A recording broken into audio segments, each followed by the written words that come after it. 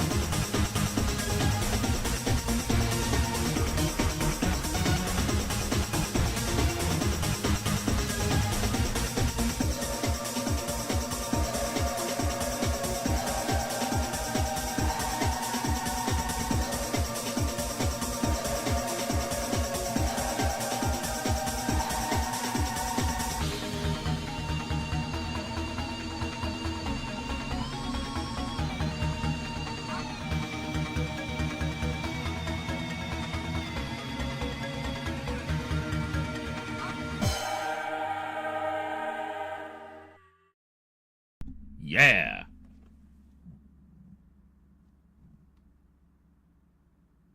Welcome to the darkness.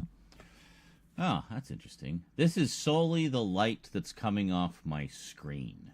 I don't have any other lights on. Cool. Well, I guess it's also partly these lights.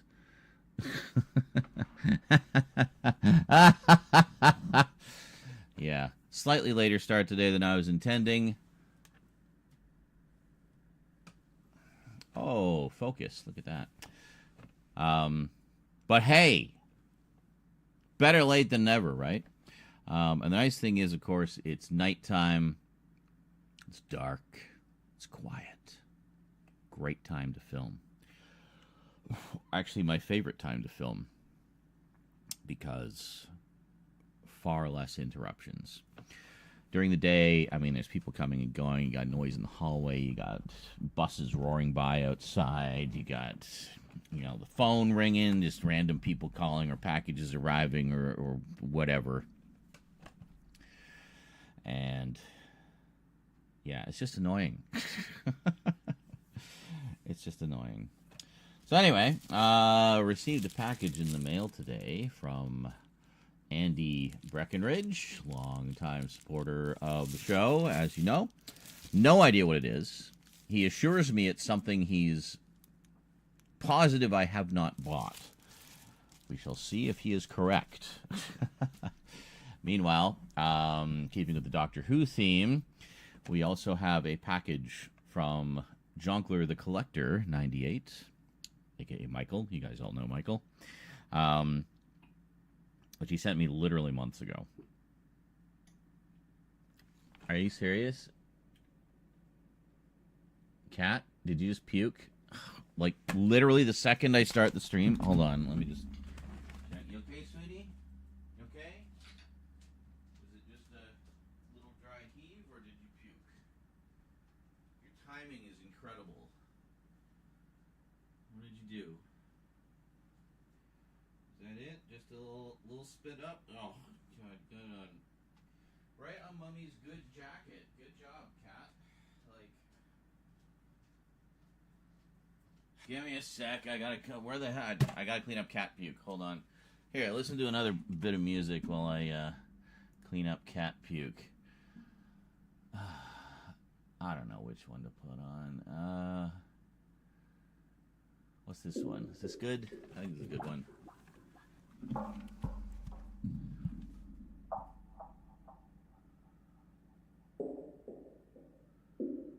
Creepy. Oh yeah, actually this one's pretty cool. It's called TE2R. I don't know. Just get away from the puke, please. I'm gonna clean it up. Okay, hold on. I'll be back.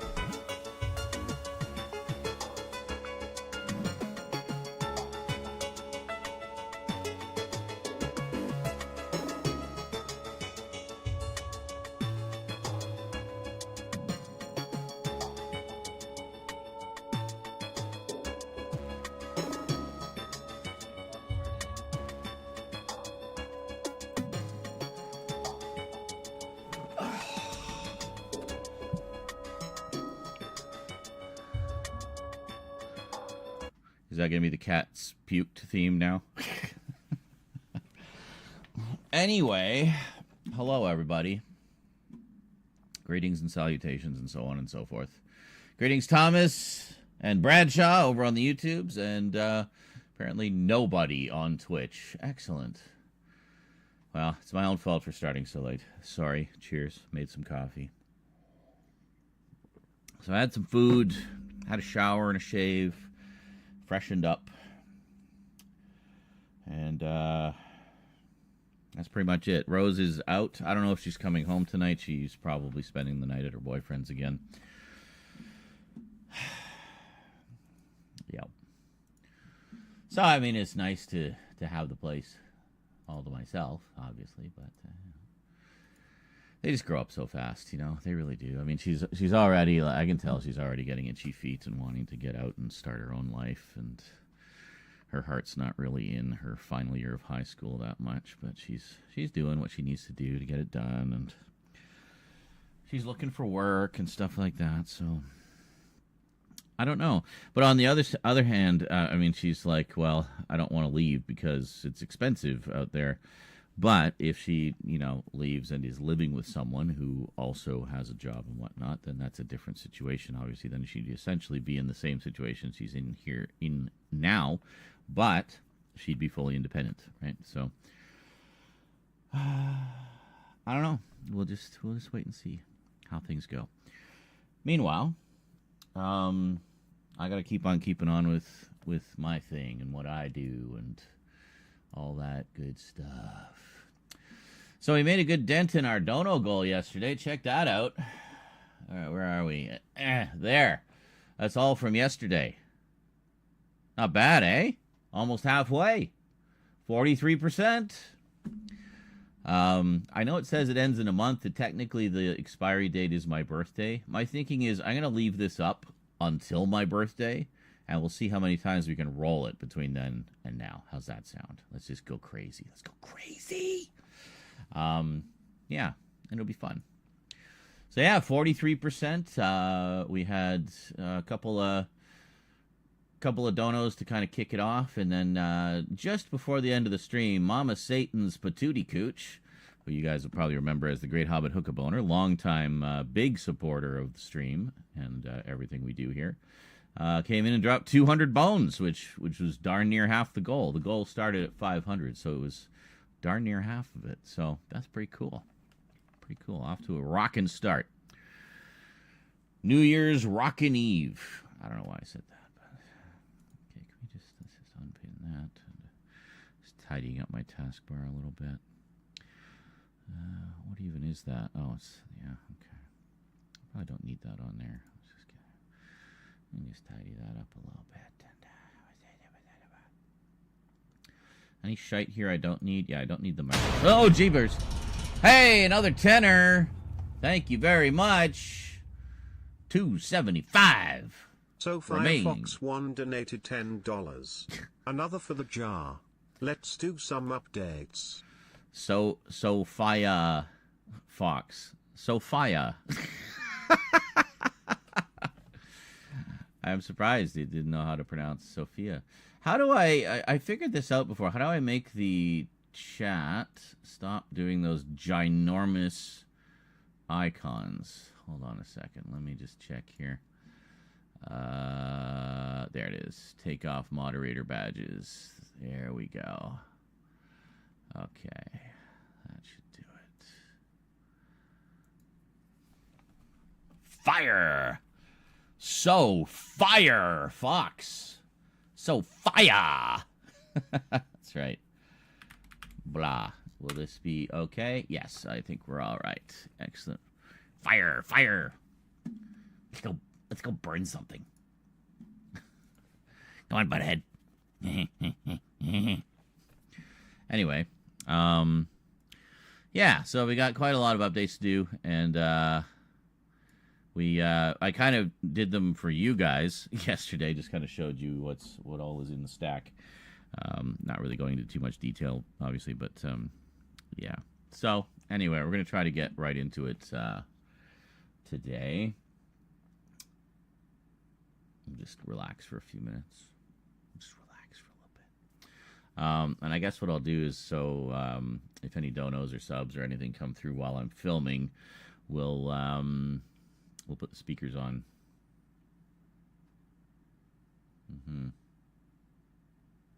Put the speakers on so I can hear them on the other side of the room. I was also kind of putting off filming because my eczema was flaring up really bad, and I didn't want to have like dry, flaky skin and little cuts and stuff all up close in 4K. I'm just a little self-conscious about that. So, but yeah, hands are looking good. Brand spanking new. Look at that. I have new skin. Yeah. Supposedly, it seems to be due to my being a shut-in, essentially, and not getting a lot of vitamin D. So I've been taking vitamin D supplements, just kind of figuring out just how much I should be taking, gradually raising the dosage until I noticed, the eczema started to clear up. So apparently vitamin D deficiency can cause that to flare up if you already, have hereditaried the condition. Hereditaried, inherited, you know what I mean. I'm just making up words because why not? Oh, it's warm in here. Hold on. I should take my hoodie off. Yes, I'm still wearing the Grinch pants. Merry Grinchmas. Can you get off my cord? Thank you. Oh my God, why am I wrapped around everything? There we go.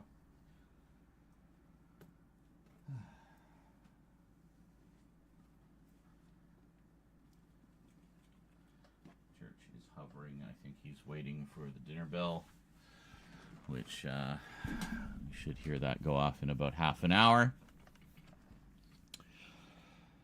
By the way, I wasn't saying blah to what you were saying, Sophia. I was saying it to the chat to make sure that I turned off the giant icons. So yeah, we had a pretty good stream yesterday. Nice kickoff to the dono goal, obviously, but I mean, just generally speaking, we had a pretty good stream. Didn't film anything, but we had a good stream. A lot of good conversation and stuff like that. Only a few down thumbs because, I have my obligatory hate subscribers, I guess. I really don't get that. Like, it doesn't affect anything when you thumb my videos down. It just counts as an engagement metric, so it doesn't matter. You're not impacting me in any meaningful way whatsoever. In fact, you're helping me because you're engaging with the video. I keep saying this, but I guess trolls are just stupid. They're too blinded by hate to, think clearly. So, I don't know. I mean, for me, again, we were talking about this yesterday, like just sort of how people on the spectrum like things to make sense. To me, it doesn't make sense. Trolling like that obsessively does not make sense. Like, if you're not getting anything back from it, you're not getting any attention from the person, you're not even announcing your presence, so I mean, you're not even getting any attention, you think you're doing some kind of harm to my channel. First off, why do you want to do harm to my channel? What the hell have I ever done that's so offensive?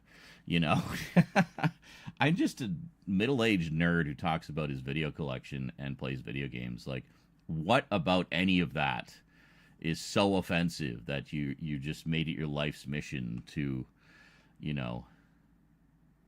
mildly annoy me or try to? Like, I just don't get it. For me, if I don't like a YouTuber's content, and I know this is crazy talk, but if I don't like a YouTuber's content, I don't watch them. Even if it's a YouTuber that I used to like, if I feel that they've fallen off or they're not doing the kind of content I like anymore, I just stop watching them.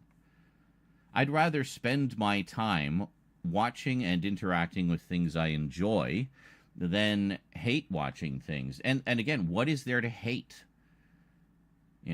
Maybe some of my political views don't align with yours. Cool. I don't give a shit. Go watch someone whose political views do align with yours then, if that'll make you feel better. Like, just leave me the fuck out of it. Go away. Unsubscribe. Unfollow. Stop watching.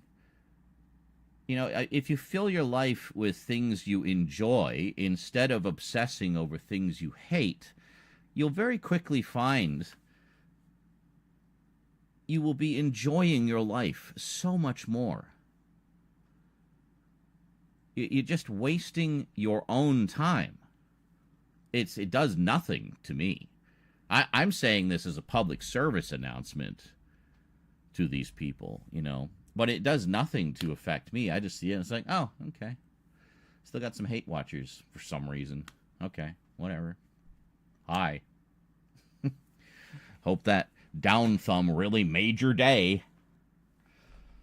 All right, cool. Well, thanks for the engagement stats. Appreciate it. Appreciate the help to be a massive success.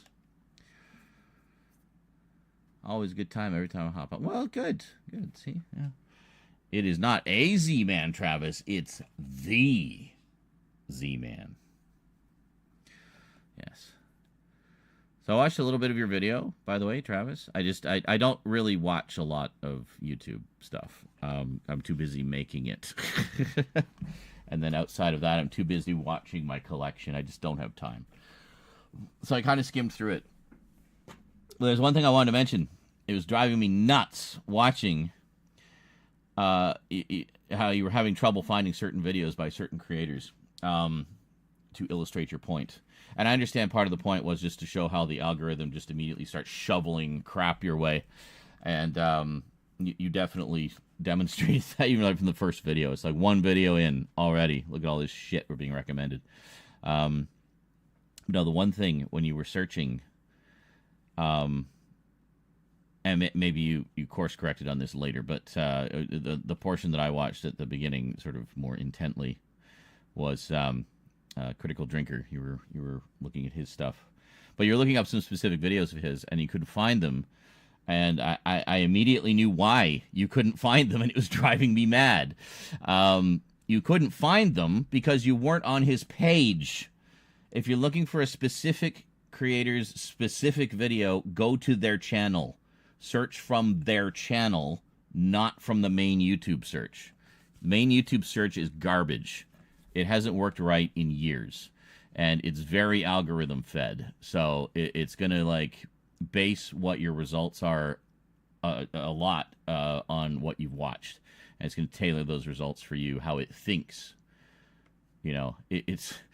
You know, unless it's a big, huge, popular video that just comes up at the top of the search results, you know, you're going to end up, especially if you're looking for an older video, it's not going to show at the top of the search results. And you're going to be like digging through pages and pages of results looking for it. But if you go to the user's page and just type in, you know, the subject, you just type in the subject, and it should pop right up. Because you got to understand something about the way YouTube search works right now. It sucks ass. It mostly just looks at titles. So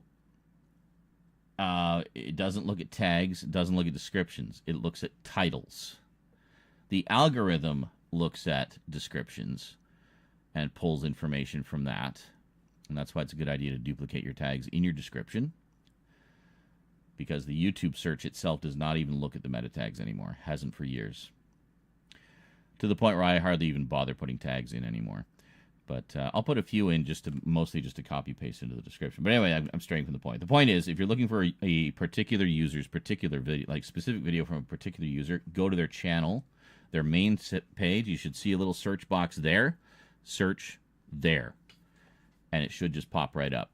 Because when you're on a user's channel, it's not as privy to the wider search parameters that the main search does. You're super focusing that search right like in the crosshairs on that specific user and only searching their content. So you're much more likely to find what you're looking for from that user by searching from their page. So, yeah. I kept screaming at the screen like, search from his page! Oh, you did later. Okay, yeah. I noticed, and you left the typo in forever. And that was driving, my OCD was like just on overload. It's like, oh my God, fix the typo. It's you're one letter. Just take out that extra E, please. But anyway. Yeah. But, yeah. But anyway, I mean, I think you definitely proved the point. And I could tell your brain was going a mile a minute. You seemed a little, just kind of like almost panicking a few times. But it's like, you gotta just take a breath, calm down, stick to the point you're trying to make, and focus on each step of that point. One at a time. Edit if you have to. Editing is your best friend. Because then you can cut out those parts where you're like struggling to remember what you wanted to say, or you know, or forgetting something. You know, it makes it so much easier. But I understand why you probably didn't want to do editing, because you wanted to show in real time how quickly the algorithm starts shoveling this stuff at you. And Yeah. So in that case, if you're going to do that, I would say maybe just have some notes to refer to, even just point form notes, just to kind of keep you focused and on track and, organized. Just for future reference as a longtime content creator.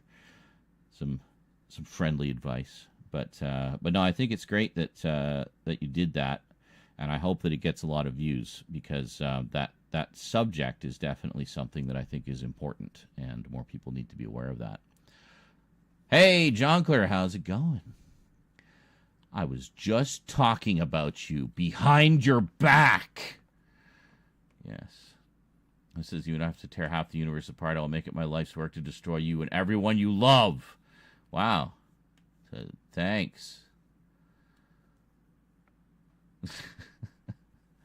Oh, you're talking about trolls with nothing better to do with their time. Yeah, I know.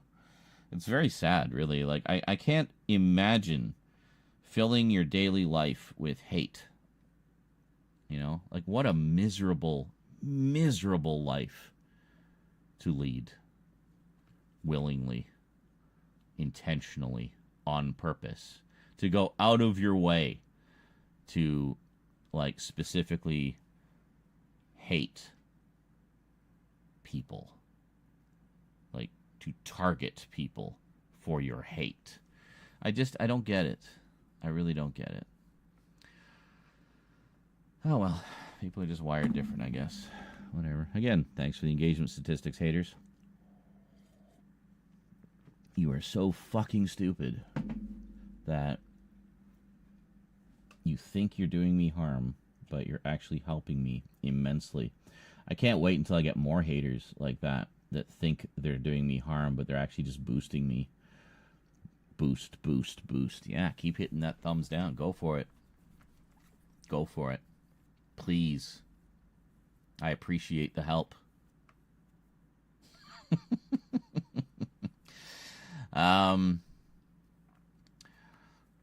Yeah, Travis. Oh, believe me, watching back the video, I seen the typos and drove me insane.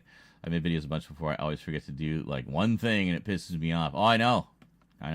But the thing is, like, as you start to do more, you'll pick up on stuff like that and you'll start to remember and be more sort of cognizant of it and, like, just, do everything in your power to avoid those things happening again. But, I mean, I go back and watch my old stuff and I cringe hard. Like, God, I was so, like, just stilted and uncomfortable in front of the camera, But I mean, there's some advantage to having done this kind of thing since 1990. Transitioning to YouTube or live streaming wasn't that big of a stretch from, video letters and whatnot, so. Oh, I know. I saw that. I thought of you, Junkers. That really cracked me up. I just run into Tom Welling Sunday, and on the same Sunday, he got a DUI hours later in a different state. I know. It's ridiculous. I couldn't believe that. I was like, wow, that must have been like 5 minutes after Jonkler met him at the convention. Well, not really 5 minutes, but you know what I mean. Like, I didn't realize it was the same day. I thought it was the next day, but wow, that's hilarious. The hell, Superman. I noticed, I think it was Gridman in the Discord posted the article, but then posted the gif of Superman getting drunk in the bar from Superman 3 when he's like split into Clark and Bad Superman. Random thought question. I've recently been rewatching Star Wars and was wondering what you thought of the sequel trilogy. I mean, I used to be a hater, but now I like the sequels, mainly 7 and 8. I think 7 and 8 are fantastic. The main problem with Rise of Skywalker was Disney caved too much to the haters and just kind of tried to please everybody with that one, and it just ended up a bit of a jumbled mess. They really need to not do that and to ignore the haters and just do the movie you're trying to do, So, wow, it's crazy. But, yeah, 7 I like for the nostalgia. I think it's just a great, fun film, and, it hits all the right notes for me. And 8 I like because, it's that trilogy's empire. right? Where, the heroes lose a lot. The heroes make mistakes. By the end of it, they're in dire peril, as they should be at the end of the second act of a trilogy. And I like that it took things in a direction people weren't expecting. It's interesting. It's good. It's fun. It's different. Breaks the mold a little bit. And but I mean, despite a lot of the complaints, still remains true to the characters, despite what a lot of people would have you believe. But no, it's actually very true to the characters and their natures if you understand those characters and aren't looking through rose-colored nostalgia glasses. And I say that as someone who's been a Star Wars fan literally since the first one was in theaters. I saw the first one when I was 5 years old in theaters. My parents took me to see it. I don't vividly remember much about those early screenings, but but I do remember how they made me feel, and the sort of the fandom that spawned out of that. So you got episode 7 on Blu-ray when it first came out. Yeah, so did I. And then actually I bought it again when they put out the 3D version, the box set with the 3D version. I don't have any of them on 4K. The only ones I have on 4K are the shows, the TV shows, or the Disney Plus shows. I've got the first 4 releases of those. I need to get the latest 2. So I got Obi-Wan, Andor, and the first 2 seasons of Mandalorian. So I need to get season 3 of Mandalorian and Ahsoka, both of which just came out recently. The only Marvel one I have so far, also 4K, is Moon Knight, because I love Moon Knight. So, yeah. Also, I thought for Oscar Isaac's performance alone, honestly, he's so damn good in that. And also really liked Ethan Hawke as this sort of David Koresh-style charismatic cult leader villain. I thought he did a really good job and was, very subtly chilling. But yeah, I enjoyed that one a lot. And it sounds like we're going to get to see Moon Knight again in some form, either a second season or a movie. I know that the intention was to have him be a part of the larger Marvel Cinematic Universe as well. But I hear rumblings we might be getting some kind of, second solo outing, which would be good because I feel like they kind of set things up for a follow-up. Like I feel like, the main story for the season was resolved quite neatly, but it was left wide open for more. I mean, we only just met the third personality, the cab driver personality. And being somewhat familiar with the comics, I was interested to see how they would run with that, because the personification of the 3 personalities of Mark Spector are portrayed quite differently in the show from how they are in the comic. But not necessarily in a bad way. It's just different. But they did it different in an interesting way, so I can kind of let it go. So, yeah. But I liked it.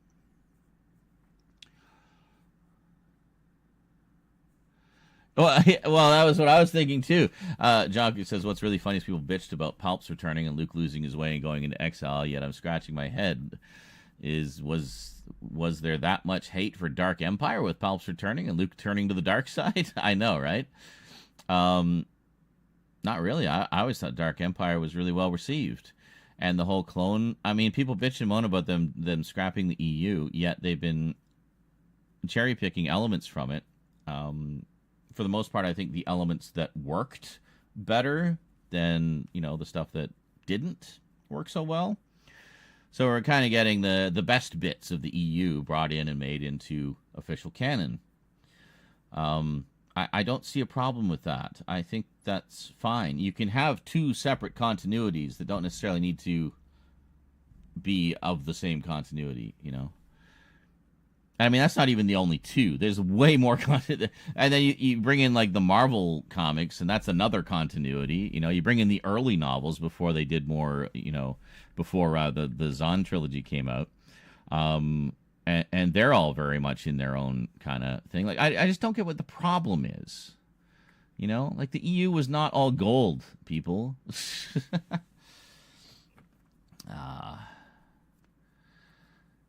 Got that one from Amazon Television World Guide? Yeah.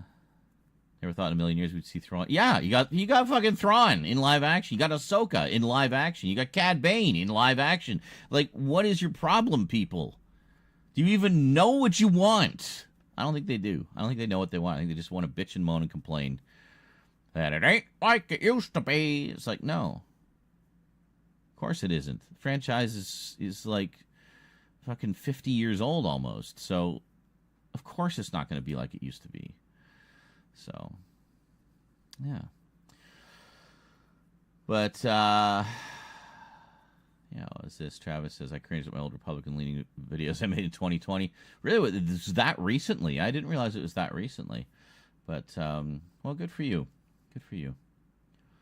Dear Christ, I want to bash my head into a pulp. Yeah, but you see, like, you're like, sadly one of the lucky few, because you kind of, like, you started to question things. And I think that's the big problem, is a lot of people just don't question things. They just take things at face value and just roll with it and make that their whole identity. But, I mean, you started to notice things that were amiss, and that got you questioning and wondering, and that's good. That's very good.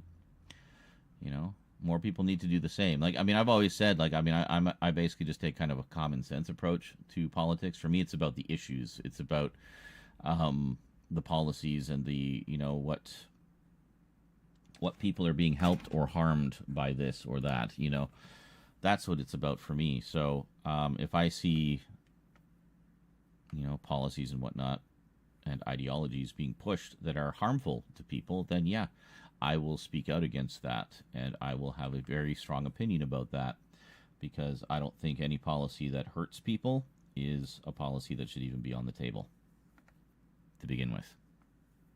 There should be no room for hate in a country that was founded on the whole concept of it being a melting pot.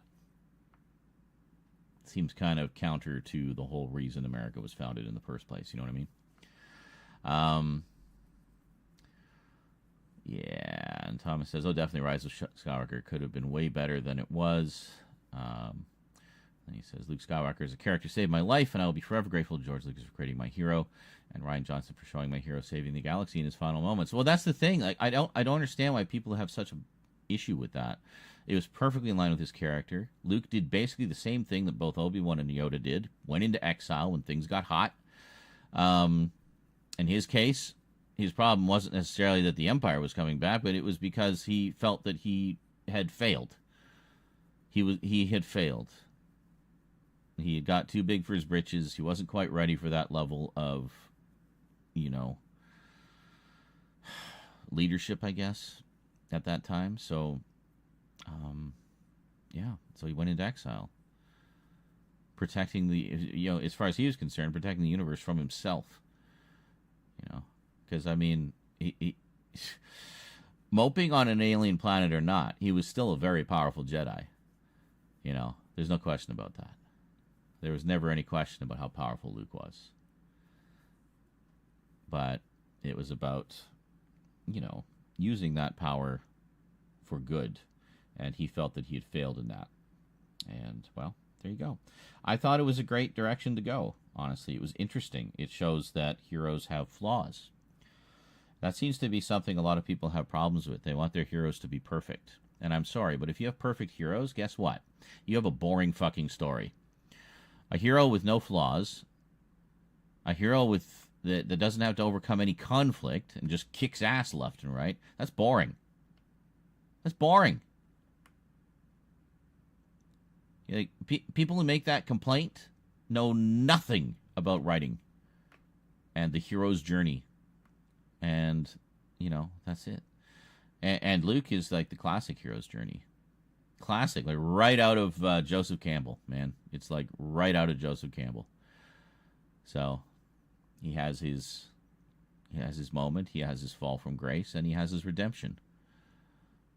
You know, starts from nothing, becomes something, has a fall from grace, and then redeems himself. That's a story arc. That's a character journey. And it's perfectly legitimate. So, I don't know. And Thomas says, Star Wars, especially Luke, gave me hope when I had none. Yeah. And that's the thing. I mean, the whole point is, like, he goes to that dark place, but he comes back. He comes out of it. You know? In the case of Last Jedi, with the help of Rey, Rey helps pull him out of it and say, like, hey, things are really bad out there and we could really use you. So let's go. As someone who suffers from depression and imposter syndrome and everything else myself, Luke's journey really resonated with me, actually, and never really thought of it like that, but that's actually probably why, because I actually saw a lot of myself in that arc. So time to bring my Force Ghost energy, eh?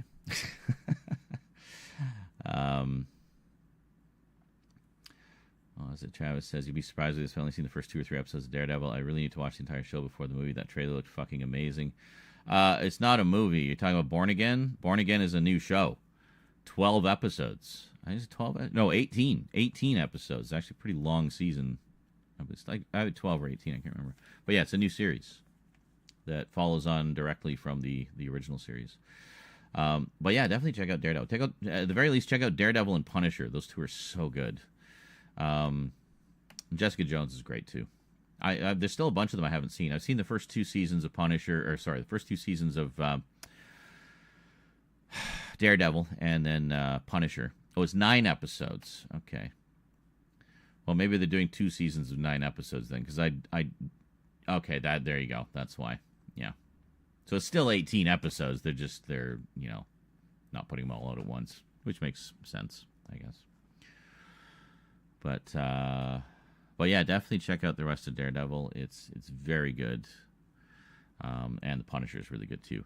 So watch the first 2 seasons of Daredevil, and then watch Punisher, because season 2 of Daredevil basically introduces the Punisher, and kind of serves as a big setup for the Punisher solo series. So yeah, watch them in that order: Daredevil 1 and 2, and then Punisher, and then you've also got Jessica Jones, Iron Fist, Luke Cage, and Defenders. A lot of which I haven't seen. I've seen the first season of Jessica Jones, the first 2 seasons of Daredevil, first season of Punisher, and the first episode of Luke Cage. And that's as far as I got. So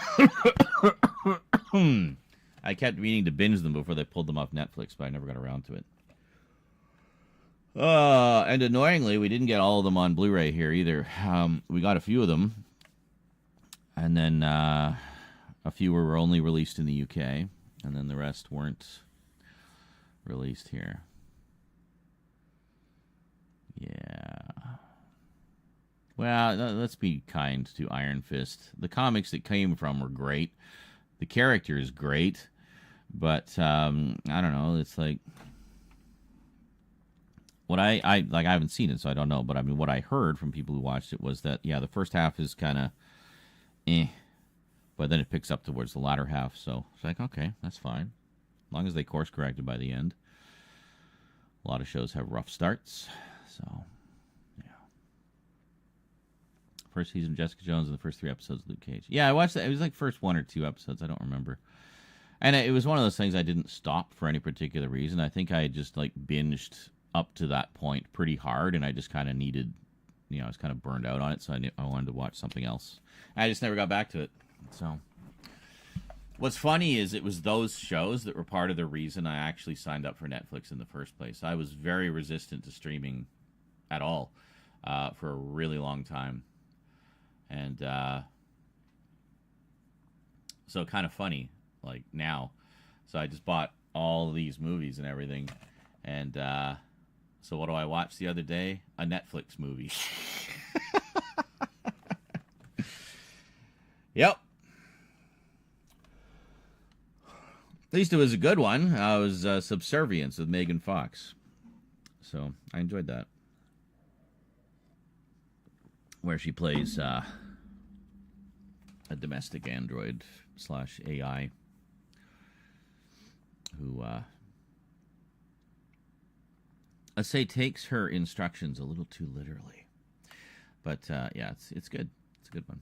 If you like stuff like that, like sort of, sexy domestic robot goes crazy movies. Is that a genre? It should be. I want more of them. Or just generally, robot living with family goes crazy. That's a good one. It's a good one. Nice companion piece to Megan. So kind of funny that she was played by a Megan. So I've been describing it as, it's kind of like Megan, but if Megan was fuckable. Yeah, that's pretty crazy. But, unfortunately fell victim to the right-wing pipeline as a teen. Ugh. Hey, another one. We rescued another one. Thank God. And now I'm 20 and a proud progressive working for the Democratic Party in my state. Well, there you go. And, oh, you've seen Subservience. Yes, Subservience is a wild movie, right? Yeah, it was good. It was good stuff. Some pretty tense moments in it, I gotta say. Like bath time. That's all I'm gonna say. No spoilers. But yeah, that was an intense moment. There was quite a few, especially during like the last half hour. But yeah, I didn't have a problem with Luke's. And greetings, Film Appreciation Society, and Hunter Cleveland over on the YouTubes. I didn't have a problem with Luke's story in Last Jedi in terms of becoming disillusioned. But it would have been better if we had seen Luke trying to establish a new Jedi Order and his failure in that. Well, it sounds like they're moving that storyline over to Rey. Can't wait to see the grifters just lose their minds over that. Because the new Rey trilogy is called New Jedi Order. Did you know that? Yep. So Rey's going to start the New Jedi Order. So maybe we'll have a nice like statue of Luke in the courtyard or something of the New Jedi Temple or whatever they do. I don't know. So early Netflix in the U.S. was great when you had to put the disc in your console to play anything. Oh, when they would literally mail you the DVDs, yeah. Hunter Cleveland, I'm a conservative, but I don't care about anyone's political views. Just be nice to me. See? And that's the way it should be. Yeah, I mean, a bunch of my viewers are conservatives, but they're not like the batshit insane ones, you know. And there's batshit insane lefties too. I mean, don't get me wrong; that goes both ways. But yeah, I mean, if I was to declare any kind of side, I would say I'm kind of I would say more progressive than anything else. I just want mankind to progress, really, you know. And for everyone that needs to be taken care of to be taken care of. You know, that's it. That's it.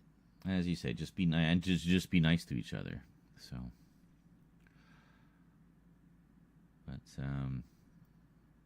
but yeah, whatever this is that's going on right now. I mean, that's not what the Conservative Party used to be at all. Like, it actually flies in the face of a lot of the core values of the Conservative Party and just basic human decency. And, yeah. Oh, there you go. Dinner bell for the kiddies. We'll see in the first few minutes. Jessica Jones is awesome. I did feel it didn't fit 13 one-hour episodes. The length of the shows is the reason why I haven't watched them in a while, even if I have enjoyed them. Really? I mean, weren't we complaining not too long ago that seasons are just too damn short now, and 13 would be good to get back to that? But, yeah, I mean, I can see your point there. I mean, Jessica Jones probably could have fit in like 10 episodes, say, quite comfortably. But, I mean, at no point did I feel like they were kind of... And this goes for all four of the seasons of shows that I watched from that corner of the Marvel Universe. I didn't really feel that any of them were kind of stretching the plot, like filling it up just to fill time. I mean, it felt, you know, it flowed pretty well, I thought. Like, Daredevil season 1 and 2 were terrific. Punisher, like, moves at a great pace. You know, it's very, very fast-paced, action-packed, a lot of good dramatic moments. And one that goes for all of them, really. And Jessica Jones, I mean, I didn't really mind Jessica Jones being 13 episodes because I just really liked the character and might have had a little crush there. So I was quite happy to have a few more episodes of Jessica. Or voiceover Force Ghost cameos in the trilogy. Yeah, Marvel's Defenders was cool and all, but should Should have been great. I felt it didn't feel like a grand epic team. Yeah, I mean, it was never going to be on the level of the Avengers. I mean, because it's a series and not a, $250 billion movie, but not billion, million, a $250 million movie, or $250 million movie. You know what I mean? And it was always, and that part again, that corner of the Marvel universe is just generally smaller scale. I mean, it takes place primarily in Hell's Kitchen, and that's it. So they're kind of in their little area, but yeah.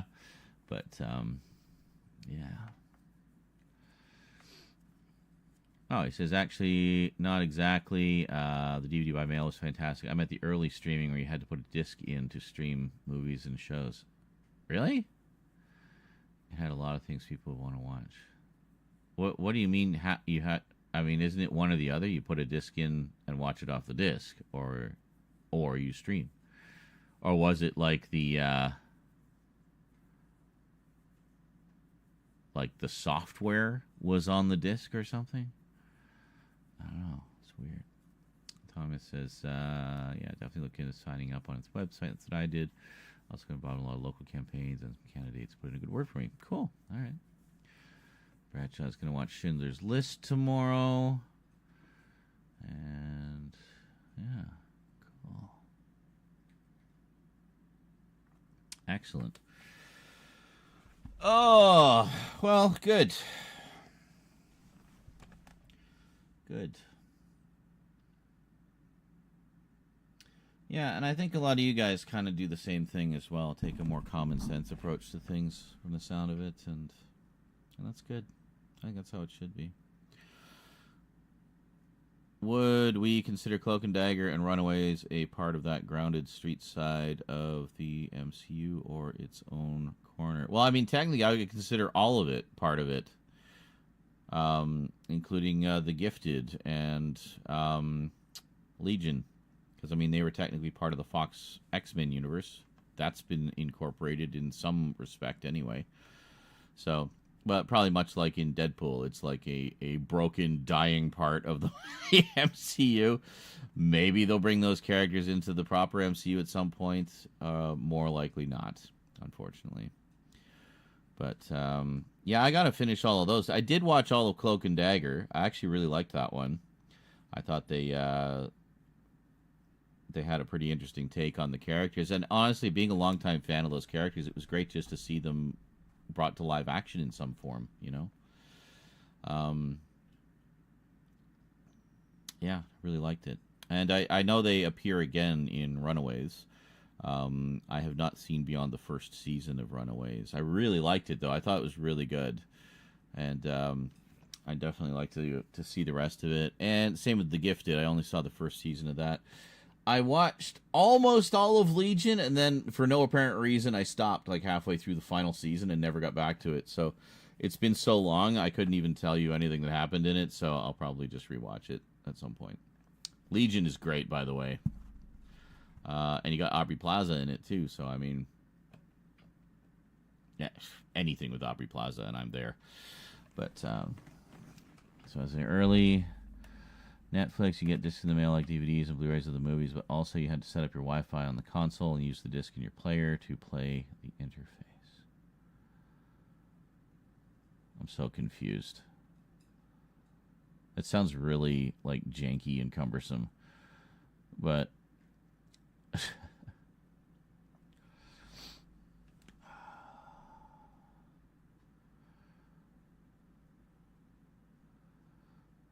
what is it? Thomas says the new Rey movies are going to be great. Rey's one of my favorite characters. I can't wait to see what they do with her story. Yeah, I'm actually really glad to see her coming back because I really liked her as well, like as a character.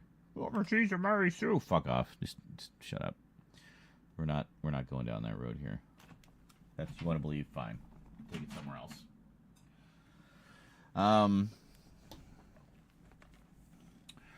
Hunter says, Aaron Isaac, can you tell us the cons of pirating movies on free movie sites? What do you mean?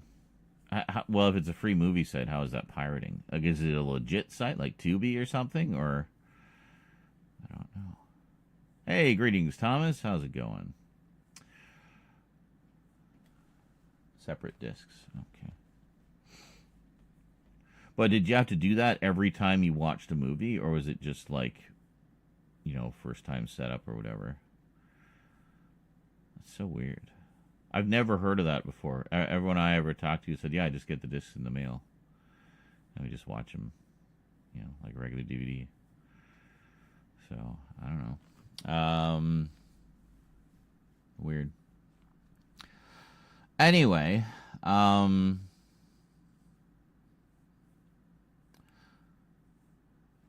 installation disc. Oh, so it's not you need one to do the other. It's there. That's how the streaming side started. Was like you'd have to install software or something. I still need to watch Andor. I have the 4K. I have the 4K steelbook of it, but I need to watch it. I was saying like F movies. I've never heard of F movies. I don't know what it is. But if you're talking like just generally, getting movies through an unofficial source, i.e., pirating them or what have you,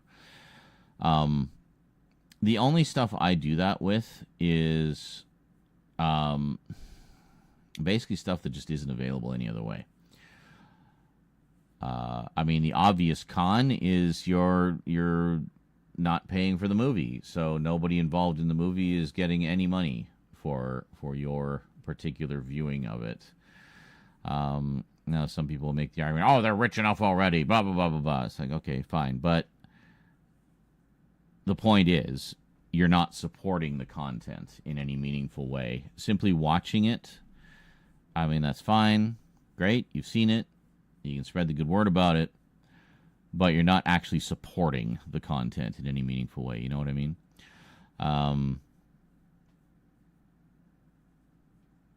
You're essentially getting something for nothing.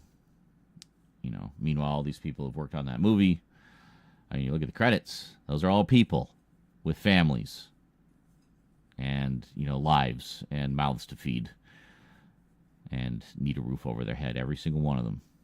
Every single name you see in those credits is a person with a life, with a home, and likely with a family. So, when you pirate a movie, you are assuring that every single one of those people don't get a single red cent for your viewing.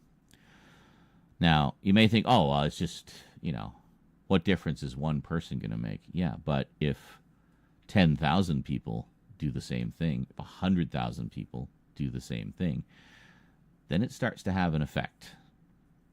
And we wonder why movie tickets are so expensive. Well, partly just greed of the corporations, but that's another reason, is to kind of offset the losses from piracy.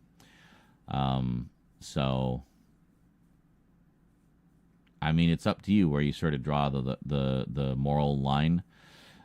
If it's a case where you just want to see the movie first, and then if you like it, you'll buy it later, it's kind of different. It's still technically stealing. You're still denying them revenue from that first viewing, but at least you're buying the movie after, because I do that sometimes. Like there are certain streaming services that I do not subscribe to out of principle, but I will sometimes download the shows to watch them if it's something I'd want to see. And it's another reason I'm kind of annoyed that a lot of streaming services don't put more stuff out on physical media and only keep it on their streaming services. So I would much rather,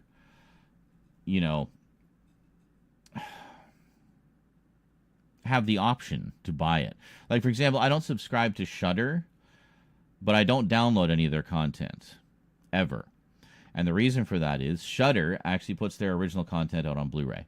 So I've bought a shit ton of Shudder Blu-rays because that is something I absolutely support. Streaming services putting their original content on physical media. And likewise, I would have bought more of the Disney ones, but they're just so fucking expensive. So I got the ones that were kind of the highest priority for me first, and I'll fill in the gaps over time. But yeah, so as you say, it is kind of a gray area. It's kind of a matter of where you personally draw the line. I just wouldn't go announcing to the world that hey, I watched this movie for free, illegitimately. Like, I remember seeing a video of a guy who was collecting Doctor Who on DVD. Okay, cool. And he did a video where he was all excited because he'd finally completed the Tom Baker collection. Awesome. Great. And he wanted to show the collection. Okay, great. Every single one was a bootleg that he'd made himself. Where he basically just downloaded the episodes, burned the discs, made a cover for them himself, put them in a blank case, and he was doing a video showing them. And needless to say, the comments were flaming the shit out of him.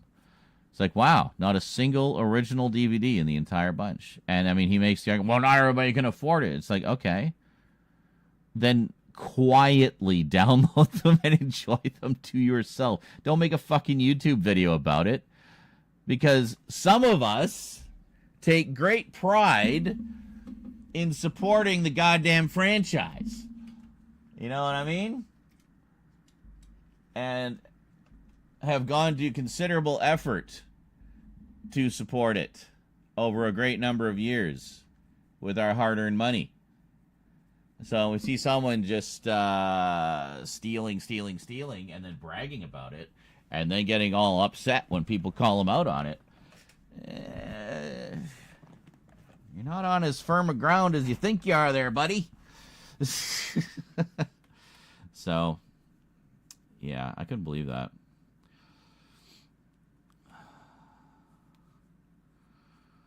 Oh, dude, Thomas, they've been saying that since the 80s.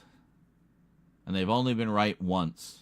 And that was in 1989 when it did, in fact, get canceled.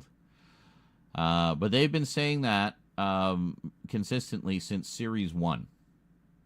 Oh, this is getting canceled. Oh, it's awful. You know, ratings are terrible, blah, blah, blah. Just ignore all that shit. Just ignore it. These people are talking out of their ass. They're saying it based on their hate for something, whether it be wokeness or you know, they didn't like the series story arc or something. Like, whatever it is. Or all of the above. There's always going to be doomsayers. You know? And the thing is, it's like Doctor Who, we talk about how, we were just talking about that actually, how Doctor Who has shorter seasons now than it used to. It used to be 13, now it's like 10 or less.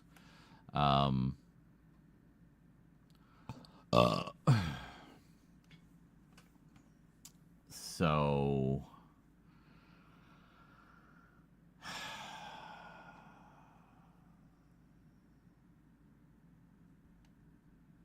it's not just Doctor Who that has that problem. The problem is just the absolute glut of content out there right now. There's just so much between, you know, old school regular TV and all the streaming services, plus like YouTube and you know, everything else, and you know, TikTok and whatnot. There's so much content out there to watch that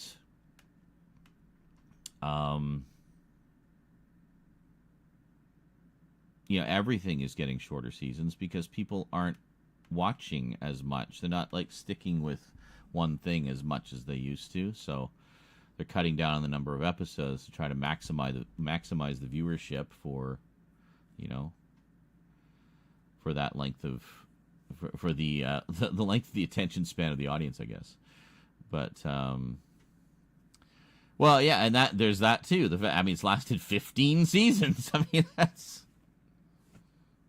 that's quite successful, actually. You know, and technically 31 seasons, and a bunch of spin-offs, and a few movies. You know.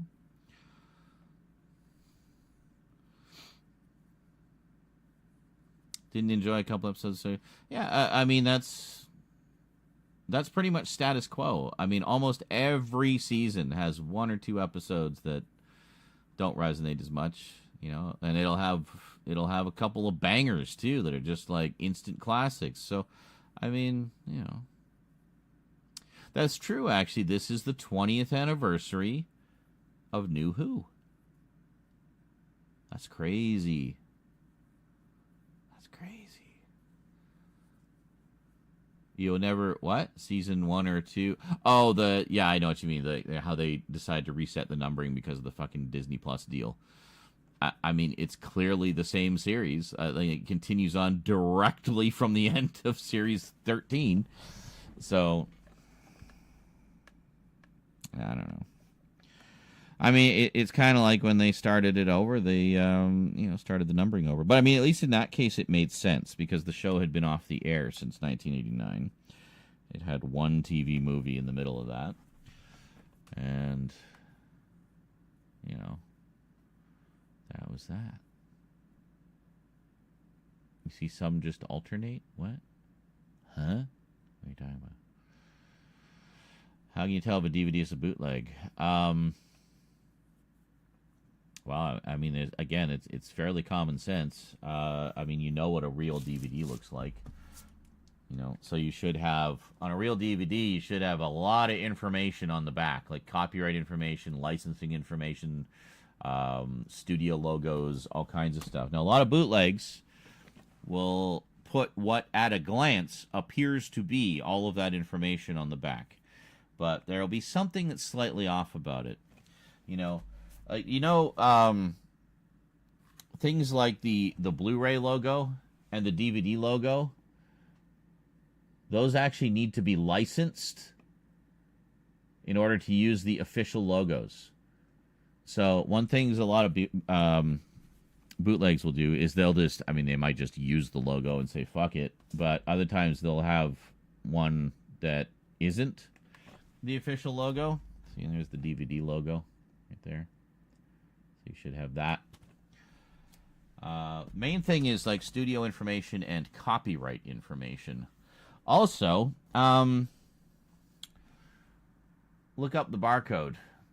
Like the number on the bottom. Do we have autofocus on?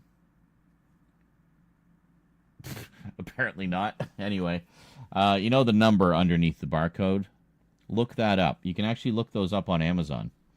Just type that full number in. All the numbers, including the two that are on either end of the barcode. Type that full number in. And if it doesn't bring up the exact thing that's in your hand, then that's a bootleg. They just copied the UPC from something else. When I got those Doctor Who bootlegs, which I still have. Oh, look at that. UPC code. Oh, it must be official then. You can also tell, like, just the quality. Like, this feels light and cheap and flimsy. Here's the funny thing, though. The UPC code, you can't really tell here. It's the same one for both of them. They just got a UPC code. I think it's actually the Series 1 UPC code. And they used it for Series 1 through 4. They all have the same UPC code. No official release would duplicate a UPC code, ever. Ever. It's actually, like, I think it's illegal. Because each product has to have its own unique identifier. And that's what those codes are. They're product numbers. Uniquely assigned to each product. So there's a lot of reasons. Also see if it's a burned disc or not. Sometimes burned discs are official, though. Like a lot of Warner Archive stuff is done on DVD-Rs. And a lot of those don't have the official DVD logo either. I guess because they're on demand. So if to use the official DVD logo, it needs to be an actual proper printed DVD. So, yeah. So there's a lot of things. Just do your research, really. I mean, there's no sort of hard and fast rules about it. There's a lot of, like the Hong Kong bootlegs. That's a whole industry over there, bootlegs. They actually have printing presses that do them and stuff. Like they're full bootleg factories. But, and they basically take the official releases, crunch them down to single-layer discs, so it's like literally half the quality you would get on the official release. That's another way to tell, actually. Put the disc in your computer and see what the file size is. Like, the vast majority of commercial discs are dual-layer. So they'll be like between 6 and 8 gigabytes of data. Blu-ray, usually 50. So, but that's not to say there's no official releases that are single layer. Tons of them are. If it's just a movie, bare bones, no extras, might just be single layer. But generally speaking, TV show sets will be dual layer because they want to, fit as many episodes as they can on a disc without compromising the quality. So there's a lot of different things. Godzilla bootlegs. Yeah, there was a lot of there was certain Godzilla films where the copyright status was kind of fuzzy. I remember Godzilla versus Megalon had a bajillion VHS and DVD releases because there were versions of it out there that were not actually under copyright anymore, so they could be freely distributed. Yeah, can't do that anymore. Toho will come down on you like a ton of bricks. But but back in the day, they didn't really look too closely at what was going on over here. But I had the sets those bootlegs are claiming to be. They were heavy and sturdy, as good quality as Arrow boxes like the Tank Girl one or Demolition Man. Really? Oh, you had the original sets. Yeah, of course. Yeah, the original, like, actual official releases, you can really tell. Like, whoops. Is this the Tank Girl set you were talking about? Yeah. Love those hard boxes. Sexy. Ugh. It's good stuff. Yeah, no, they don't. Wonderfest. I think I've heard of it. It sounds vaguely familiar. Yeah, Aiden, I already started playing Outlast 2 ages ago. I just didn't get around to finishing it. I'm going to restart it, but yeah. I mean, the intention, when I start a series of games, the intention is to play the entire series. It sometimes just takes me a while to get around to it because I'm very ADHD. So you don't need to recommend Outlast. Was sold on it like years ago when I played the first one. So yeah, I want to play all the Outlast games. There's a new one also, the Outlast Trials, I think. Yeah. So anyway. But yes, I do actually. I did do a bunch of playthroughs around Halloween that I had I guess last summer, spring and summer, where the intention was to break them up into episodes and put them out for Halloween. But I just didn't get around to it. There's too much other stuff going on. I just didn't have the time or energy or desire. So we'll probably do those this Halloween. But yeah, there's quite a few I'd like to do. I still have a ton of Skyrim that I want to do. I need to chop those up into episodes as well. I started doing that, and I just didn't get back to it. So that's on the to-do list. But yeah, so the short answer is yes. Definitely planning to do more of those. They'll be interspersed in between all the non-gaming videos. But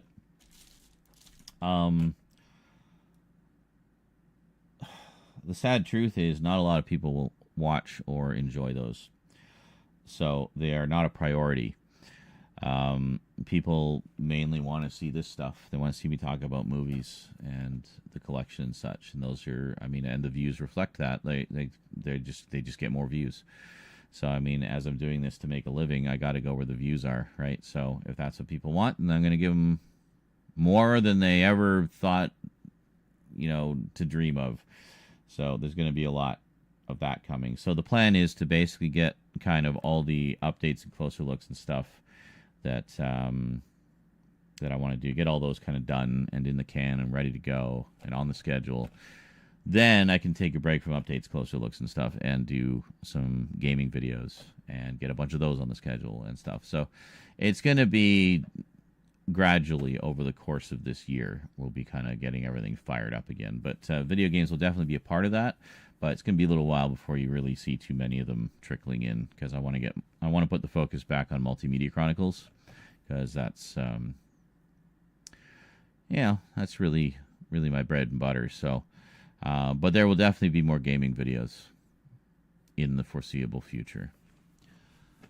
So, my Halloween cassettes. Oh, the horror tapes. Yeah, that was the video I had been meaning to do for ages. So, I mean, that's an example actually of one that I had been planning to do for about 5 years before I actually got around to doing it. So, yeah, sometimes it takes me a while, but I get there in the end. Greetings, Krolatin. Outraged about something, apparently. Reading any good books is my bedtime reading. Well, I'm still in the middle of the Gwenpool omnibus, so I've been reading that. I will actually be reading this, the Captain Power Companion that just came out, which is a big tome all about Captain Power and the Soldiers of the Future. It is quite a beautiful book, and I've been chatting a little bit with the author. He sent me this as a review copy very kindly. And yeah, so it's basically just a big book all about Captain Power. So, looking at. Don't bug me about procrastination. You know how that goes. Just go with the flow. A modeling and sculpting convention, kind of where there's a modeling contest, like models of characters from movies, games, comics, etc. But it's much more than that. Okay, I think I've heard of it and probably seen some photos of stuff from it. But yeah, we'll see. We'll see how. I mean, yeah, by all means, go enjoy. And if you're on our Discord, post some pictures when you get back. Trying to decide to go to bed or pull an all-nighter. Yeah, I have that. I have that problem frequently. Slept until about noon yesterday because I've been sick with the flu. Yeah. Well, sometimes you just need your rest, I mean, if you're sick, I would say, go for the rest. When you're sick, you really don't want to be pulling all-nighters because that weakens your system more. And you can get sicker. Best thing when you're sick is to just rest. Get as much rest as you can. Drink lots of fluids. The old saying, starve a fever, feed a cold. But really, it's just get lots of fluids either way. Help your body flush itself out. Aiden says, myself and the whole family love you. Well, hello, family. Mother's 61 and you crack her up. Well, we're probably very close to the same. I mean, is she a Gen Xer like me? She's probably a Gen Xer, like an earlier, a slightly older Gen Xer. But yeah, so we probably have similar senses of humor. Sister has PTSD, and you've given her a lot of entertainment over the years, so that's good. I think my favorite was Alien Isolation. Alien Isolation was good. So good. And so friggin' scary.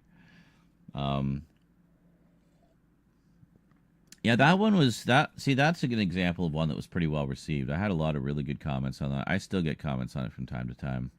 I just wish I had a slightly more robust setup when I played it, because there is a PC version, which I now have. But I was, of course, playing it on the PS3, which limited me to 720p. And, yeah. But that's okay. It is what it is. But we had fun. Sometimes you get sick, you can't sleep well. Yeah, that's true, too.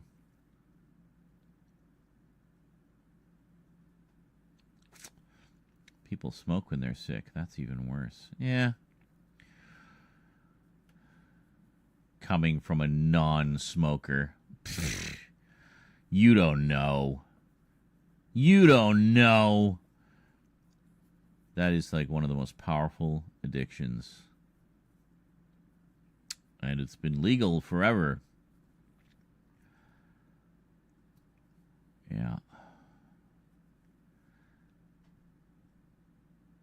Nicotine addiction. It's as addictive as crack. Seriously, it is. That was actually, I remember a PSA from the Surgeon General of Canada, where he said nicotine is every bit as addictive as like crack or cocaine, I guess.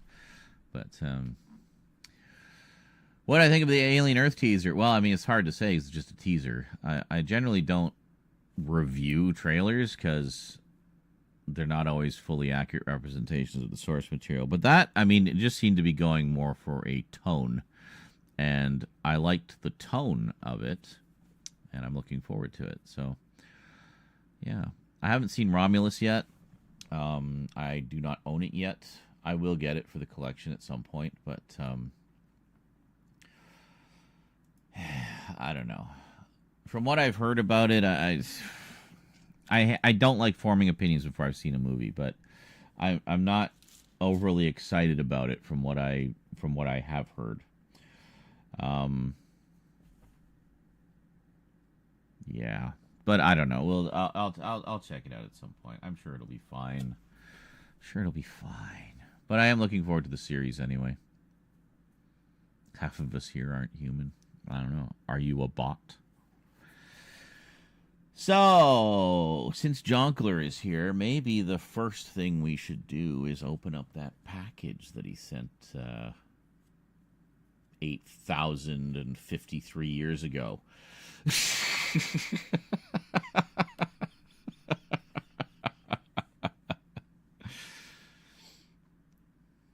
It's been a while since I read the first Dune book, but isn't spice everything, including addictive?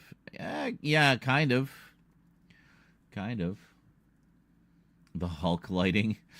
It's just kind of big. I guess it is purple and green, isn't it? So you got green skin, purple pants. There you go. Hulk lights. Ah, Jesus! You scared the shit out of me, cat.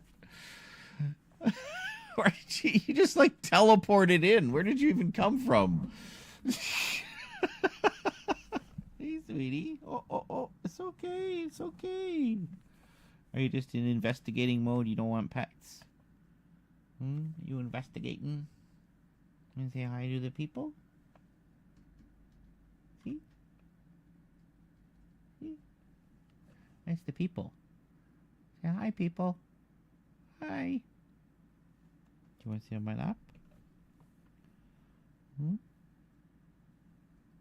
Yes, show everyone your butthole.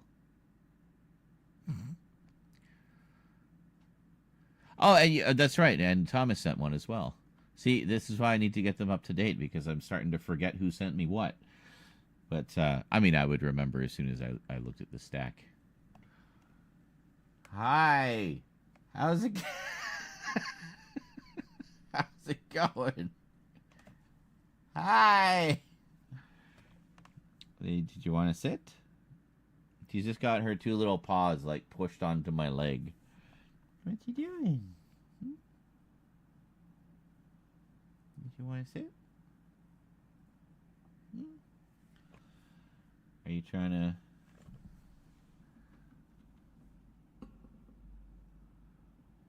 She's being so careful. What you looking for? You just looking? Are you investigating?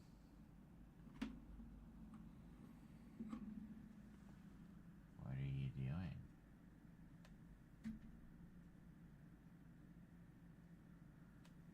What are you rummaging around in over there? Hey. Hey, you. Hey. What you doing? Yeah, there you go. Have a seat. Got a nice lap here for you. Usually when I sit like this, she just like piles right into my lap, and no, you don't need to put your scent on all my stuff.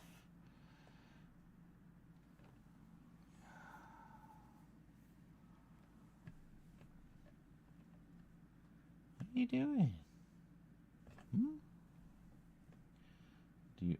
Are you trying? Stop eating the book.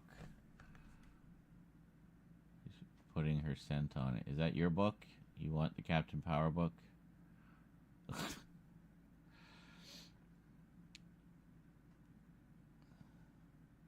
are you doing? Hi.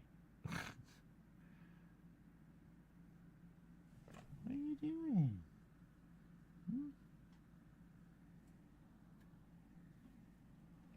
You trying to read the book?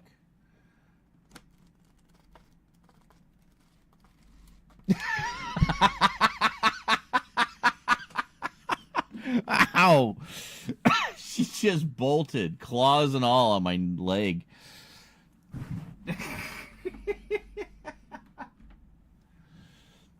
Oh. Focus? Yeah, see, we do have autofocus. Why did you fail before? Thank you, guys. Shall we look at the clips? Hold on. If we go here, we are looking at, yeah, there we go. Let's see. Hulk lights. Ah! Jesus. You scared the shit out of me, cat. You just, like, teleported in. Where did you even come from? Hey, sweetie. Oh. It's okay. Are you just in investigating mode? You don't want pets? And she was like, don't pet me. Don't pet me right now. Don't touch me. I'm like, okay. That was good. And then we got the other one. The Hulk lighting. It's just kind of big. I guess it is. Purple and green, isn't it? Right. So you got green skin, purple pants. There you go. Hulk lights. Ah! The Hulk lighting. It's just kind of. I guess it is. It's purple and green, isn't it? So it's almost like perfectly cut screams, you know. That was great. Thank you, guys. Appreciate that. Ah! And a vicious tiger appeared. And then he died. Hey, Wolfden, how's it going? Have I ever been sent a mystery package, bought the thing in the box, opened the box later on, and got the same movie? Yes. I mean, technically, all the packages that viewers send me are mystery packages, so I have, there have been occasions where I have received things from viewers that I had bought, I guess, in between the time when they sent the package and when it arrived and when I opened it. So, yeah. Hulk lights, the trigger word for jump scare, yeah. But, yeah. Hunter says, I'm Gen Z, but I was raised by a Gen X adult. Yeah, it's like Rose. Rose is Gen Z. I'm Gen X. I guess you can say that I'm culturally Gen X in some respects, but I still share some bratty Gen Z characteristics and traits, of course. So does Rose. But, yeah, I think, like, a Gen Z, Gen X combo is good because Gen Z likes... Well, honestly, just seems to like a lot of the same shit that Gen X does. You know, anime and video games and comic books and stuff.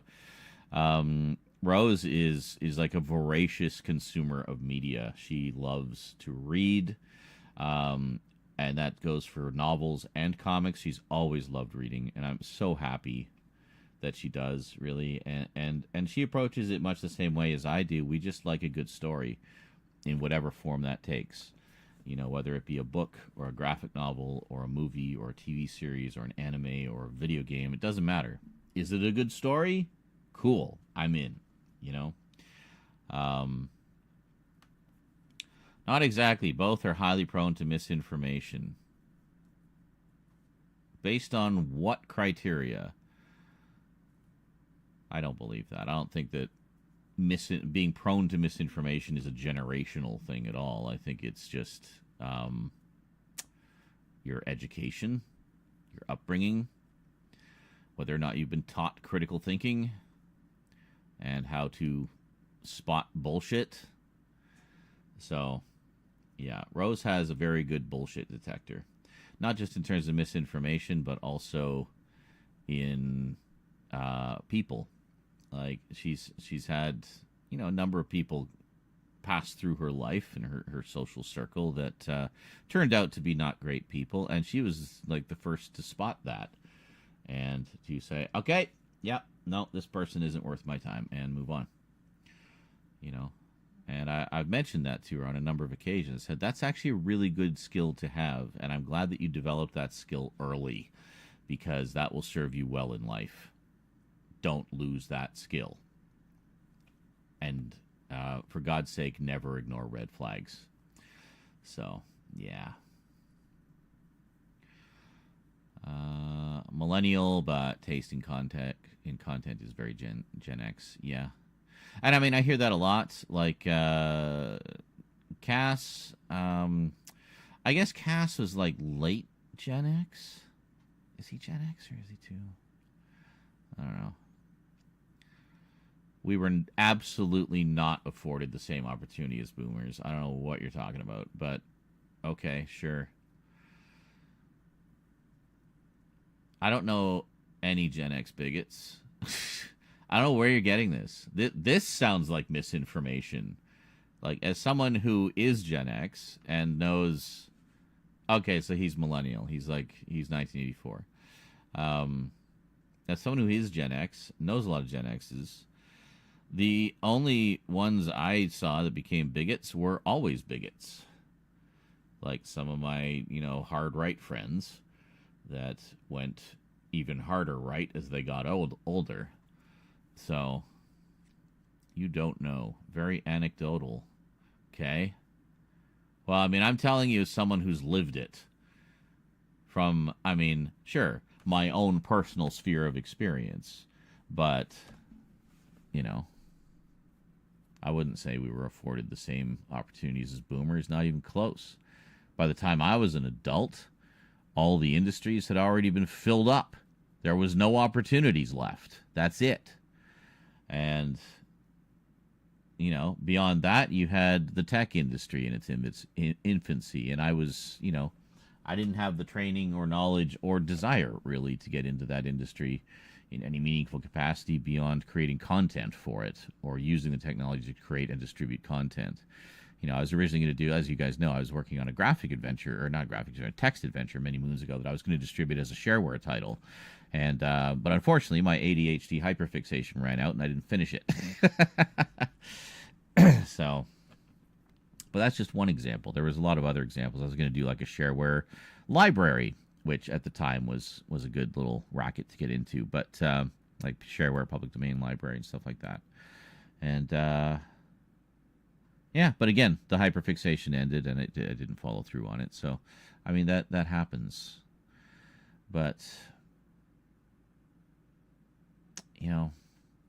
also, I suffered a lot of trauma in my youth, which kind of sucked my will to create and, I don't know, do things out of my soul. So, yeah, being ADHD, it can make reading difficult. But it's not impossible, because, both Rose and I are very ADHD, and we both love reading. She reads a lot faster than I do. Like, she'll blow through, like, a 800-page fantasy novel in a couple of weeks. But, yeah. No, I have not watched my Gacha Man set that I got a few weeks ago. I haven't even looked at a single I've been watching Sakura Wars. There's only 25 episodes, and I'm just slowly inching my way through it, like, in between other things, So I'm in no rush. I'm in no rush to watch everything I own. I'll watch them when I watch them. So, chances are, if you ask me if I've watched something that I bought recently, my answer will be no, like 99% of the time. I very rarely watch things as soon as I buy them. Very rarely. Depends what it is. But if I do, it'll be like a movie, like just a one-off thing. It won't be a series. So, yeah. Yeah, for sure, Jonkler. Part of that is just kind of figuring out what you want to do. What do you want to be? What do you want to do? What do you want to be when you grow up? Figure out, what you want to do. If it's any specific thing. Some people are just content to work a, boring-ass 9-to-5 job just to get money. And then have their, their weekends and holidays to do whatever they want, you know? So, I don't know.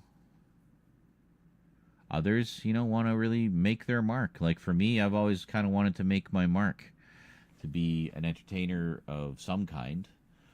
And for now, this fits the bill nicely. Everybody seems to enjoy what I do and coming to the streams and watching the videos and stuff like that. So,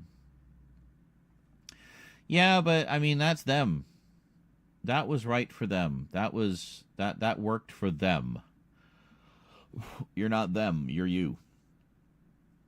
Nothing wrong with being a late bloomer. And, you know, some people are just eager to get out there and make their mark in the world as soon as possible. And there's advantages to that. It means you can potentially retire earlier and enjoy more of your life. Without having to be, you know, on the grind. Dude, have you seen none of my Fallout content?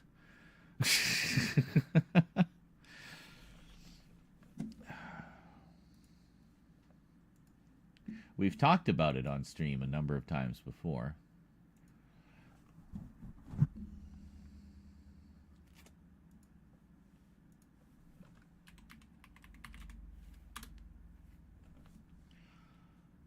Might help if I spell it right. Hold on. Fallout. Only 33 episodes of Fallout 3.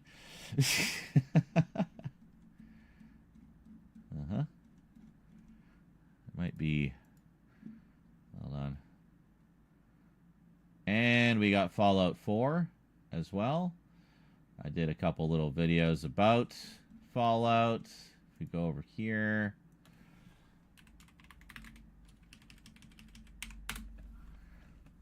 Got the rest of Fallout 4. Fallout 4. I haven't finished this yet, by the way. Fallout 4. I need to get back to it. But, yeah, I played a good chunk of that. Some of the VODs got fucked up. That's why you'll find them under videos rather than... But you want to make it even easier? Just go to playlists.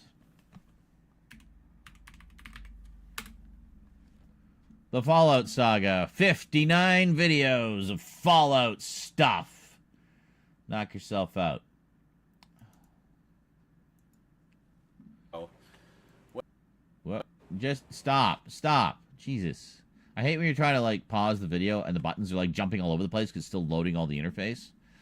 So, anyway. There you go. There you go. I should have done one more so we'd have an even 60. We'll do that at some point.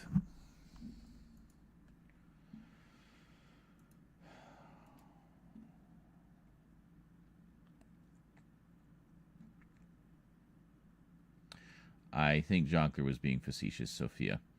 Yeah, the show was great. I loved the show. I actually watched it twice. And I can't wait to see it. Or see the second season. Another example of goddamn wish the seasons were longer. Especially for something like that, where it's just such a massive, massive world to explore, you know. But, yeah, I really like what we've seen of it so far, and I can't wait for season 2. That's one, actually, they put out... See, they're putting those out on physical media.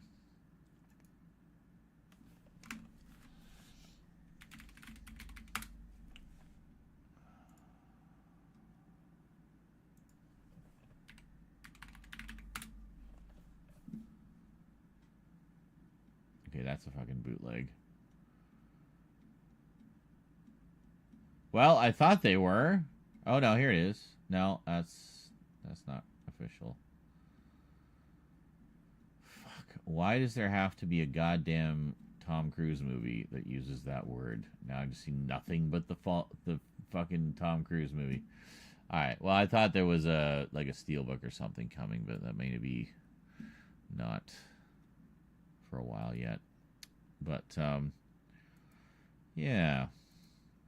Or I just imagined But yeah, I fucking love Fallout. I mean, honestly, pretty much anything post-apocalypse. I love post-apocalyptic stuff, and dystopian stuff, anything like that. So Fallout, Mad Max, Borderlands. Actually, it's funny because Borderlands technically takes place on an alien planet, so it's not post-apocalyptic. It's more kind of like the Wild West in space. But it has that feel of a post-apocalyptic. It feels very Mad Max, right, with the gangs and the cars and everything. So, I really enjoyed the Borderlands film. Watched it twice, gladly. Own it on 4K with the slipcover. I thought it was hilarious. I don't know why people bitched about it so much. Stop taking things so seriously and just have fun. Loved it. Kate Blanchett slumming it, doing an action role, which she rarely does, if ever.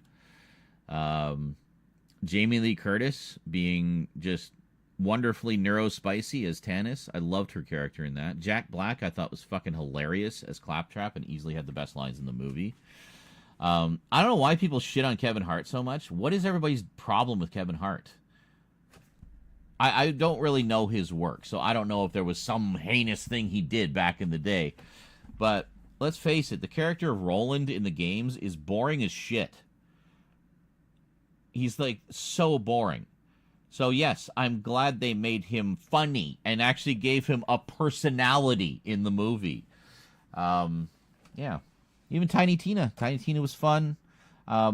Really, my only complaint, minor one, Tiny Tina should have been more manic. You know, that's it. But other than that, I thought it was fine. Probably because the last couple of films. Well, who cares? Judge his performance in this film as this character. What he's done before is irrelevant. What any of them have done before is irrelevant. And this goes for any movie. Judge the performance based on the performance. So, I don't know. I thought it was funny. And the big guy, the big psycho guy, he was perfect. He was like the game character come to life. So, I don't know. The only issue is, I understand that Eli Roth originally did a hard R version, which the studio was too chicken shit to release, so they cut it down to a PG-13. I would like to see Eli Roth's hard R version of that, because, I mean, it's an M-rated game. You know, I would like to see that version. I hope we get to see that version in some form. Kevin Hart is like The Rock. They play the same person every movie. Oh, okay. Well, that's probably why I didn't mind him then, because I haven't seen any of his other movies.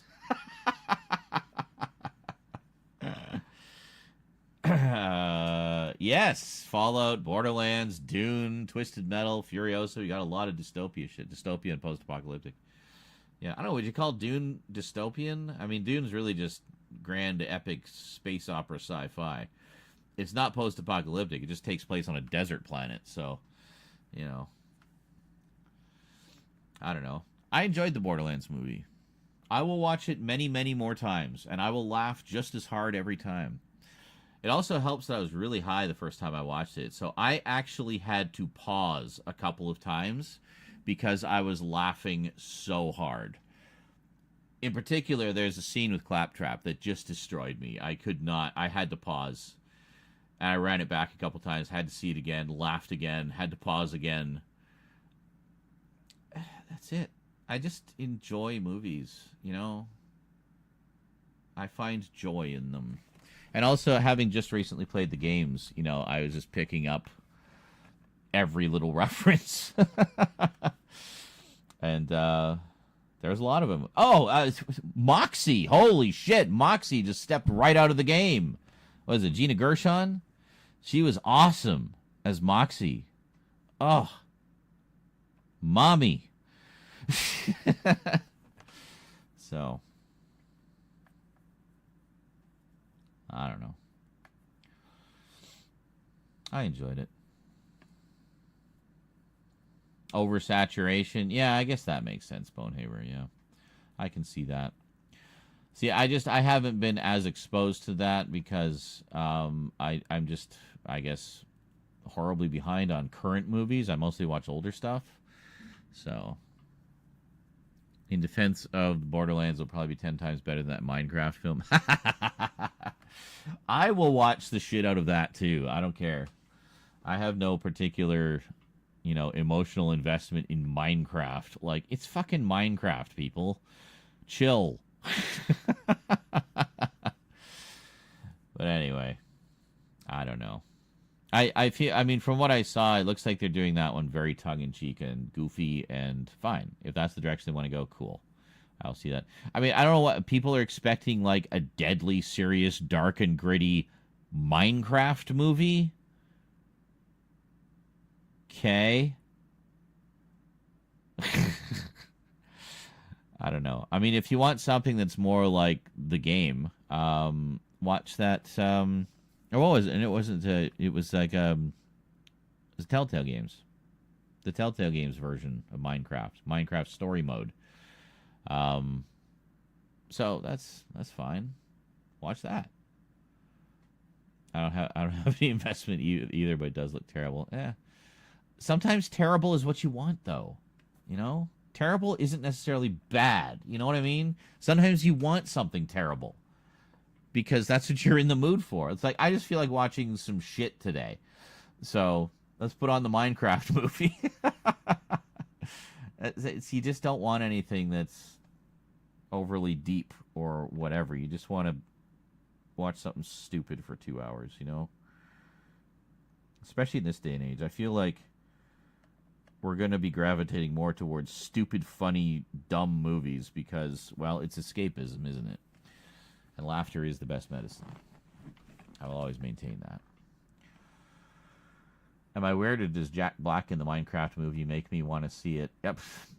I mean, sure. I mean, I have no particular issue with Jack Black, oversaturation or not.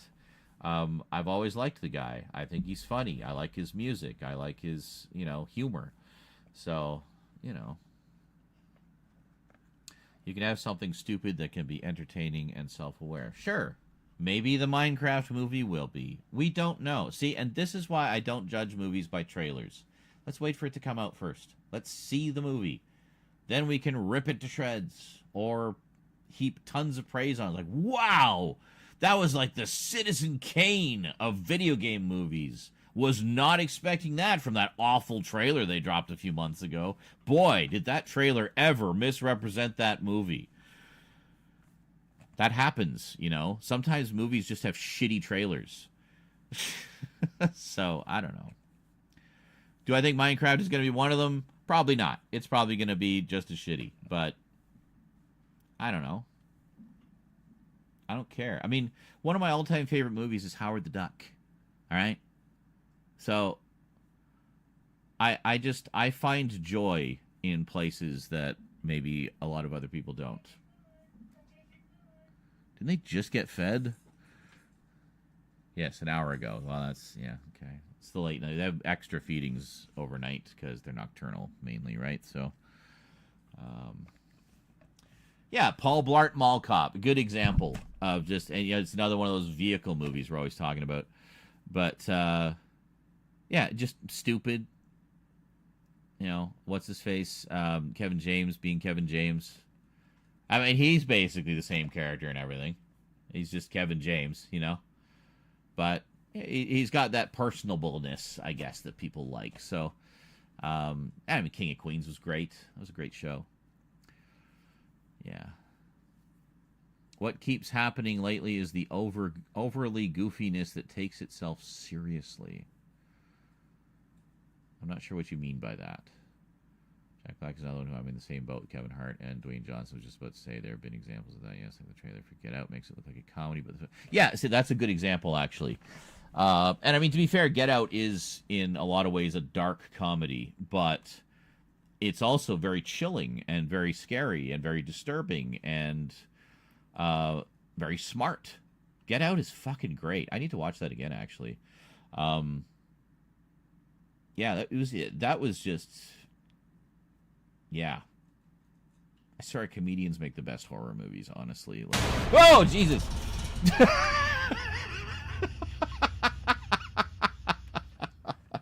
And donos make the best Thomas jump scares. Wright _ donated $5. Your daily reminder that UK English is correct and American English is wrong. Color is spelt COLOUR and basil is pronounced as if it has a Z, not Z. Basil. English. UK English? Good old UK English. Thanks for the $5. Appreciate that. We are inching our way to 50%, guys. Can we hit 100 before the end of the month? That'd be really helpful if we could. So, yeah. Looking good so far. Going well. Yeah, I'm a little concerned. I don't know if I'm getting my rental assistance this month. I need to apparently reapply, and the reapplication process can take like 6 weeks. And I have seen no hide nor hair of the rental assistance appearing in my bank where it usually appears. But they also tend to wait until the absolute last second of the month. I don't know why, because it just stresses me out. So I don't know if I'm getting one this month. And that's like $300 that I would normally be getting that I might not be getting. So let's keep this going, guys, just in case. Just in case. And if it does turn out that it comes in by the end of the month, great. It means we got a little extra money going into the start of the next month, right? So it's beneficial either way. So, and every little bit helps. Appreciate the 5s, appreciate the 10s, appreciate the 200s, appreciate the 1s. Anything and everything, it all adds up.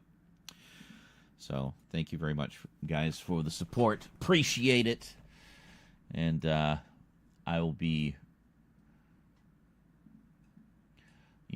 definitely making every effort to give you your money's worth over the course of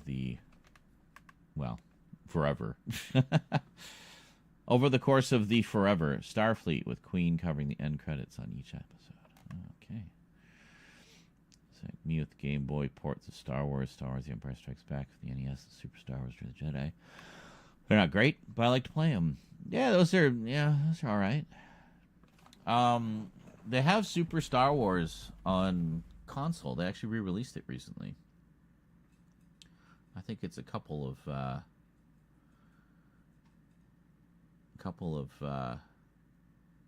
formats. I forget which one I got it on. Is it PS3, PS4? One of them. But they didn't release the others, as far as I recall. They just released Super Star Wars. So it's kind of notable, I thought. The first time it's been available since the SNES. SNES. But, yeah, they're all right. To be fair, it is the best-selling video game of all time, so it would suck to see it not have effort to put into it. But yeah, until the movie comes out officially, we'll have to see. Exactly. It might be just stupid fun, So, I don't know. We'll see. The Game Boy Star Wars trilogy. Yeah. Well, and there's a lot of games I like that are probably not considered great games either, but there's just something about them that appeals to me. That's that. You adore the 93 Mario movie. It was so fucking stupid. It made me feel good watching it. I loved it, but obviously the new Mario movie is the better Mario film, but I just want to have some fun. I'm walking away now.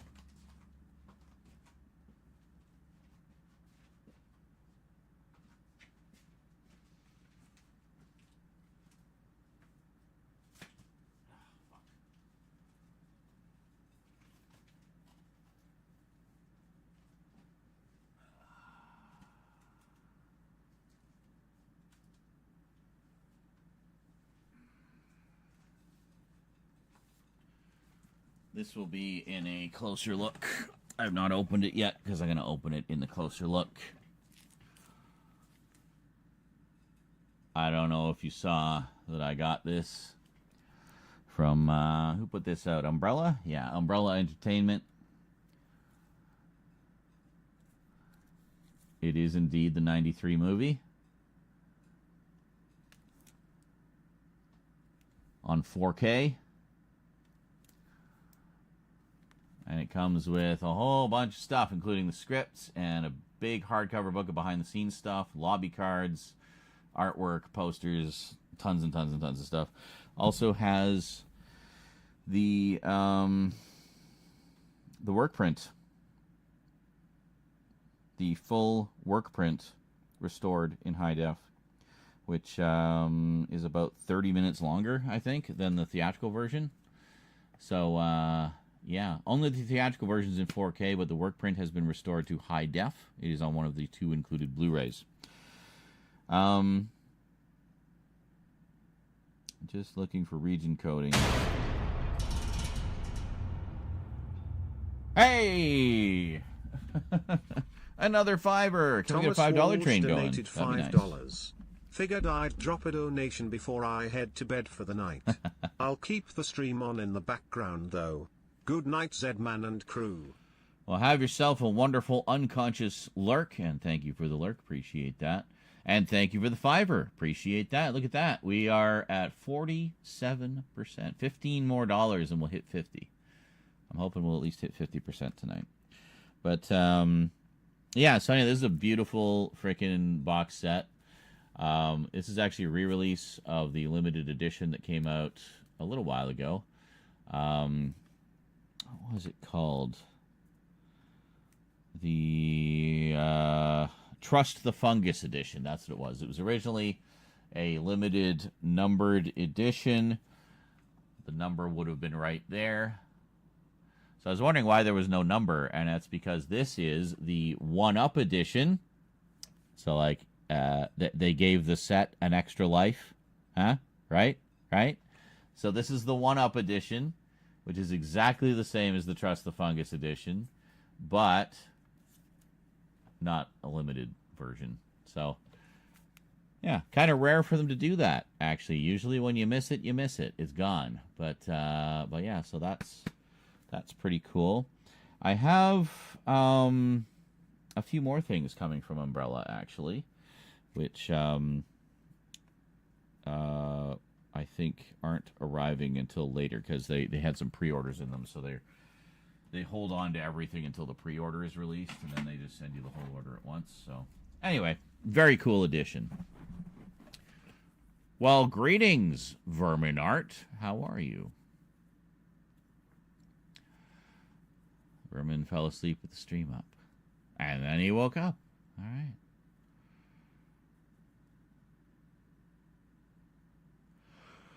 We were speaking about Max Headroom yesterday. Did you know that the husband and wife team that directed Super Mario Brothers, Rocky Morton and Annabelle Jankel, are actually the creators of Max Headroom? Did you know that? In fact, if you watch Max Headroom, it's also very much a dystopian sci-fi setting. Like, it seems like they're just the dystopian sci-fi cyberpunk settings is just kind of their thing. So this I wanted because it's very, very much has the same kind of feel as Max Headroom, at least in terms of the visual design and style and sets and whatnot. So, yeah, kind of neat. But you don't want to watch that as an adaptation of the game, per se, because it's really not very good as an adaptation. But as a standalone dystopian sci-fi movie, it's all right. It's all right. Has some good moments. I definitely look forward to that. Will I be getting the imprint Blu-ray set of I Dream of Jeannie? Probably not. Probably not. The imprint sets are a little too pricey for me to buy in abundance. I did get the Prisoner set from them, and I can't remember. I think I got some movies as well.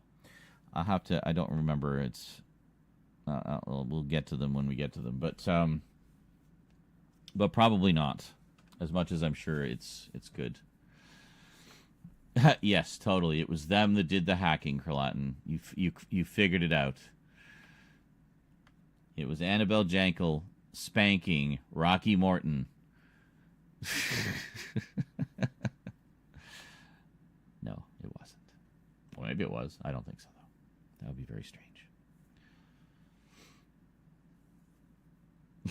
Hooray! Rah, rah, sis boom ba.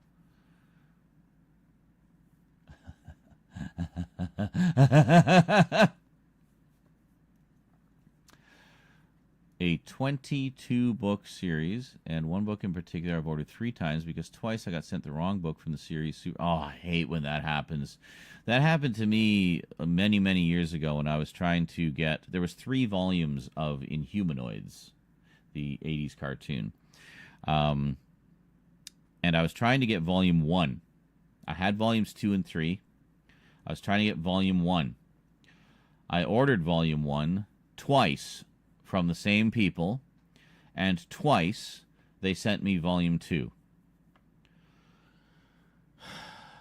I ultimately just gave up and ended up getting volume 1 used from the local video store when they were clearing out some of their old tapes. I would have preferred to have it new. So when I reordered it from them, I sent them a detailed letter describing the cover in detail, and they still sent me volume 2. Like, I like, hey, Vermin, there you go. There you go. Summon me. Verminart donated $15. I must donate. Like summon me and I just splurge money. I had a dream I was being chased by a giant DVD case last night. I don't recall what movie it was chasing me, but I managed to just about get away from it. Excellent. It was one of the old snapper cases too. Yes, I could see those turning evil and trying to eat you. That's awesome. Thanks, guys. We're just like chipping away at that dono goal like it's nothing. Should I always have some kind of a goal? Like, should I always put... It seems like we only get donos really when there's a goal. Do you guys like having a goal? Something we can all work together to achieve? Does that encourage you more? I don't know. It seems that way. Got refunded without needing to send the books back. That's happened to me a few times, yeah. Those bootlegs... The bootleg Doctor Who DVDs I was showing earlier. I said I had the first 4 series. I ordered series 1 and 2 from one seller, 3 and 4 from another seller. The 3 and 4 seller wanted them back, so I sent them back. And then I got my money back. The 1 and 2 seller didn't care, just gave me my money back, no questions asked, and that was it. That was it. Stop saying goal. Goal. Goal. Goal, goal, goal, goal, goal, goal, goal, goal, goal, goal. Did it get weirder? I couldn't tell. It sounded normal to me. Goal. Goal. You know, I add an extra syllable in there. Goal. Goala. Goala.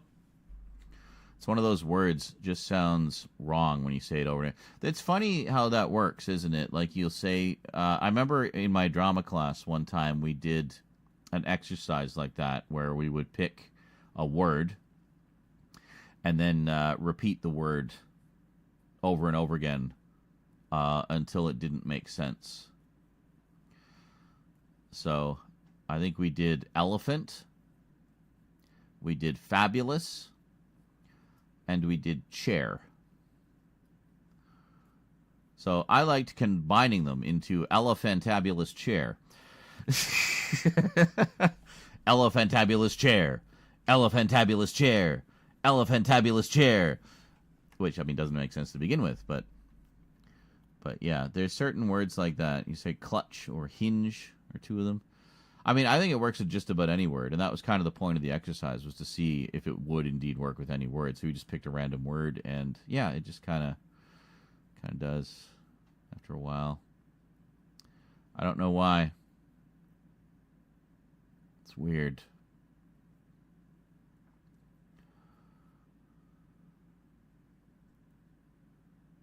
Cock, cuck, cringe. As I remember seeing a YouTube comment where someone said they once had a dream of the Imperial spy from Lego Star Wars tickling him. Okay. Random. Elephantabulous hair. Elephantabulous chair. Cock, cuck, cringe. The 3 C's. There was like certain ones that... I remember there was a word that would pop up from time to time, and that it was one of those words where it just started to not make sense after a while. I don't remember. But honestly, I mean, it can happen with just about any word. It's weird. So, filming, knowing fine well that me saying to film will make you not film, which will annoy Croatan, which is the ultimate goal, really. Well, yes, but then it also means, even increasing likeliness we won't get to your parcel today, which, so really you're hurting yourself when you think about it. We did similar in my drama school. We would make short plays up by saying a word and replacing it with another word. Then we would workshop it. Okay, interesting. Elephantabulous chair. There you go. See, and it has a nice rhythm to it, too. Elephantabulous chair. Elephantabulous chair. Elephantabulous chair. Hey, elephantabulous chair. Oh, elephantabulous chair. All together. Elephantabulous chair. Hey, elephantabulous chair. Woo! Elephantabulous chair. I'm running out of breath. Okay.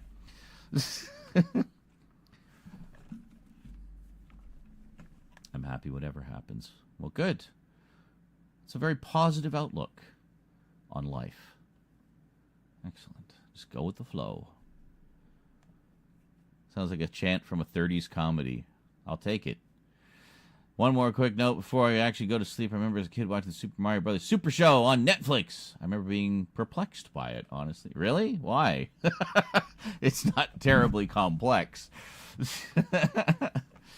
Live action intro with goofy skit with Captain Lou as Mario and what was it, Danny Wells, was it, as Luigi, and whatever the guest star of the week is, they'd have their little story that would play in between the cartoons, and then they would introduce the cartoons, and we'd have the cartoons, and the cartoon stories would be much more like the games, taking place in the Mushroom Kingdom and having some wacky adventure. But I actually really like the Zelda series from that. I bought the Shout Factory set of that a while ago. I have both that and the Super Mario set. There are collections out there that have all of the live action intros reinstated and all the episodes reassembled from the best available sources. So most of the Shout Factory sets are as complete as they can be in terms of like the licensing and stuff. There were certain live action intros that had some kind of rights entanglement because of the celebrity guest appearances, I guess, or maybe music or something. So there was a few that did not make it onto either DVD set. I think I covered this in my Closer Looks a while back. There was like one other DVD, like an old Deke release, that had one of the live action intros that was not included on the Shout Factory set. And that was it. And then the others, fans found them from other sources, sometimes from foreign broadcasts or recordings.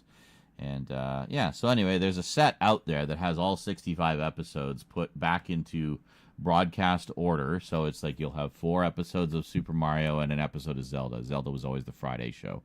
So, and then, and it goes through, it puts them all in the original order. Reincorporates all the live action segments, and it's as complete as it can get. And I think it's available just on YouTube. Wait a minute, is it a fan set or is it actually an official set? It might actually be official now that I think about it. Let's find out. Hold on a second. It might actually be official, like Deke themselves might have put it out, or Cookie Jar, or whatever the fuck they call themselves nowadays. Let's take a quick look here. I'm pretty sure. So I remember I found it a while ago. I was just kind of looking around. It's like, I wonder if they found the rest of those live action intros. And then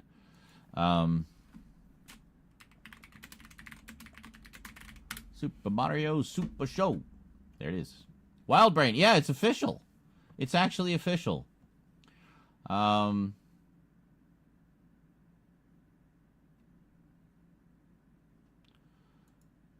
Okay, so it actually doesn't have the Zelda episodes incorporated. It's the 52 Super Mario episodes, but it is the full episodes with all the live action intros and outros. So this is it. This is the whole damn thing.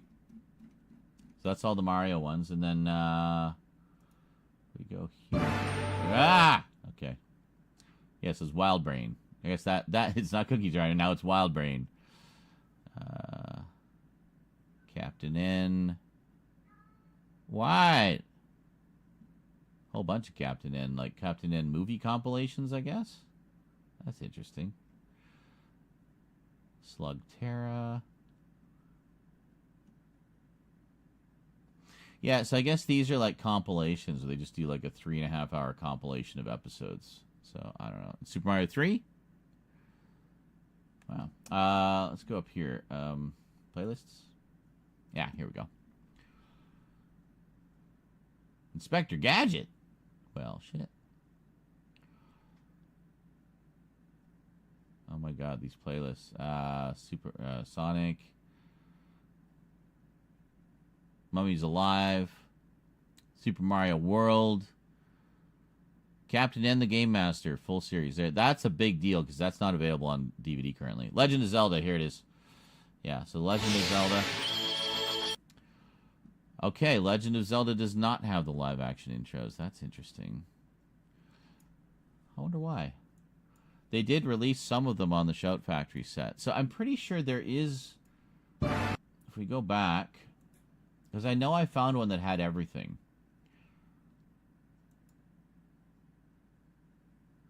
Well, this looks like it has everything. So 1, 2, 3, 4, 5.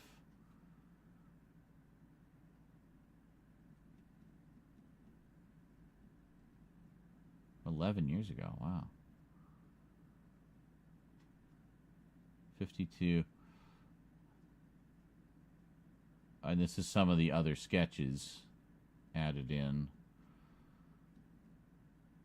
Some other stuff. It looks like this is actually ripped from the... I think this is ripped from the Shout Factory set. That's what it looks like. Well, anyway. Point is, they're all out there. That Wild Brain site is great, by the way, even though the playlists are a little confusing because there's just so much stuff. But, yeah, if you want to get your Deke on, you want to get some Deke, you need the Deke, then head on over there. There's quite a lot. Developers. Developers, developers, developers, developers, developers, developers, developers, developers. It has a nice rhythm to it, though. And it's quite pleasing to say. Developers. It just feels good to say it. It's a good feeling word. It's pleasant. It's rewarding. Wild Brain was called Deke, then Cookie Jar, then DHX Media, then Wild Brain. Wait a minute, did it start as Wild Brain and then it just went full circle and became Wild Brain again? Berman took your opening line for your sitcom, really? Oh. Hello, I would like to show you my selections of cocks today, madam. Can I come inside your house and demonstrate how my cock works? Clatton said, that's the opening line of my new sitcom. I notice you haven't opened your anus for a while, Crolatin. Is everything all right? A little concerned by the prolonged closure of your anus.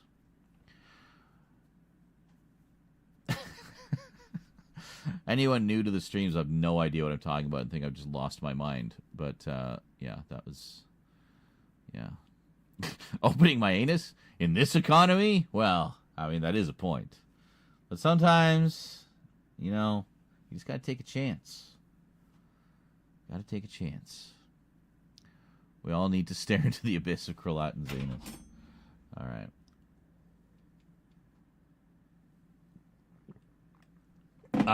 Coffee has been successfully consumed. Wild Brain need to go back to Deke. Well, I mean, Deke seems to be what they are primarily known as. Like, that is the name. I mean, that was the name they went under when they had all their biggest hits in the 80s, right? And early 90s. So, yeah. Jean Chalopin. Canadian, I think? Jean Chalopin? It definitely has a bit of a Canadian feel to it, Deke Productions. There's just something about them. But yeah, some great shows came out of that studio. Holy shit. Like, not just the Super Mario and Zelda stuff. Even earlier, like, you had, like, well, you know, I love Starcom. Starcom was great. You had, Well, they did this the second GI Joe series. Inspector Gadget, of course, massive Inspector Gadget. Yeah, tons of stuff. Oh, Mask. Mask is another one. Mask is great. More coffee. No, that's already my... I don't do a lot of coffee in a day. Like, I'll do 2. That's about it. Battlefront 1 or 2 versus Battlefront 1 or 2. Which do I prefer? Well, I can go even more specific than that. I have not played the new ones. I've only played the original 2. And of those, I actually preferred the first one, honestly. I know a lot of people like the second one because it introduced the space combat. What's up? I'm just going to see what Church needs. He usually only meows when he needs something or he's being a whiny bitch. Let me go see. Where you at, buddy? Where are you? What's with all the meowing? Meow, meow? Hi. Hi. Where are you? What's up, buddy? You okay? Are you okay? You need some company? You just don't need...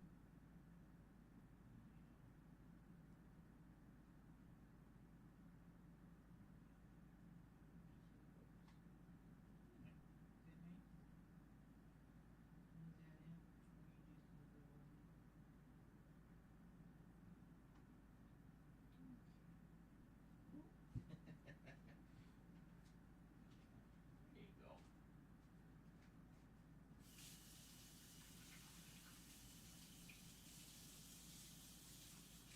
Where did the clips go?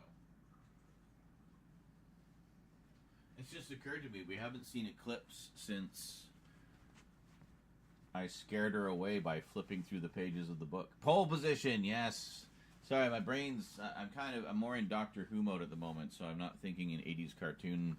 The 80s cartoon files are kind of off to the side in the brain right now, so... anyway.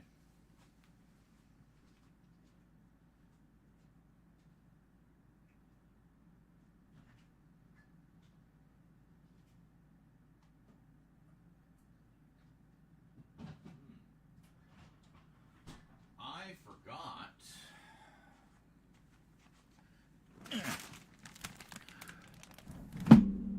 I got Bodado chips. Sour cream and green onion. Ripple chips. Yeah, it's good stuff. The longer you mock my procrastination, the more I will procrastinate. So...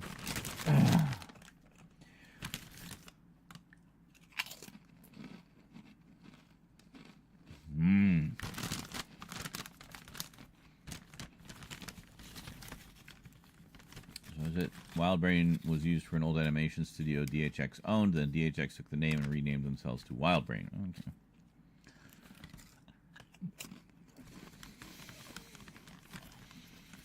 The Who stuff? Well, first thing I need to do is updates for the new stuff I got. And then, from those updates, there are also a bunch of closer looks I want to do.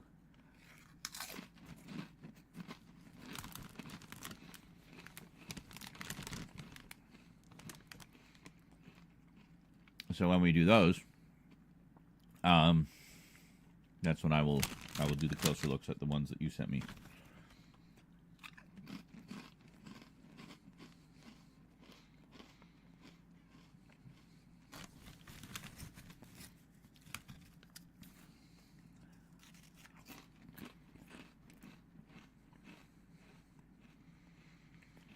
The vinyl unpackaging. Well, yeah, I was going to do unboxing and closer look at that one. Still so annoyed. I left it kind of over where we opened it originally for just a few days. Fucking cat just went right down the front.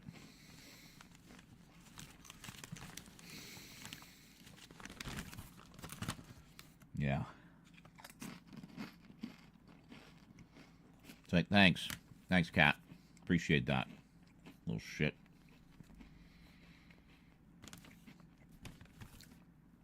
Oh, yeah, the pole position theme. Goddamn, such a good theme song. Good old Shuki Levy did that one.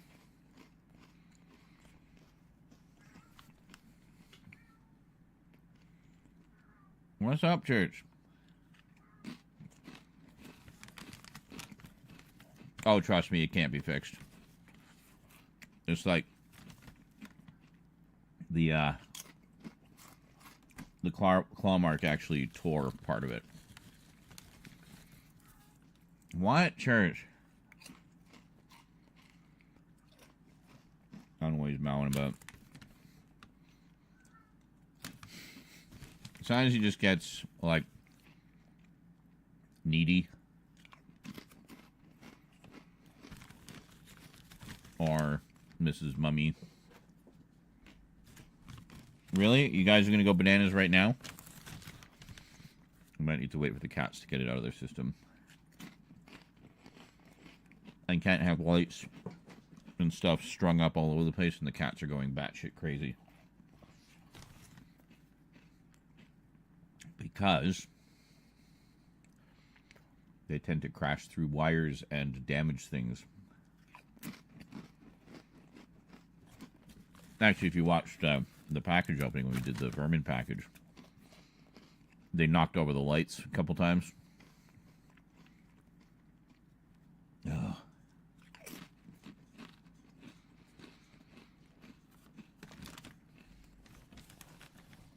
I don't know if you picked up on this one, Sean, but do you remember a portion of cartoon stuff? Most of it is from you and others. Cartoons from the 80s on really interests me a lot. Yeah, for sure. Oh, I know I introduced you to a bunch because you came to some of my screenings on Discord.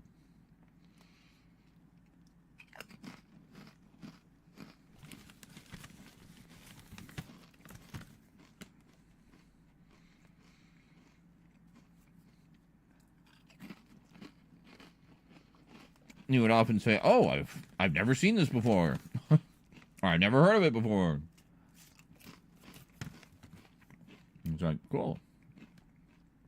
Always happy to introduce folks to things they have not experienced before.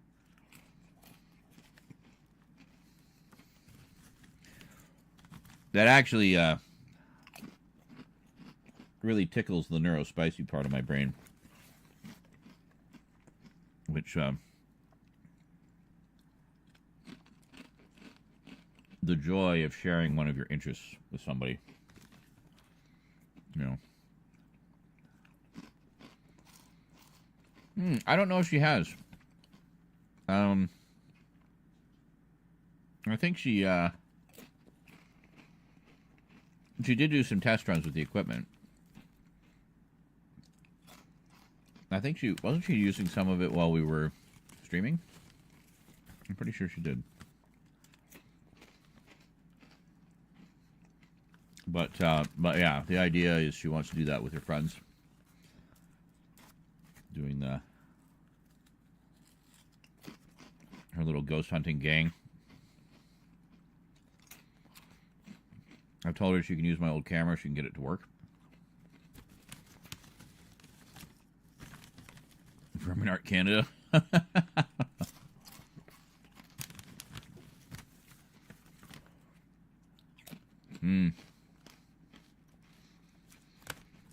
Yeah, I think she's a little distracted from art projects at the moment because new boyfriend.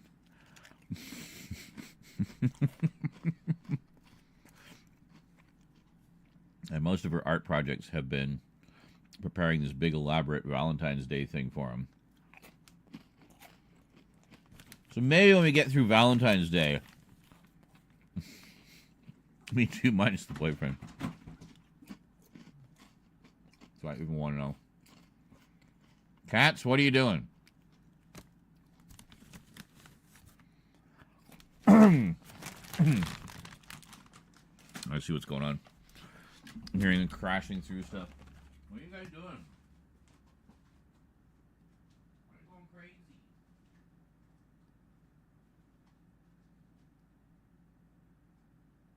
Alright, what's up? Ready to clip.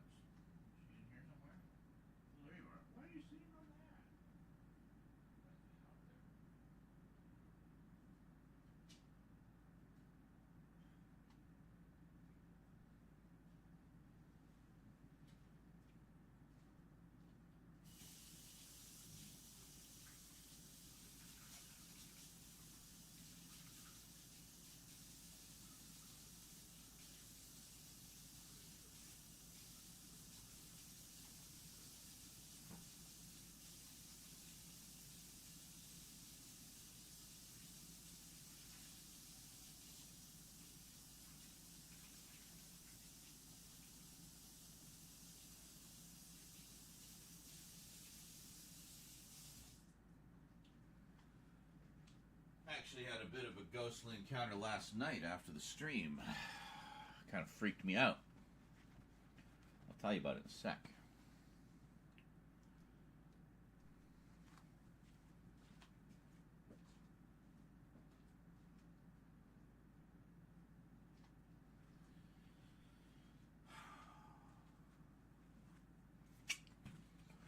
So I was sitting here minding my own business, and I suddenly heard music coming from the other room. I was the only one home. Really loud. So, and I was like, what the hell? Where's that music coming from? I thought it was like a tab I had open or something, so I take my headphones off. No, it's coming from in here somewhere. So I went to my bedroom, traced the sound to my bedroom. It was my clock radio. What the fuck was that? Cats. Freaking me out, cats. Stop it, seriously. So, as I went into the bedroom, the cats ran out of the bedroom. They've done this before. They would sit on the windowsill and then go by way of my old VHS tower, which I use as a nightstand, essentially, and step on my clock radio and accidentally turn the radio on. And like, oh, it was you guys. Where you just wanted some music? Is that what's going on? So they were confused. They had no idea what was going on or what happened, or that they had anything to do with it. All they knew was, noise! They're still kind of mystified by music, I think. They haven't heard a lot of music, because we tend to watch things with headphones in deference to the neighbors. So whenever we do put music on, their little ears just perk up and their eyes go wide as saucers, and they don't quite know what to make of it. I think they're getting used to it now, but it's funny. Bots Master and Mighty Orbots. Well, no surprise you hadn't heard of those. I mean, Bots Master, maybe it was fairly well known when it was on, and it was on for a couple of years. Mighty Orbots was just, one and done. It was gone after 1 year, so I'm not surprised most people haven't heard of it. I was really surprised when it got a DVD release and overjoyed.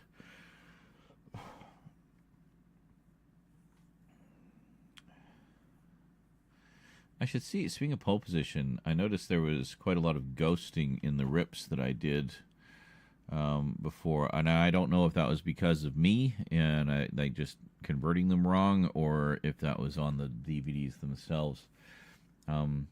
But ripping them with Make MKV, it leaves the quality untouched and such, and it's just a much cleaner rip. So I'd be curious to see if that looks any better for whenever we get back to it. I'll have to check that out.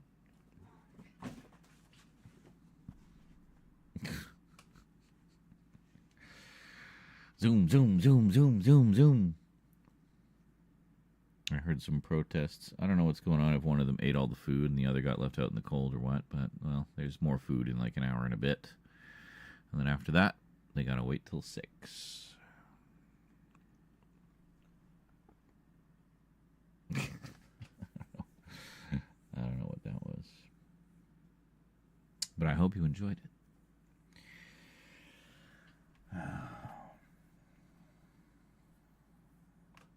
It's all Dark Shadow stuff.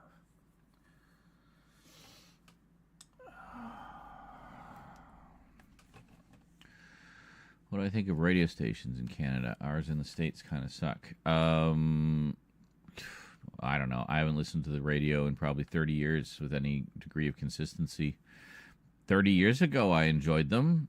There was some morning shows I used to listen to fairly frequently. It's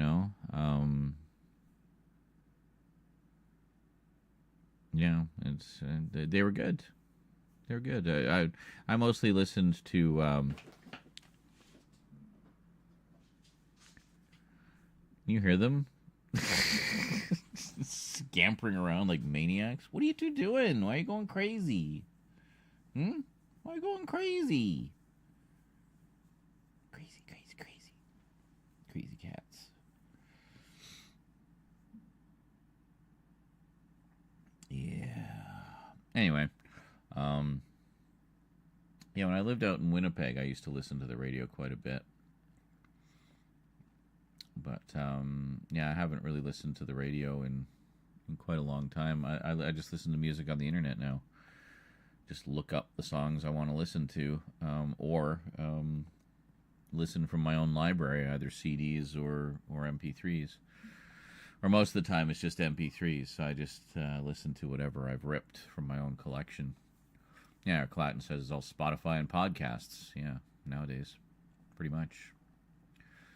I don't really do Spotify. Never really liked the interface for that. So I just look up, specific songs I want to hear, find a decent quality version on YouTube and listen to that. There's usually a variety to choose from, official and unofficial. So yeah, that's good. I do listen to Spotify once in a while, like if it's an indie band or something that I've discovered and I want to check out their stuff. They put it all on Spotify. I'll go there.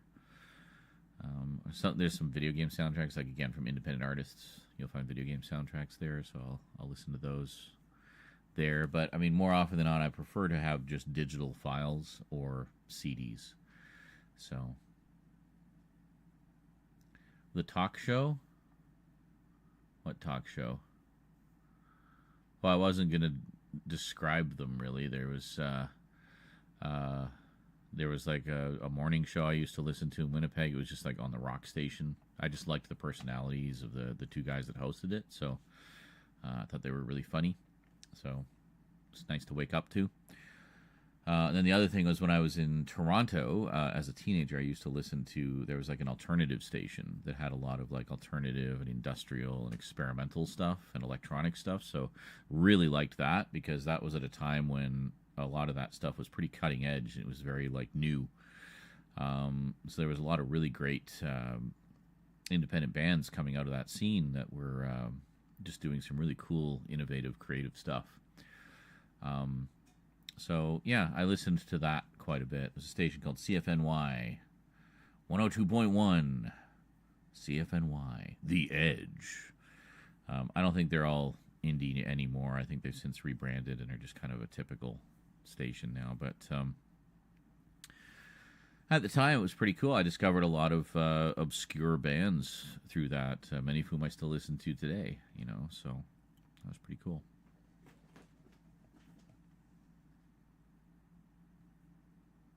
They are going crazy. But yeah, no, that was. I mean, I would say the stations here are pretty good, at least from the ones that I heard. It was all pretty light fare. I mean, it was music and just chat about local stuff. It wasn't really anything overly heavy. It was all pretty just light entertainment and really all about the music. So,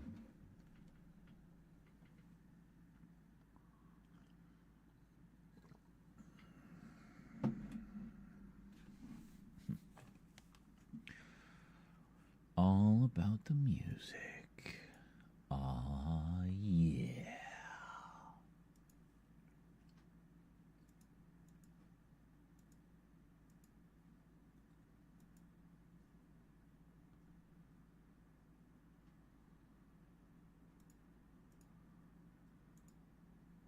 What? Come on, you piece of shit. Great. I'm just trying to move things to a folder and it's not bringing up my list. There. Thank you.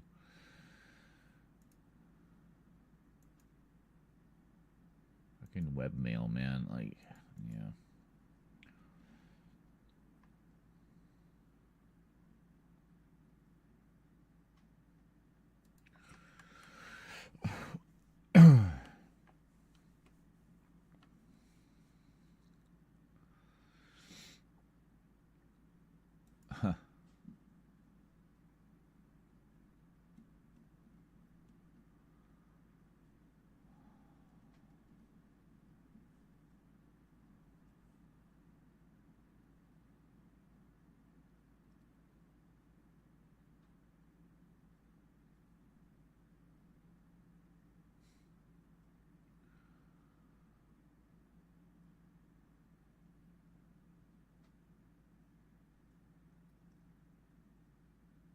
Holy shit. Yeah.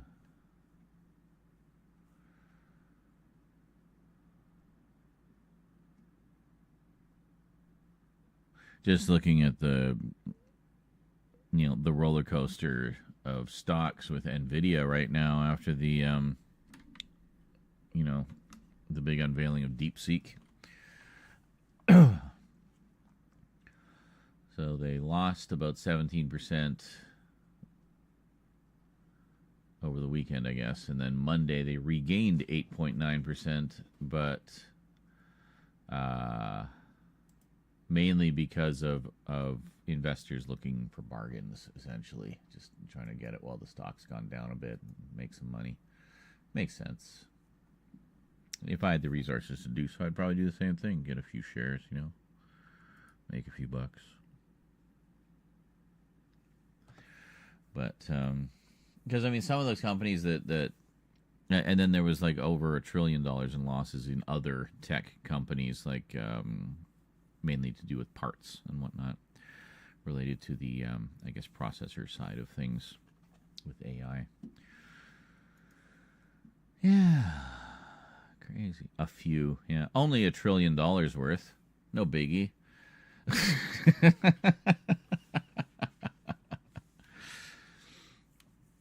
Am I weird that when I was a young child, I enjoyed Canadian-born things a lot? Time Warner in my neck of the woods used to pick up CBC for many years. My grandma and I would watch that often. Oh, yeah, old school CBC stuff was great. I mean, being in Canada, I was exposed to it quite a bit. Also, when I grew up, there weren't a lot of TV stations. We basically had the networks and CBC and CTV, the other Canadian station, or sort of major station, and then some others popped up over the years, but those are sort of the main big ones. So yeah, so I'd watch stuff on there. I used to watch the Beachcombers, and later on in the 90s I'd watch Kids in the Hall and some of the other comedy shows that they had, and yeah, good stuff. Oh my god, cats, why are you going fucking nuts tonight? Alright, I'm gonna take a break. We'll come back, and we'll see about setting up to do some filming. All right.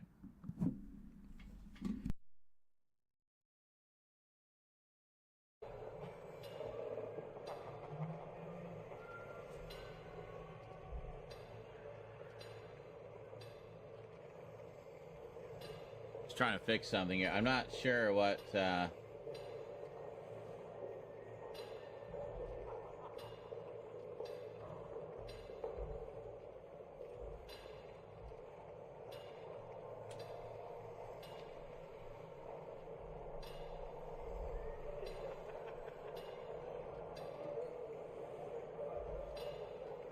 Okay, so anyway, that should have... Spawning gas can. Stop trying to punch the gas can. My mom is gonna make burritos and or burgers when I visit. Oh, sounds good. Hi, Cralatin. And she makes like loaded nachos, like with onions, peppers, and cheese, and jalapenos, I'm pretty sure. Oh, so what are you saying? My nachos suck? Yeah. Yeah, okay, great. No. Thanks, kid. Well, the last time they... You could use a splash of health, tough kid. I have a chug splash here. Come back. I can splash you with. There you go. Thank you.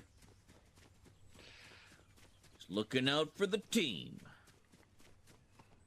Team player. Oh! What? The fuck just happened?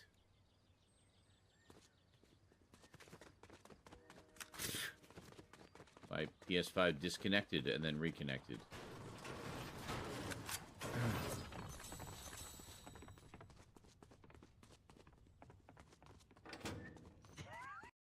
$54. There you go. Yes, Carlton says this is the premium content we unlock. Alright, we got an enemy. Here we go.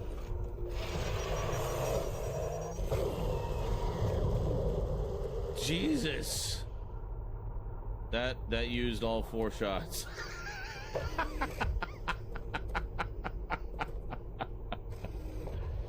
Well, there you go. First time shot with the BFG 9000.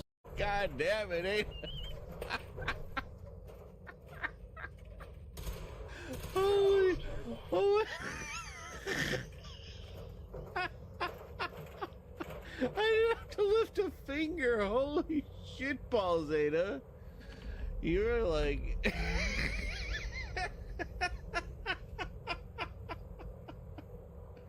You're like if Ralph Bakshi did the Terminator. Oh my god.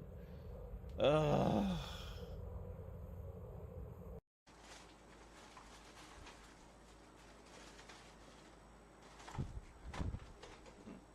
Hulk. Rawr. Hulk. Rawr.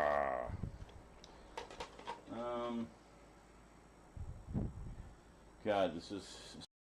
So, welcome to the Starlight Ballroom. My name is the Vault Dweller, and I'd like to sing a little song for you tonight. Is this thing on? Hello? G.I. Joe, real American hero. No? A little too patriotic for you? Okay, well, there, that's the only song I know, so see ya. Yes. No. Actually.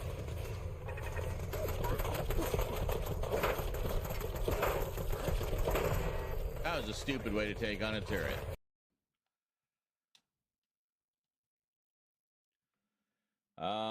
Actually, no, that is not my biggest fan in the background. My biggest fan is in my bedroom. That one's about 14-inch, I think. I've got a 16-inch in the bedroom. Because you want that extra few inches in the bedroom, you know what I'm saying? You know what I'm saying? Stop. So eventually I just had to ban it entirely to make... And of course we can't take the car in. Can we? No, you can't fudge it. It just will not let you go in there. Man, this clip thing, never mind, it's random. You can fudge it. But it sure loves this clip. The clip thingy loves fudge, I guess. I thought, we'll try it. Clip thingy loves fudge.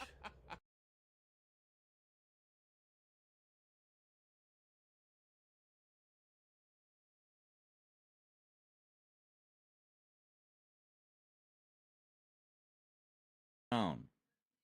Oh, all right. Oh my God, Rose, calm down. Hi, Kate. What a lovely view to start our game with. The lovely Kate, everyone.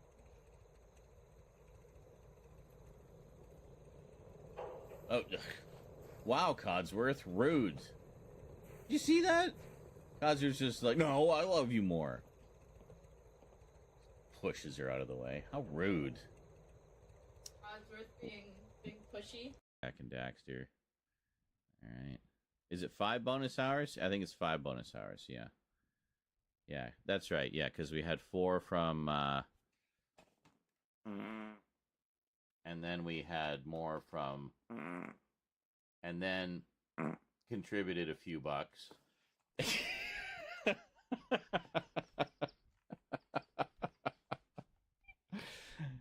Anyway, I'm gonna go smoke. I'll be back. Oh, fuck's sake.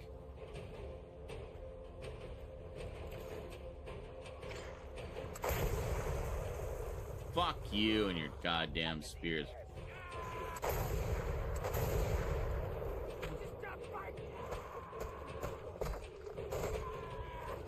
Oh my God.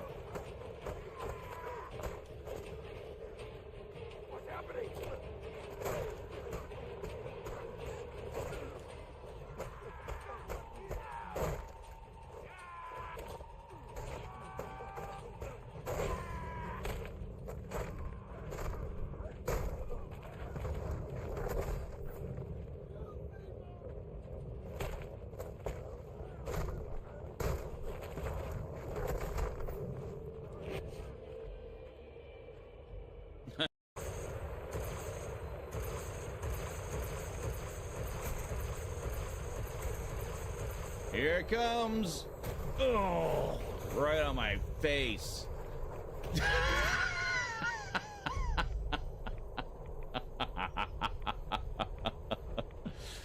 I didn't realize you could rapid fire with this thing. I was just like shooting it cannon style. Oh, landed right on my face. And I didn't even take a scratch. Look at me. Now Pepe's chasing me down the vortex. Now Pepe's chasing me down the vortex. The vortex. Now Pepe's chasing me down the vortex. Yeah, the vortex. Vortex. Down the vortex. Yeah, vortex. Vortex. Oh, we lost 4. All right, we're on our way. Here we go. Oh, we lost 4. All right, we're on our way. Here we go. Oh, we lost 4. All right, we're on our way. Here we go. Vortex. Vortex. I want to get this guy.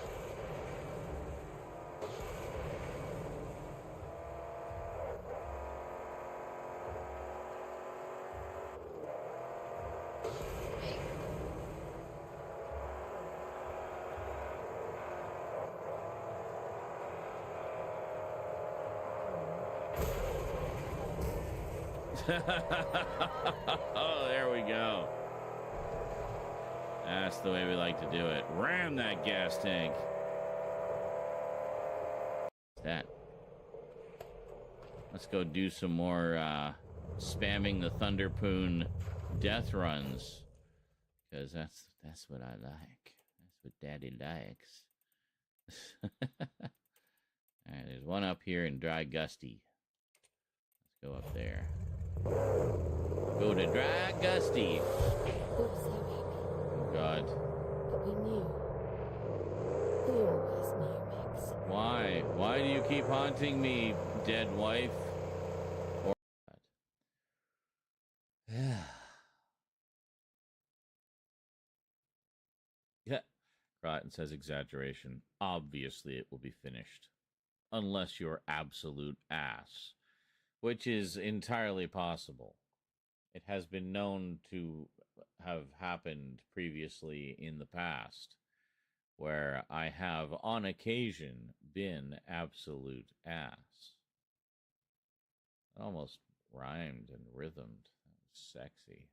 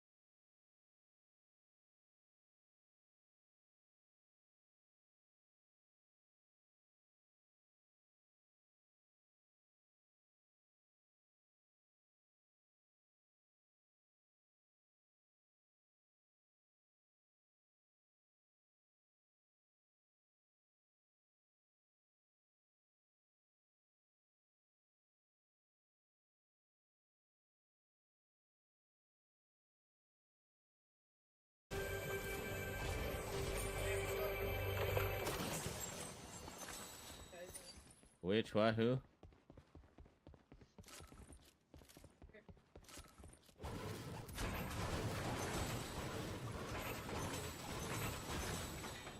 Yeah. Smashy, smashy.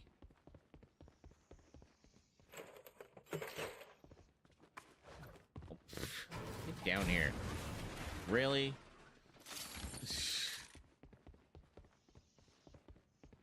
Because of course it is.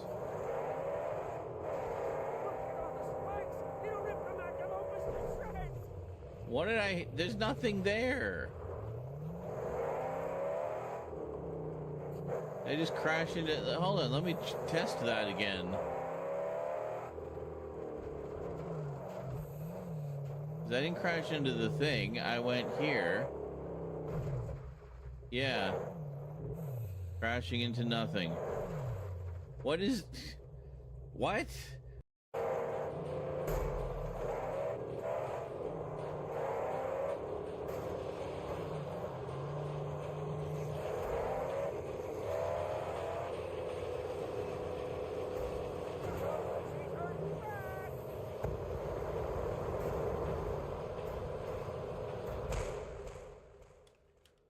trying to get out of the vehicle.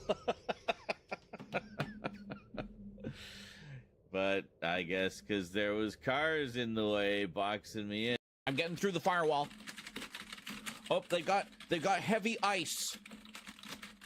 Hang on. I think if I backroot the sysadmin, I can probably brute force the entry into the data point. I'm in. Easy. No problem. I got it. I need a cigarette. Somebody got a cigarette? Every move. Jesus. 3 health. Hey, was that one of the 4K clips? Did the 4K clips finally work? Well, holy shit. Can it be? Dare we hope? Let me switch you guys over to the camera mic here, because we're going to be moving around a little bit here.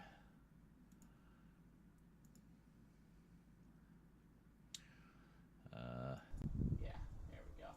La la la la. Okay. Let's turn you up. There. Now, couple things we need to do here. Not the least of which is get everything put to where it needs to be. Let's see. So first off, let's also switch the speakers over, so if there's any donos or anything while I'm filming, we won't miss them. We'll hear them. I haven't had any subs today. I don't know subs. The fuck?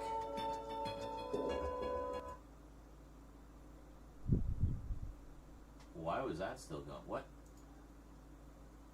What is going on with the audio? Hold on.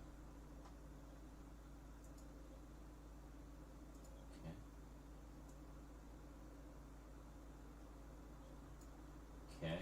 I don't know. Anyway. Let's see, I'm gonna move Streamlabs over to the other monitor so we can see the chat. There we go. Okay. And the other one over, and there we go. Okay. Now,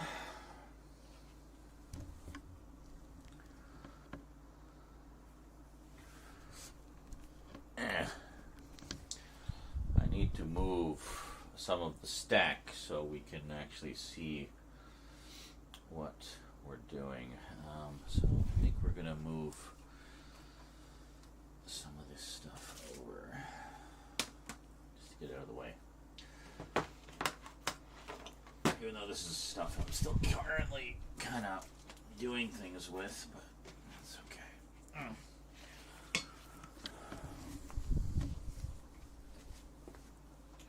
What's up, church? What you doing?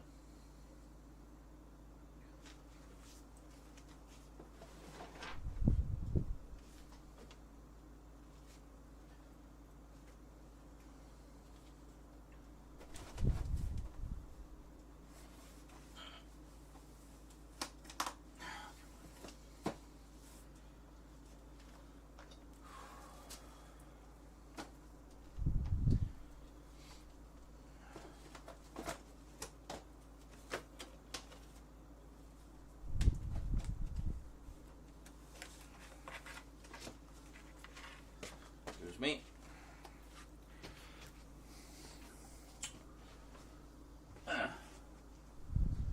Hi, yes, Kerlatin, I'm back. I have returnethed. So, we also have a stack of books and comics, which you can't see, but we'll, whoa, falling out of my hands. Hold on, there we go. Okay, all right. It's all right. We got it.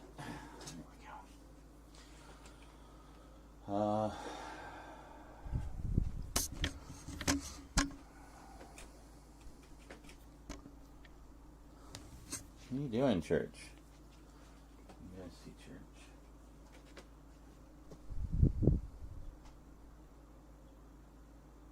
Oh, actually, here, what I'll do is I'll move Streamlabs over here. And then I will bring... Hold on, you can kind of see what I'm doing here. So we'll leave Streamlabs over here. But we'll move Twitch over here. And then that way... I can make it a little bigger so I can see it from across the room a little more easily.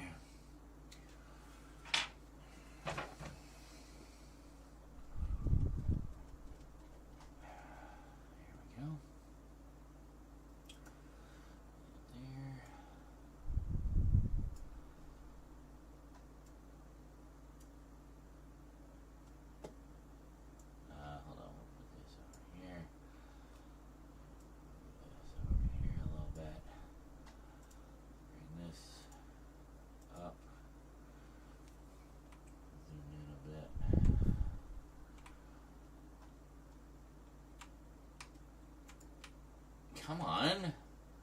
Can you... Oh my god. It's only letting me zoom in, not zoom out. Are you fucking serious? Why? Why are you doing that? Why? Can things just work, please? Oh my god. Come on. Can you... There. Fuck off.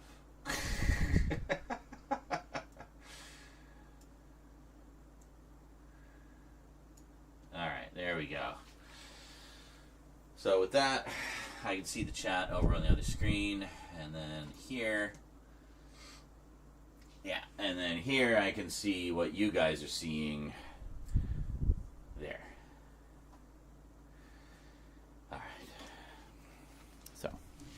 A few things we need to do here. We're not quite set yet. The lovely Ms. Emily in view.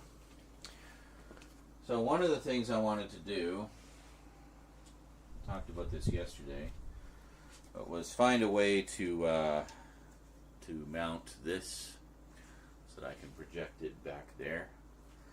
So that's what we're going to do. Also, I'm going to see about bringing the USB cables for the lights over here, because I do have I have a spare plug there that I can use for another USB thing to power the lights. There's only one there. Do I have just have two? No. These only have one each.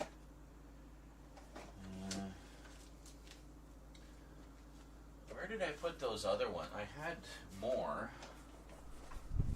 I'm not sure where I put them. Oh my god.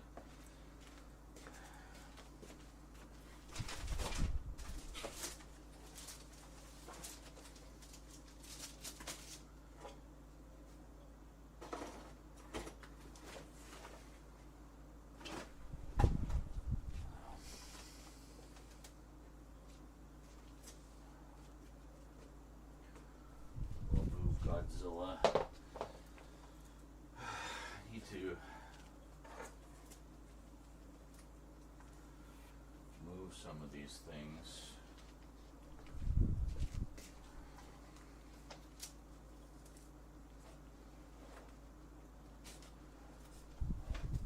Can you just stop falling, please? Everything? Thank you.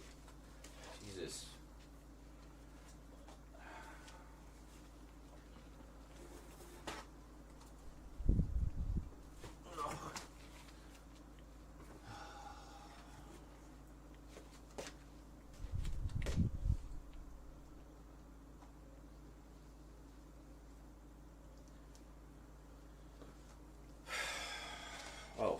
This one. God, these all have, all of these just have one plug. I need two. We have two. Well, maybe one will do. I really just need to put this one over here. The other one can stay over there. because it's going to light me.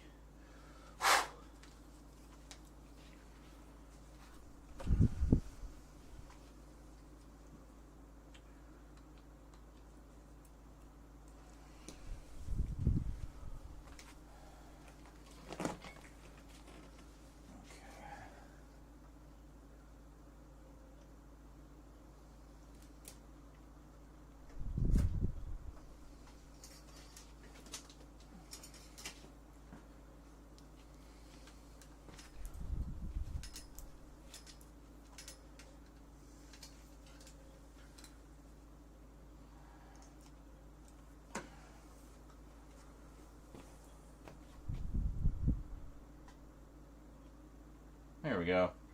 It says it's charging the battery. I don't know how true that is. I guess we'll find out.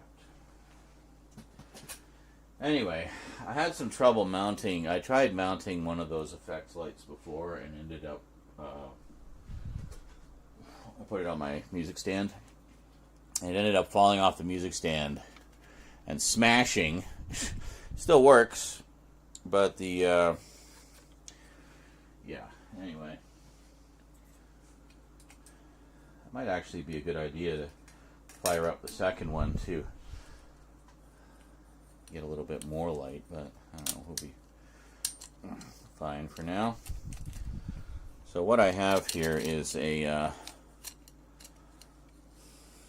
tripod that has a little bit more, or it's actually a music stand, but I think we can make it so that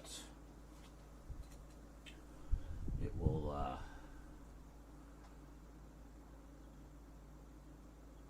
hold it a little more steady, I think. And the reason being, there's well, you'll see. Hold on a second. I just gotta...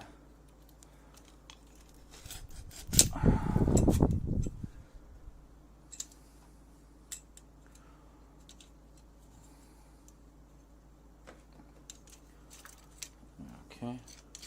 Oh, great. There. So it's like this, right? It's got like a lot of holes in it and stuff. So I was thinking we can kind of feed the wire through, and it'll kind of sit there. So I think if we do it kind of... Really?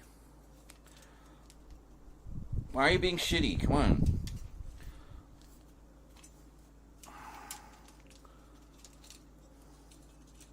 That's so weird. Okay.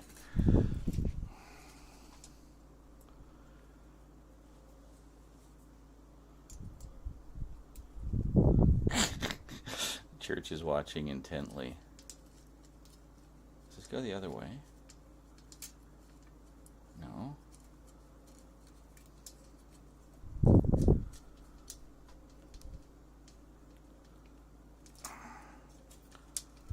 Okay. So then we put this here. Hold on.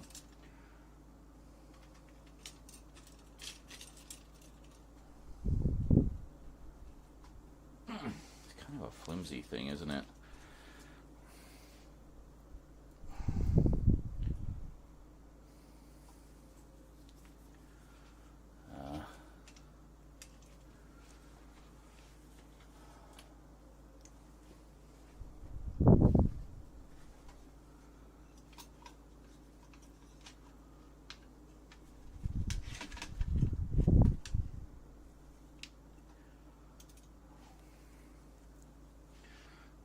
So we want the USB cord to go through the space in between the two things at the bottom there. And that should help to hold it a little more securely.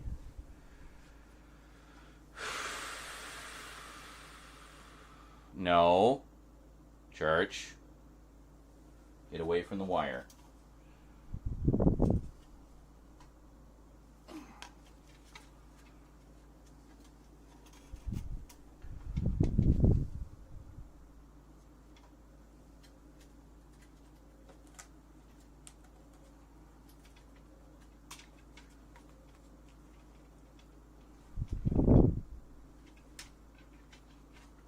that's great. That's just gonna fall right off.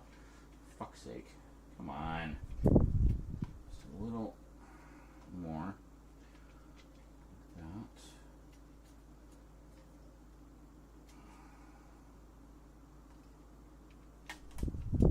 For fuck's sake, can you stay where I put you? Like, what is your goddamn problem?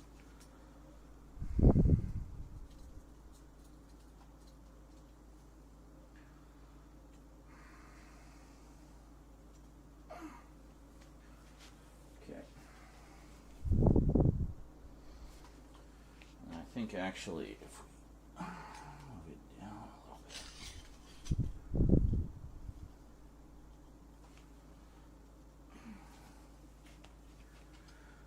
Now,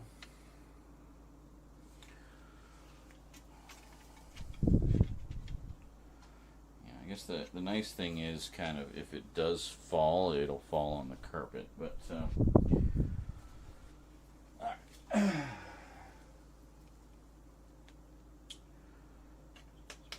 in. Bluetooth mode.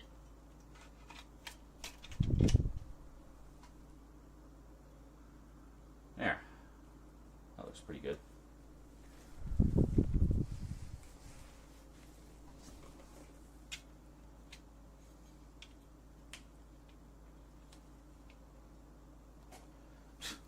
Church is sitting on a box. There's a tiny little box underneath him there that he's just decided that's the perfect spot.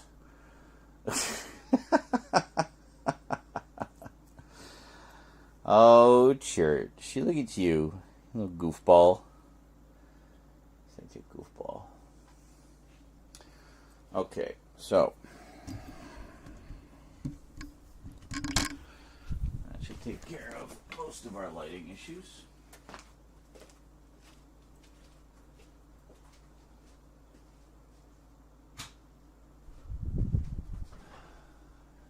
This is a reason to film at night, is filming at night, we have a lot more control over the lighting. Fuck, can you just move one thing, three things fall, like...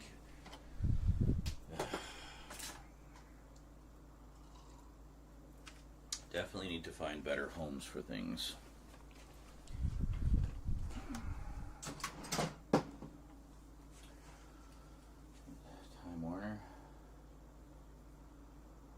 It's hard to say. I mean, it could have been a licensing issue. Why Time Warner kicked CBC off, I don't know. Maybe CBC wanted out. It might have been some kind of regulation that was passed. Like, oh, you can't show Canadian television anymore. Or some stupid shit like that. Who knows? Who knows? Could be any number of things.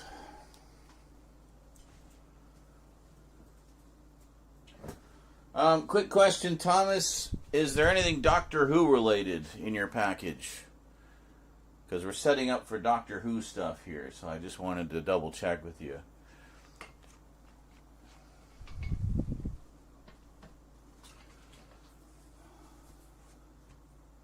Actually, that is the perfect place for that TARDIS. Could use a bit of tidying, though.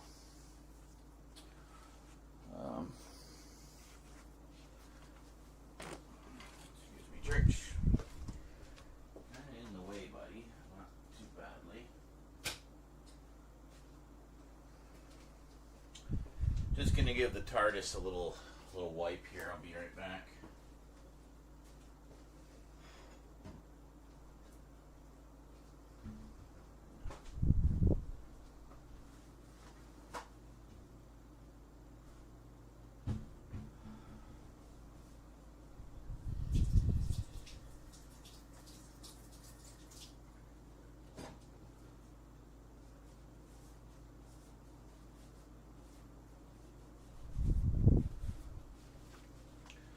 Damp paper towel.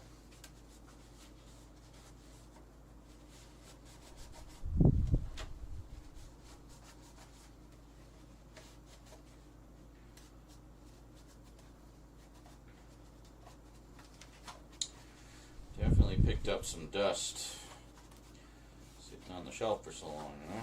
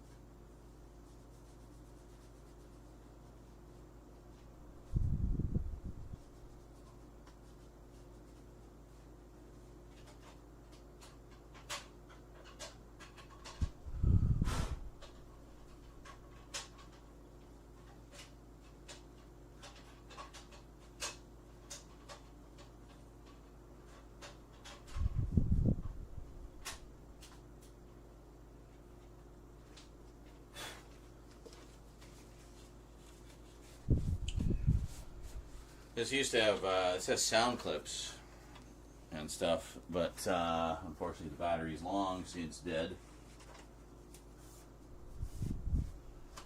That's okay. There's no Doctor Who, only horror. Okay, so we might postpone that just a little bit because we are not quite getting to the horror stuff yet. And ideally, even if it's a package, I want to do the horror stuff over there, right? For maximum effect.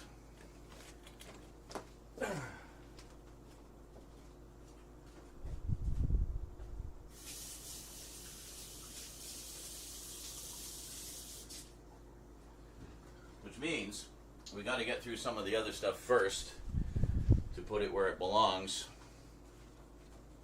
so I don't forget it. And then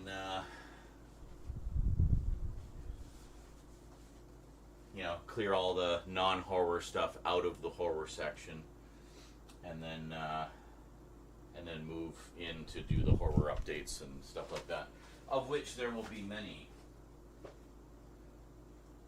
That is what I bought the most of.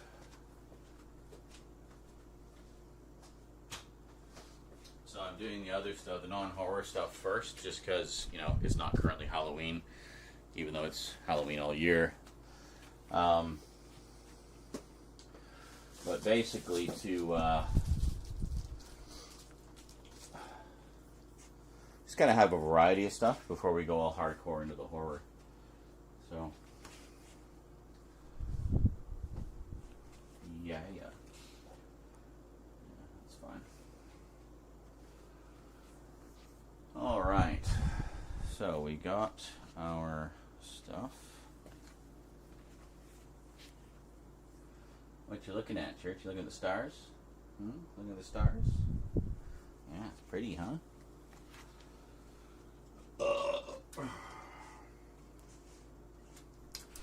And this one,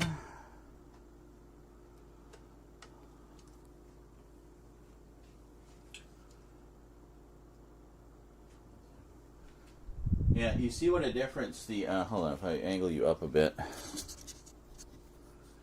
Looking at Church over there, yeah. So, yeah, you can kind of see that. And then,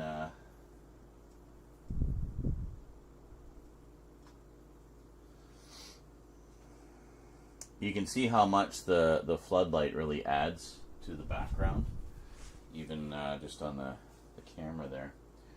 What was I looking for? Right.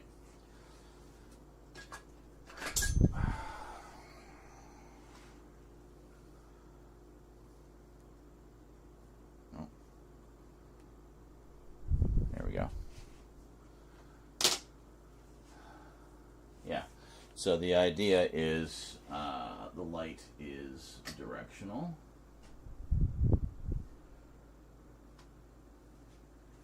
If we put it over here, just put it here.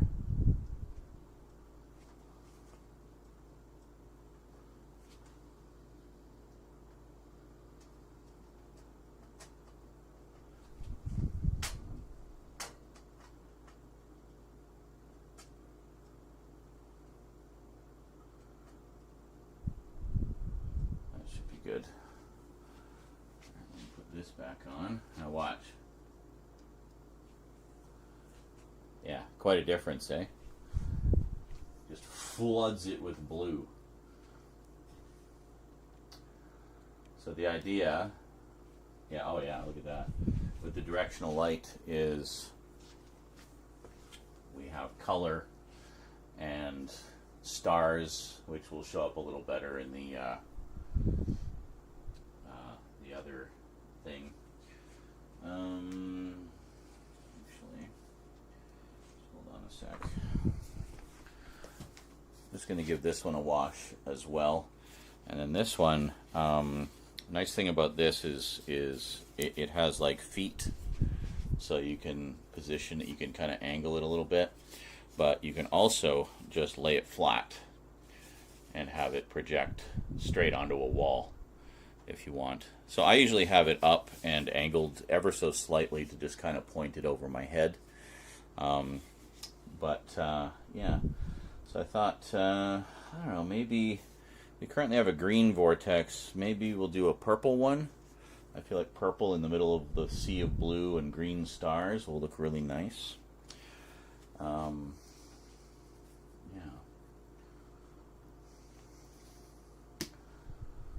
I don't mean this in the negative connotation that it can be taken, but I think you're one of the best pronunciani going live. What? Okay. I don't know what a pronunciani is, but thank you for thinking of me as the best. All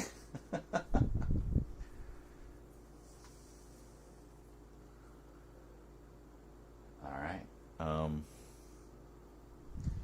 What's next?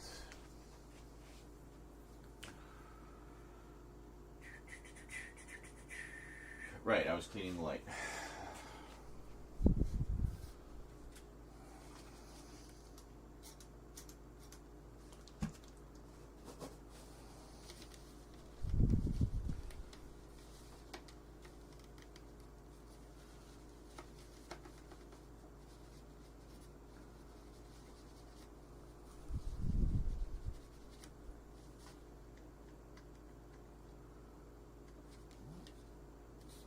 Scratch on that.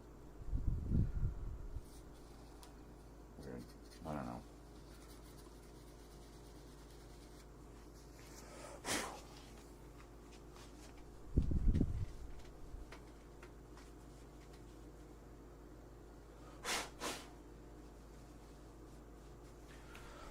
That should be good. Then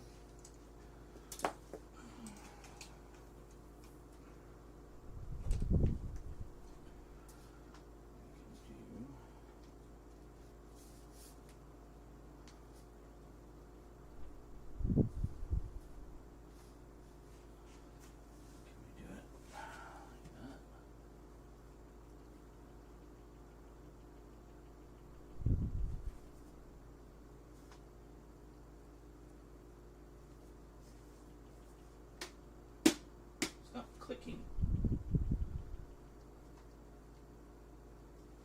Doesn't click like, whoa! I really don't like how precarious this is.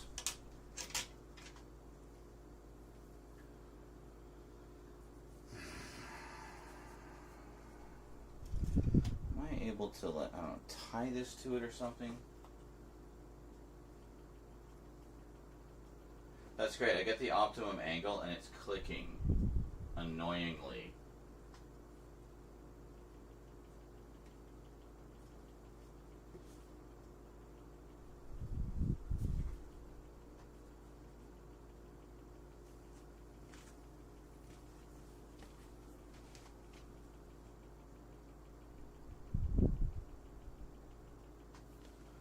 Alright, well.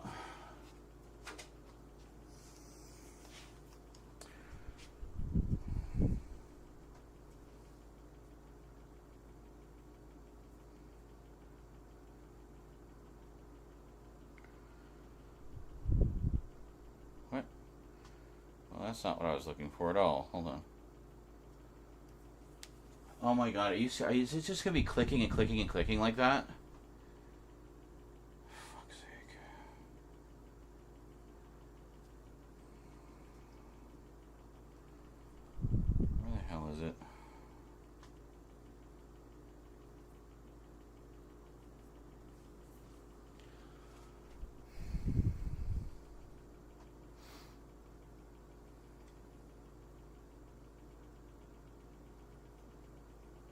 it's clicking more.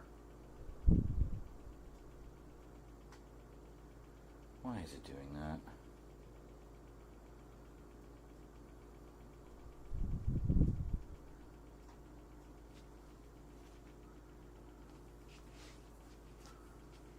Are you even seeing it?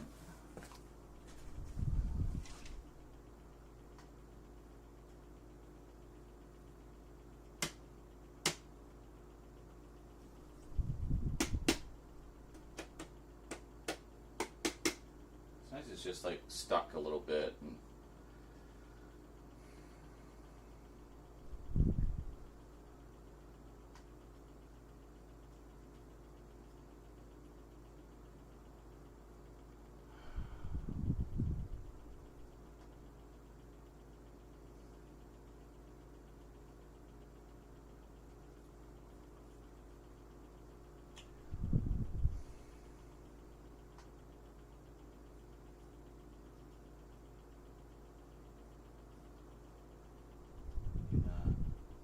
Oh, there we go. That brightens it up a bit.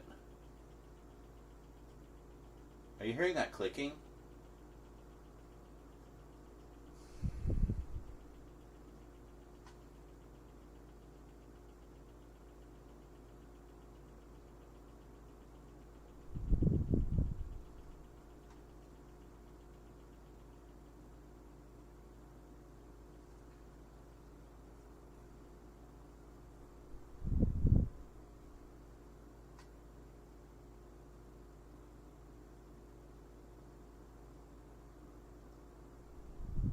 Okay.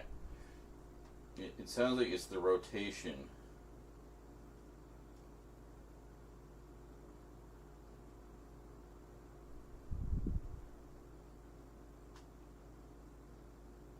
Okay. If I turn the speed of the rotation down, it seems to lessen it. Yeah.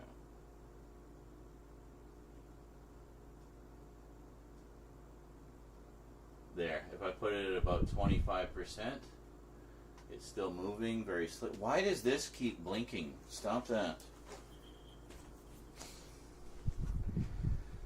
Alright. Cool. Well, that should work. That'll work okay. You're clicking and humming. Well, humming I can't do anything about. That's probably just ambient sound from the room. Likely the fridge, which is just around the corner. The clicking was coming from the lights.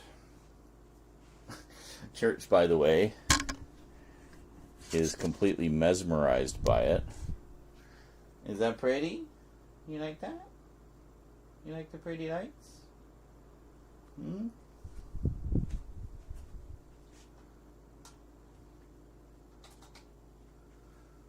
Turn the fan off.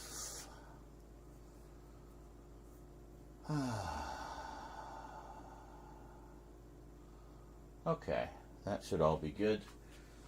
Let's get the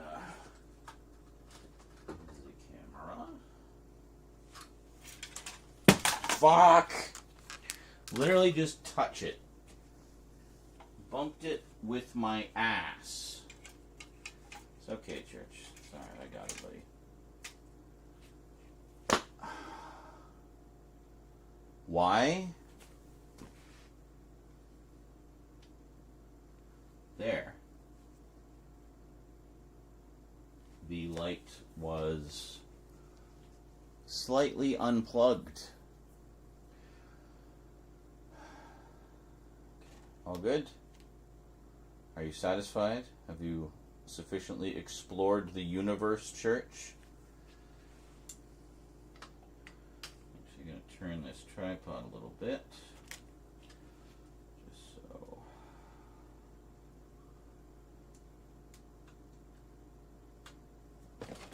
Oh my God, Church, are you serious?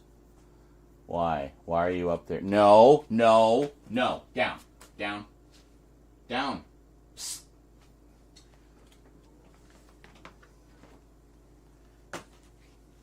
I could see him eyeballing. And look what he was looking at up at the top. I put that there to get it away from you, you dumbass. You already did enough damage to it. Can you just, like, look. You've seen all this equipment before. Why are you, like, suddenly intensely interested in everything I'm doing?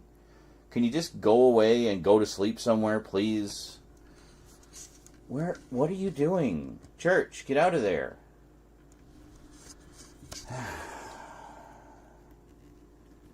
If you're going to become a content creator, don't get cats. Just don't. I know cats are cute and they're cuddly, but they just get into everything and they destroy your shit. And every time you try to do something, they get all up in your face. And it's just like, can you stop doing that, please? You're driving me fucking nuts.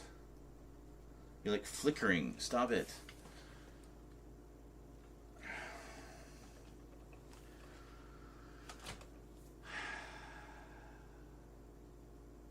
All just to make prettier pictures, you know?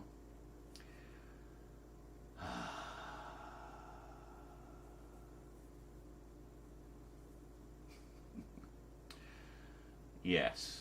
See, Crollatin gets it. He knows. And I can't see the other chat because... fuck's sake. Despite all this desk space, I'm still, like, hurting for desk space. Can you just let me move the phone over, please? Thank you. Holy shit.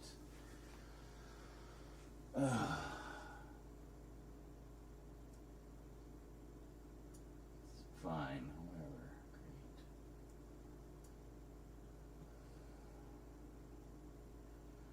Great. Recommended, updated. I don't care.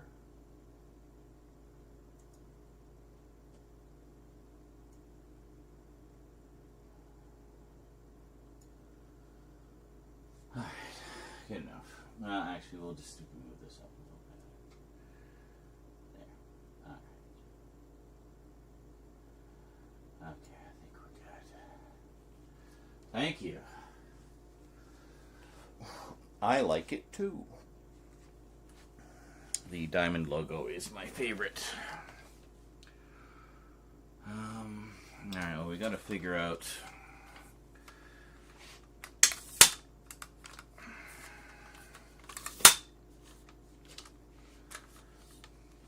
Church, stay out of my way. Seriously.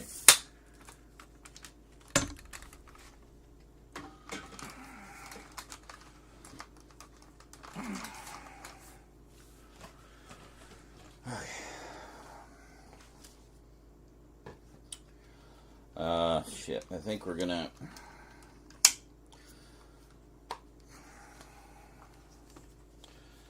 Let me just check and see where we're at for power here.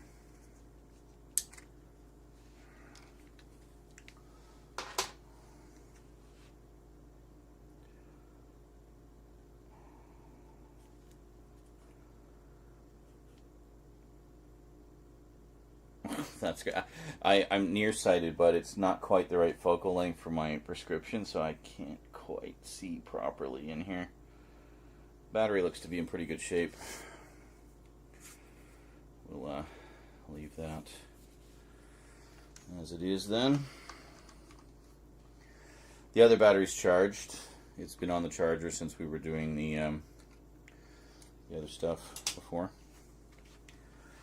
Let me just make sure this is looking okay. I thought I might have accidentally touched the lens the other day, but no, we seem to be good. Okay.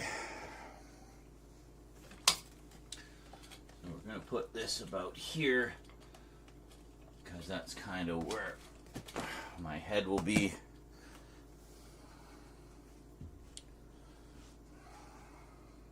God, there's so much shit in the way. That's why I want to get these updates done, so I can get all this stuff put away. It's just been like clutter for the past fucking 4 months. And I got the landlord breathing down my neck to move shit, and it's like, oh my god, everybody just fuck off.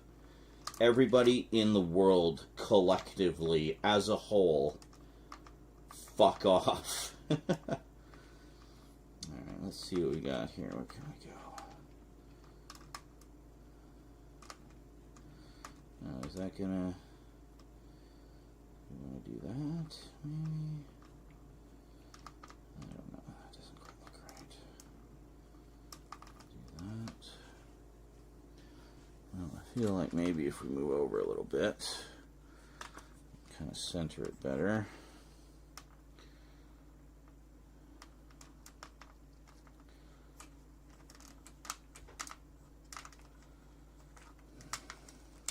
I know there's no card. We'll deal with it in a sec. Just chill.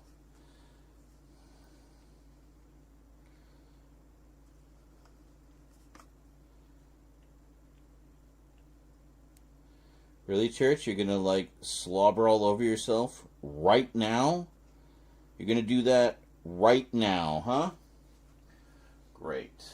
That's beautiful.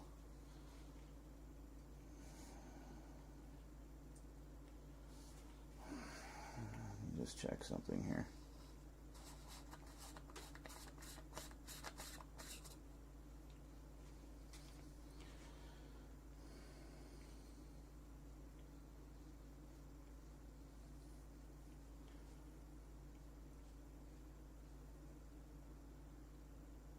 Seriously?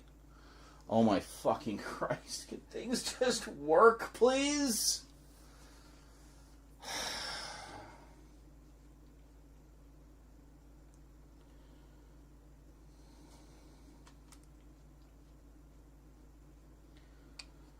don't know. I was checking it with and without the polarizing lens, and, well, it is slightly better with the polarizing lens. It doesn't kill the glare as much as I was hoping it would.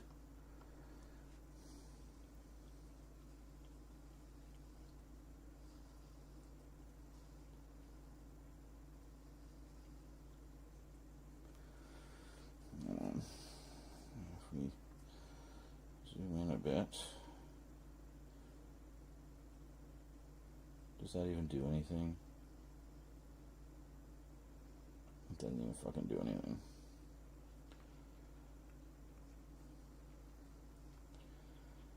Alright, that's fine.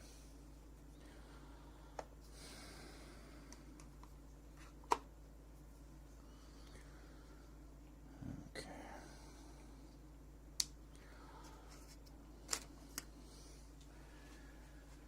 Where's the card?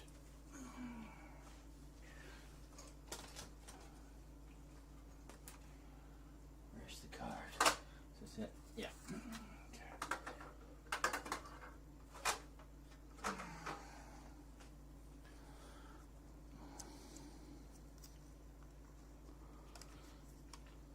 Oh my God, Church. Slobber, slobber, slobber, slobber, drool, drool, lick, lick, lick, lick, lick, lick.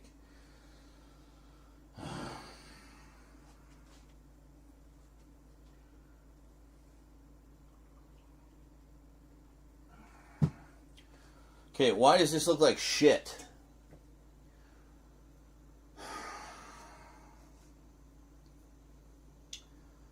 It looks like shit. And I don't like how that light keeps going on and off. Might be an issue with the,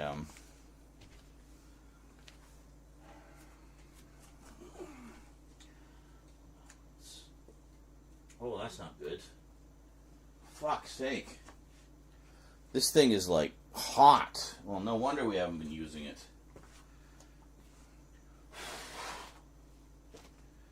Piece of trash. Here they are. Aha! Yes, I found the other ones. Alright.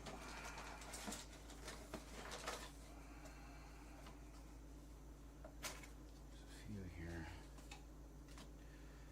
Maybe that was the problem. Adaptive fast charging. We have so many of these USB adapters, it's ridiculous. It's annoying how many of them only have one thing. Well, we'll try, what's this one?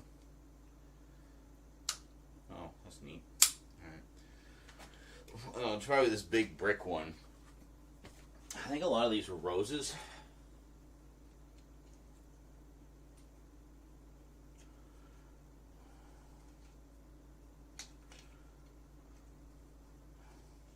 Feels very loose. Let's try it.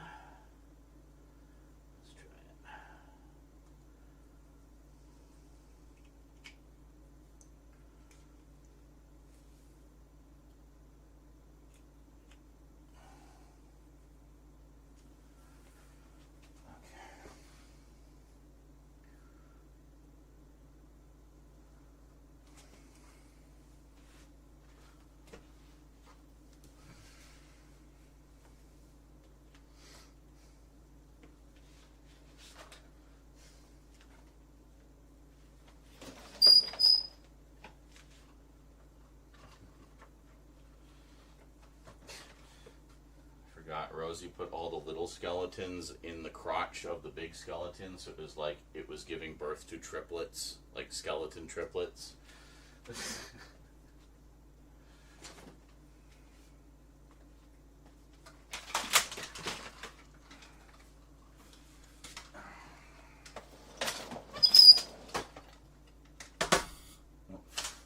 Can you...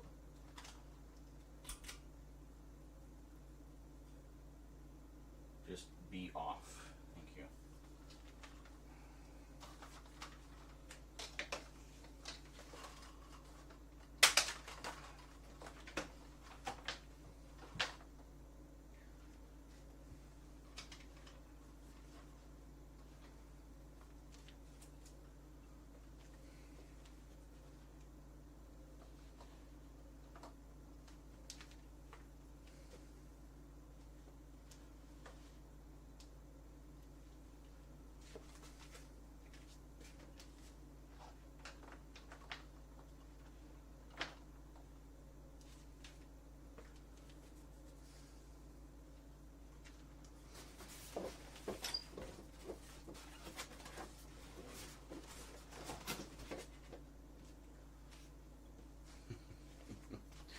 Because I kind of like that. We're going to use that in something, like, properly.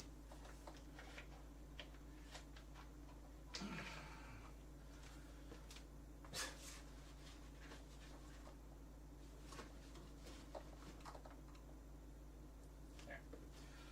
So you got a little top hat for the skeleton and coffin. The coffin doesn't open or anything. It's just like a set piece. But yeah,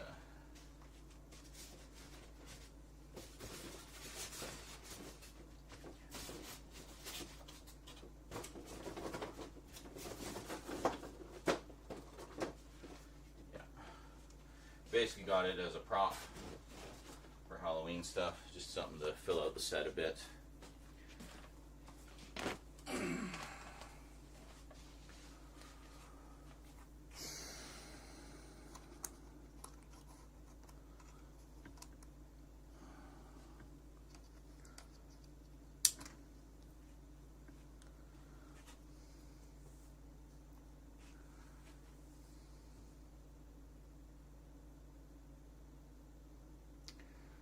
Okay, that actually looks a little better having the skeleton there. Okay.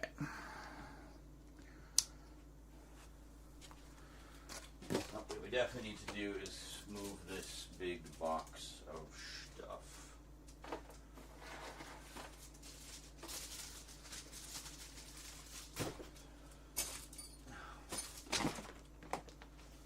Get off of there! Off! Come on! Stop! Seriously, you're really pissing me off tonight.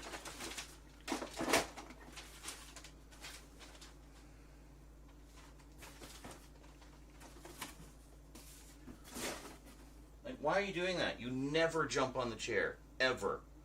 So I move it a bit, and suddenly you go crazy, and it's all about the chair now? Jesus fuck, man.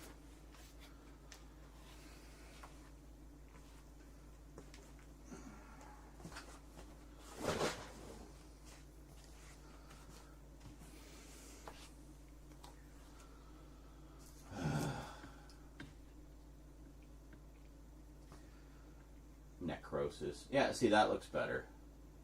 Just having that big frickin' box out of there. I like how that skeleton is literally as big as a person.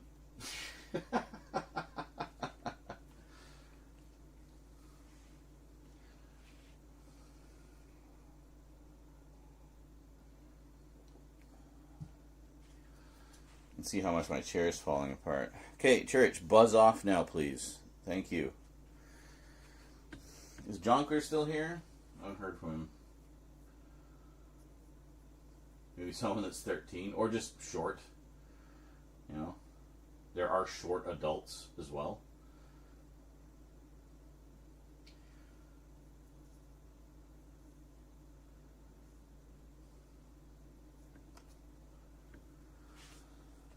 I just wish this screen was a little bigger, but oh well.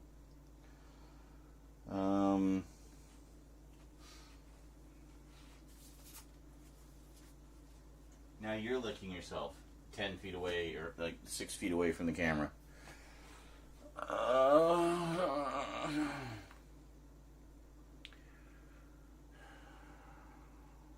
Seriously, 2 a.m. and we're just about ready to start filming.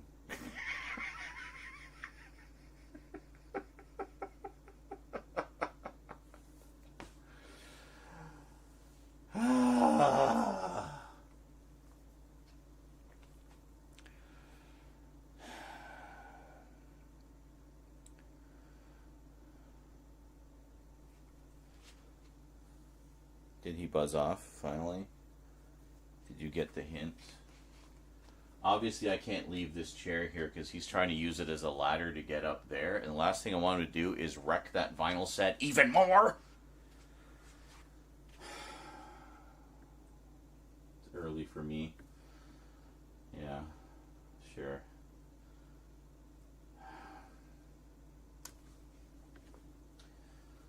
I'm impressed there's as many people here as there are in the middle of the night. Hi, everybody. Or crack of dawn, depending where they are. So actually, if we just kind of keep going for a little while, we might... What church? You've seen all of this stuff before. It's just in some slightly different positions. Nothing has actually changed, other than the position of some things. Is that okay? You need to, like, intensely investigate every part of it?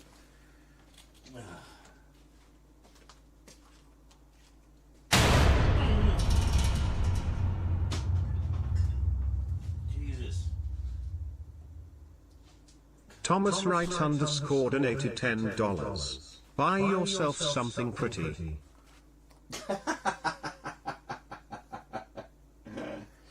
Well, thank you. Maybe that'll make me feel better about life. Buy something pretty. Thank you so much, Thomas. Appreciate it. The echo? Yeah, it's because I have it going through the speakers, obviously, so I can hear it. Because I don't have the headphones on. What are you doing, church? You're like swishing your tail very aggressively and hovering around where all the lights are. So, here, you know, I have a brilliant idea.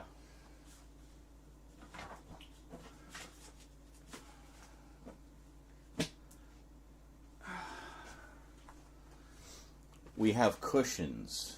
I fully expect the cat to sit on them, but that's okay. It's okay if he does. So what we're going to do, just in case my ass knocks it off again, we're going to put these down here. Okay, I'm not going to cover the plugs because they were getting warm. We're going to put this here.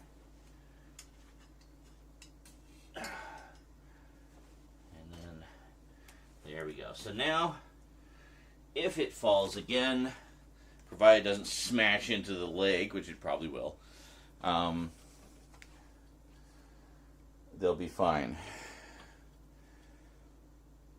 Yes, church. Can I help you? Oh my God. Okay. What did I tell you? What did I tell you? The second I put them there.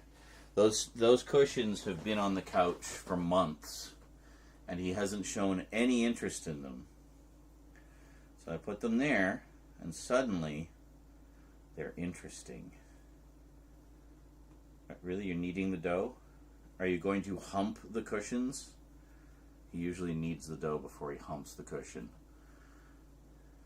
Yes?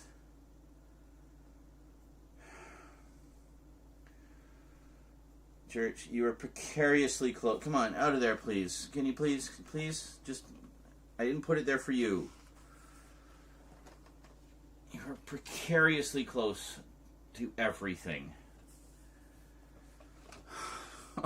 This shouldn't be so fucking stressful. This is why I need Rose here, honestly, because, like, she keeps the cats out of my hair when I'm filming stuff.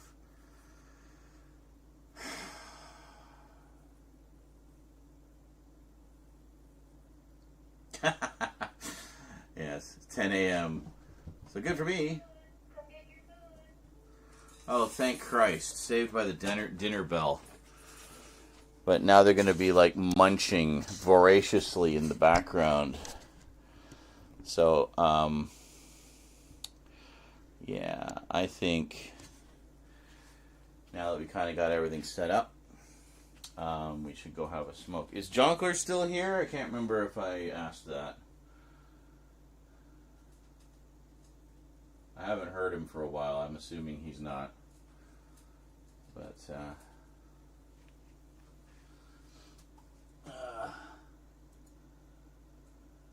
oh yeah, no, he's gone. Alright, well, we'll wait on that. It's the kiddie show, yeah, pretty much. It's like they're just taking over. Alright. Well, that looks pretty good, and we have very subtle rotation of the blue stars. All of this should show up better on the 4K camera, I think. So, yeah. See how that goes here.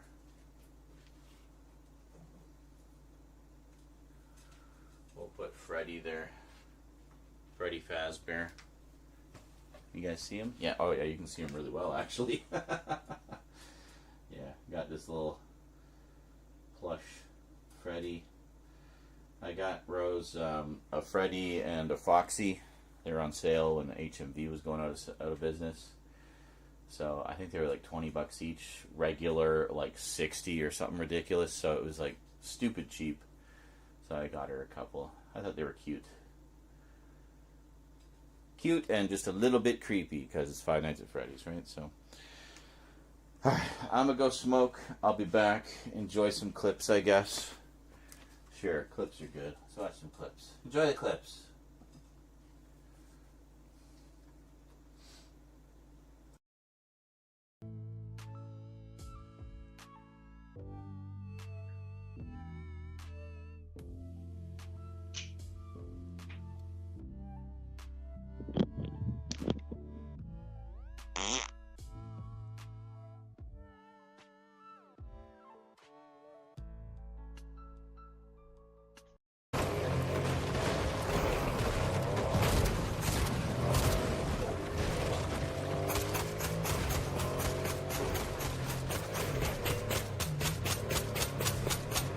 Is that you? Are you driving? Oh, it's you. Yeah. I was wondering. I'm standing in. I'm like glitched into the thing. I thought it was a player's. I was trying to shoot him. I literally can't. I don't know what to do. I didn't get into the car. Oh no! Here we go. Okay.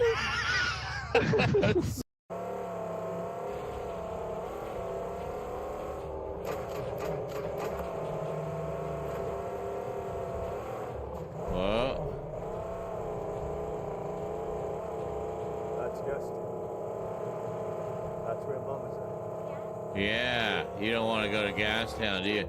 You see that? He just chickened right out. That's just the way it is. Huh.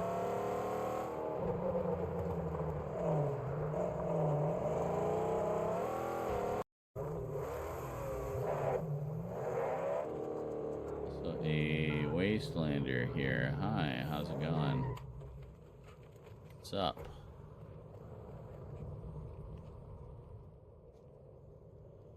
I see the smoky pillars of pillage. All camps aflame. Mm-hmm. And you, bloody knuckles and deathly stare. Hmm. Surely this is your work. Surely it is. Don't call him Shirley.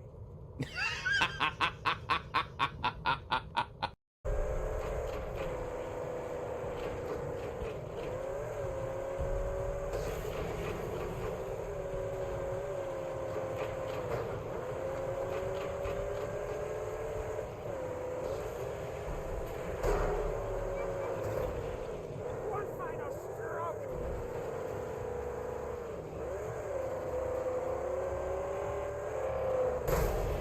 Bam!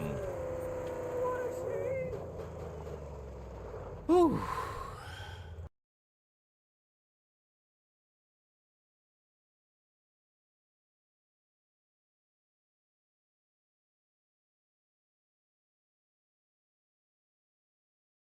Let me look without getting my car stuck.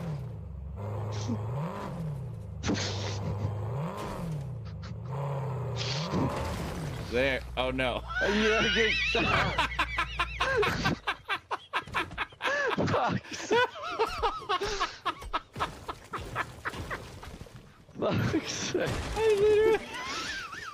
That was not intentional. Oh my god, that was amazing. And without getting it more stuck now of the litter onto his poop, just like right there. And he's like, huh? See? And then he does a couple more scoops just to make sure. And well, he got some pets. He got some of the good scritches for that. Well done, Church. Good job, buddy. I'm so proud. So proud of you. It's like a proud father moment. Your child finally learns to cover their poop. So that was... we'll find out.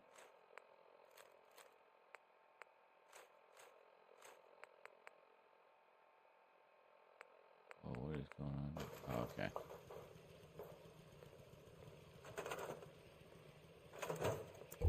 Why do you have to walk like... Yeah, I know. Oh, fuck!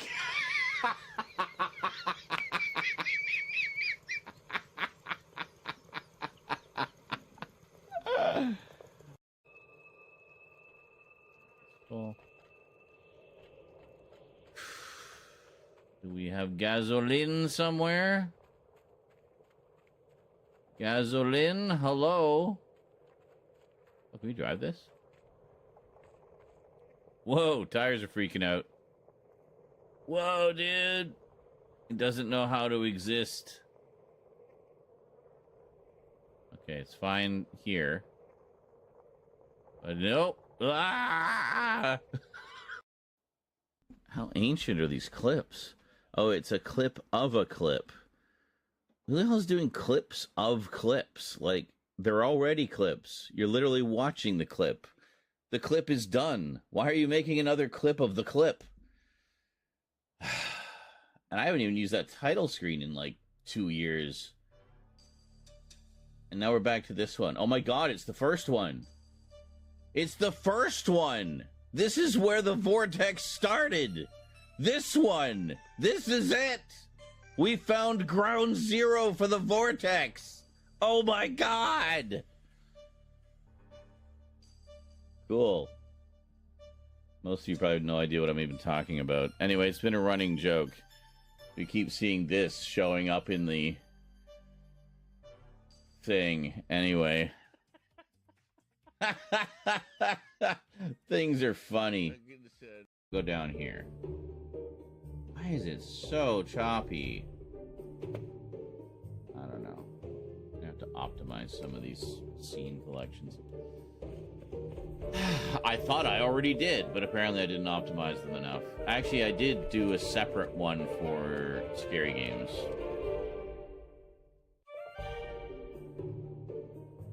That was oddly well timed with the music. Yeah, we can't walk along those ledges. So, thank you. Oh, a toe separator? Alright. Alright, are you gonna... Finally! Whoops! No! Crap. Can get soft. Are we alive? Although I think the glass is better. We're alive. Okay. Oops.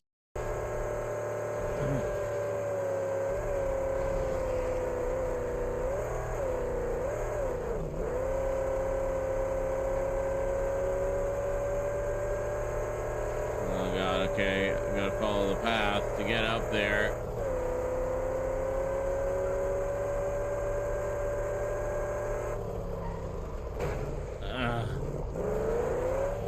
Can hear the storm coming.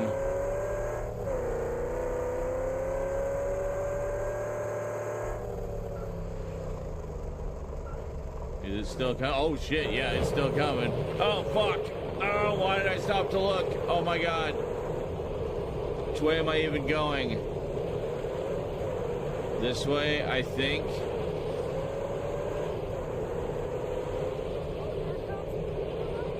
Yes, here it is.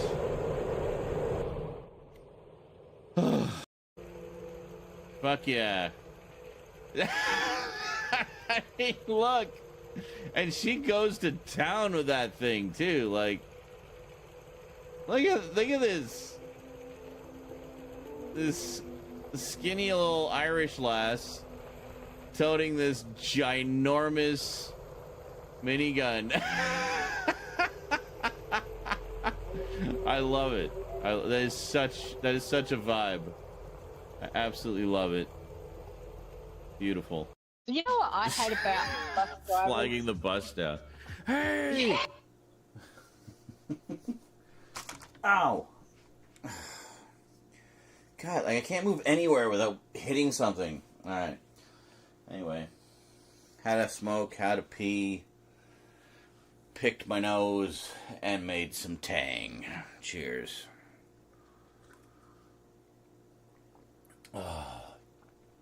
It's nice to have something with some flavor, you know? I'm out of weed, too, so I'm just raw dogging all of my mental health problems right now. Raw dogging. Let's see. Let's move these over. Okay, so basically what we're doing here. Oh. Hi. Hi. So what we're doing is we're going to go through that stack in a particular order. And then as we go through them, as we do each update, we'll be putting the items on the shelf, incorporating them into the collection where they belong. All right? That's what we're going to do. So, yeah. So I think what we're going to do is we're actually going to put the UK sets at the front, starting with the two big ones that I got, and then we'll go with the little ones, because we got like this one, the Tom Baker one, and then all the North American releases. So that's the order we're going to go in. So I think it'll flow nicely visually. So ridiculous. I can't believe how much I've invested in the North American sets. And I could and probably should have been importing the UK sets the whole time. So, oh well, buyer's remorse. 3 years later.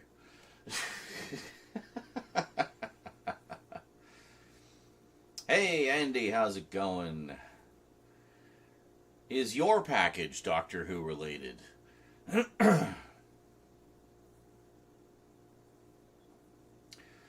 Hey Raymond, Just watch your Wild at Heart review. Do you have the Shout Factory Blu-ray? Yes, I do. I missed the Twilight Time release that came out a few years prior, but I did grab the Shout Factory Shout Select one when it came out. So, it's horror. It is also horror. Okay, so I got a horror from you and a horror from Thomas. I was just telling Thomas, we'll be putting off the horror a little bit because that's what I have the most updates for. So the game plan is Doctor Who first, because it's actually one of the smaller batch of updates. It's only about 15 or so. Only. That's just updates. That's not including closer looks. There will be closer looks as well.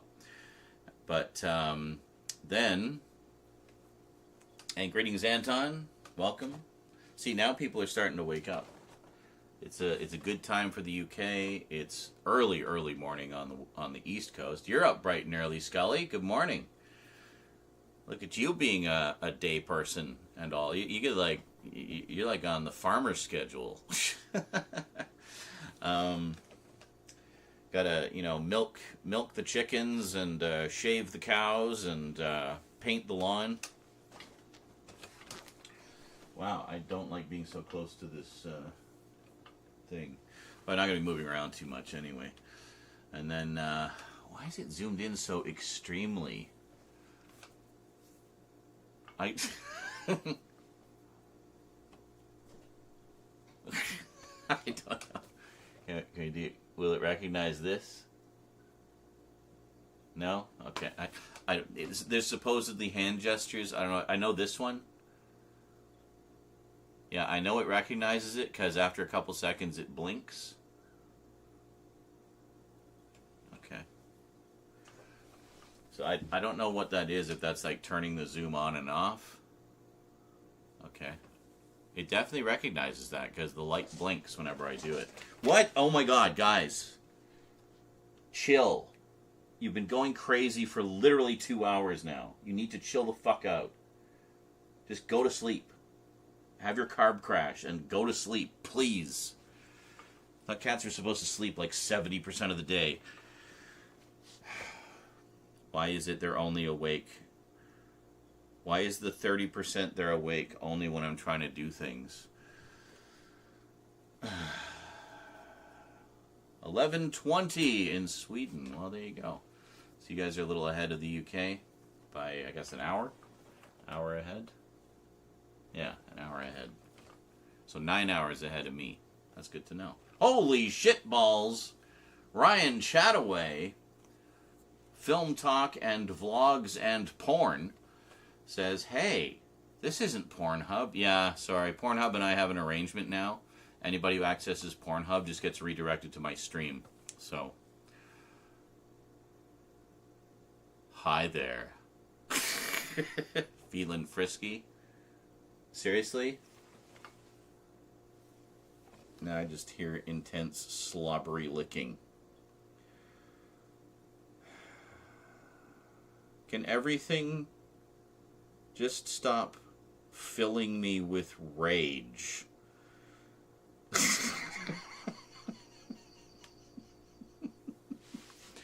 I would like to not be filled with rage.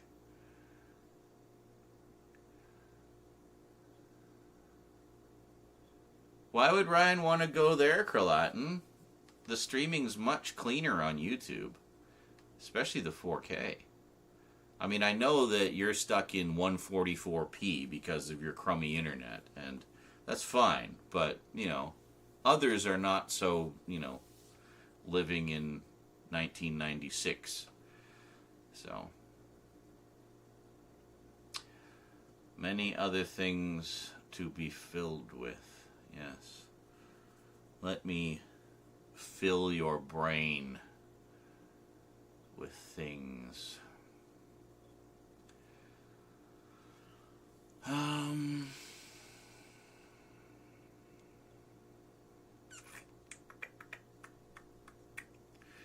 gotta figure out how we're gonna do closer looks. Actually, yes, the 4K option is on Twitch. I looked. Scully says she just doesn't like the interface on YouTube for live streams. That's fair. That's fair enough. Yeah, Twitch has a better interface, but less stable streaming, ironically. YouTube seems to handle the quality options a lot more consistently. Like, completely consistently. Like, we get from, like, 144p all the way up to 4K consistently. Enhanced bitrate option for YouTube Premium subscribers. You know, we get all the whistles and bells there. But where it's really lacking is the chat and the features in the chat, or lack thereof. So, yeah.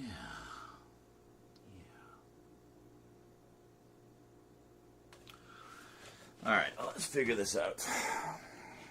I don't know how many we're going to get done tonight. We'll try to get a few done. I'm going to have to move things to places where the cats won't destroy them. Actually, that's not that difficult. The light I can just put back on the table. This light I can just move over there. That's fine. That's fine. That's fine. That works. That's fine.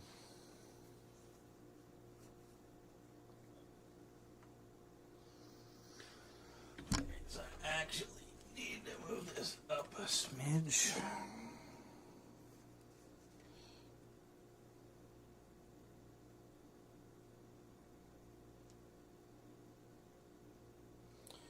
What is this? Yeah, no, focusing into infinity really doesn't work here.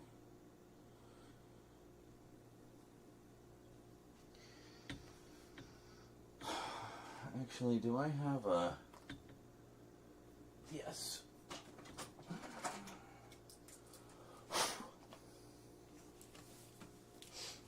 Here we go. We'll do this the professional way.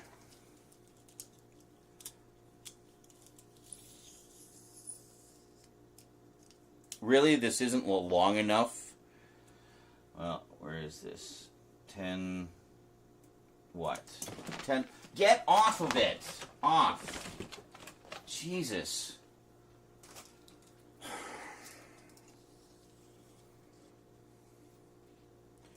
You know what really improved my spirits right now? Another dono. 3 feet. Okay, that's about what I thought.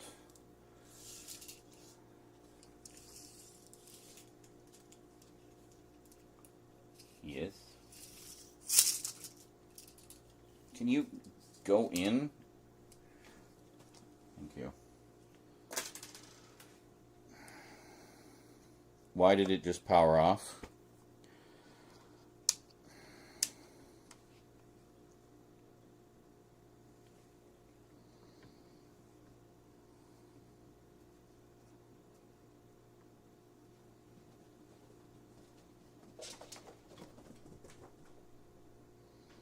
Cats, you need to stop running around.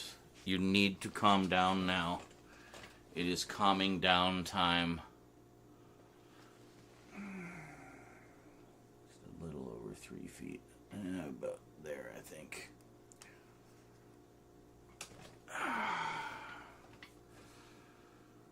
Yeah, that's alright. Oh, Jesus.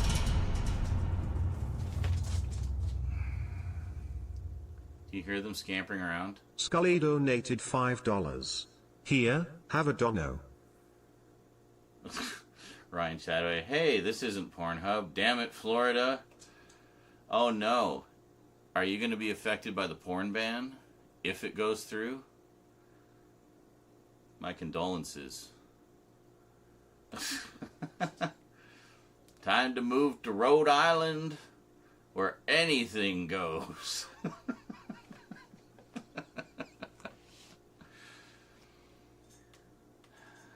Is that you indicating the echo? Yeah. Well, I find it funny that conservatives would want to ban porn when they're probably the biggest consumers of it on the face of the planet. Why? Why do you keep turning off? You say you have full fucking battery.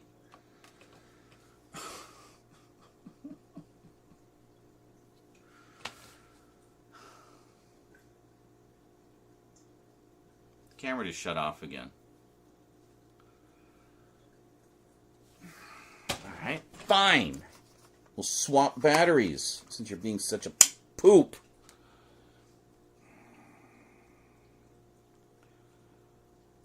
Where even does the battery go? Oh, there it is. Okay.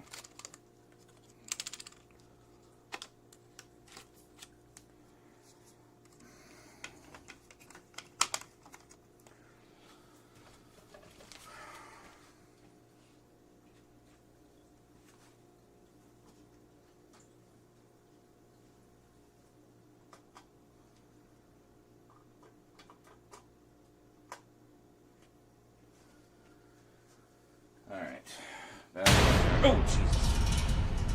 Battery's charging. Another tenner from Thomas. Holy moly. Thomas Wright _ donated $10. I feel your frustration. This damn book situation is stressing me out. Well, good. I'm glad someone's sharing in my pain.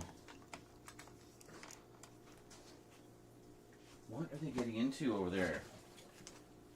What are you doing? What are you getting into? Just calm down, both of you. Seriously. You're driving me fucking nuts.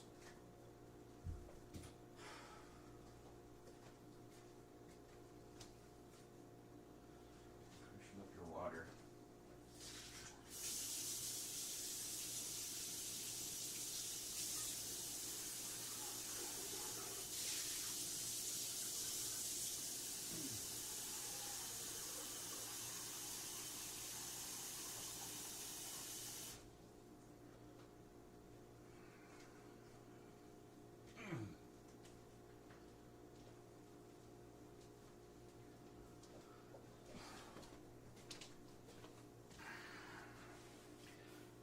Please get it all out of your systems quickly.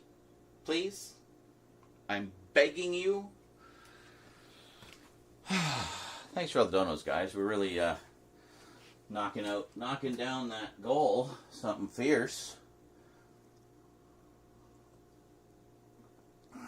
It's awesome. Let me just check something here. Can't see. Good. Just checking my bank. I'm trying to see if the rental assistance has come in yet. I don't know if I'm getting it this month because everything's kind of in flux right now.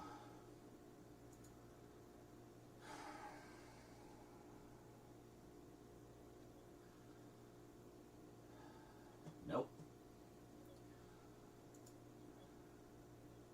It's like they wait until the day before, like just right to the last fucking second, just to make sure you're extra stressed out about it, right?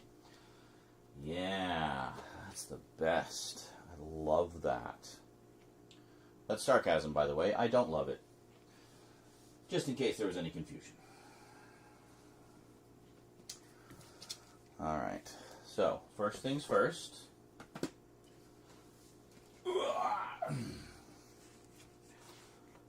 Get away from the chair.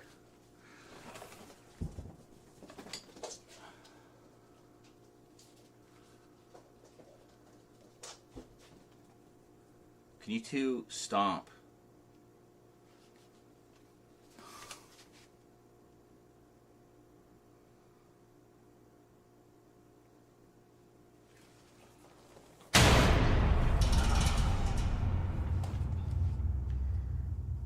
Hey, thank you, Anon.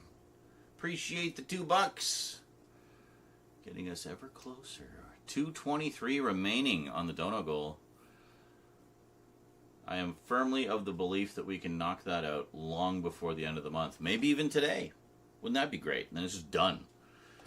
But we're going to keep it going until the expiration date, just for fun, because the expiration date is my birthday. So, yeah, I thought that was a good goal. We'll just see how much we can accumulate before my birthday. Sound good? All right, cool.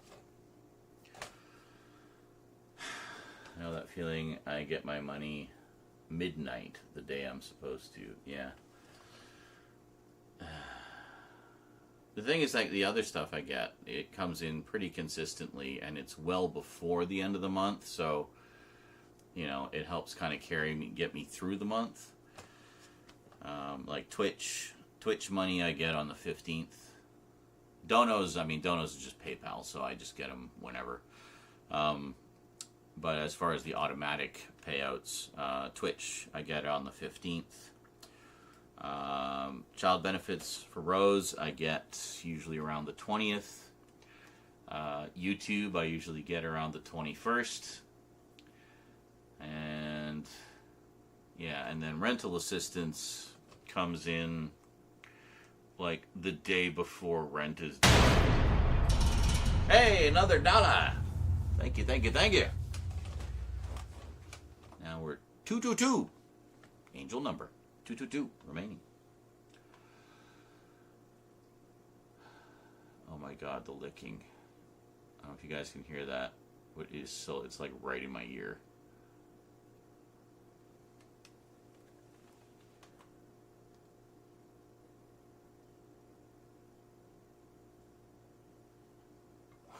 So first they're running around like mad, and now they're just like licking furiously. Wouldn't mind so much. They're just so fucking loud when they lick. Like just lick. And of course, being cats, they lick a lot in a day.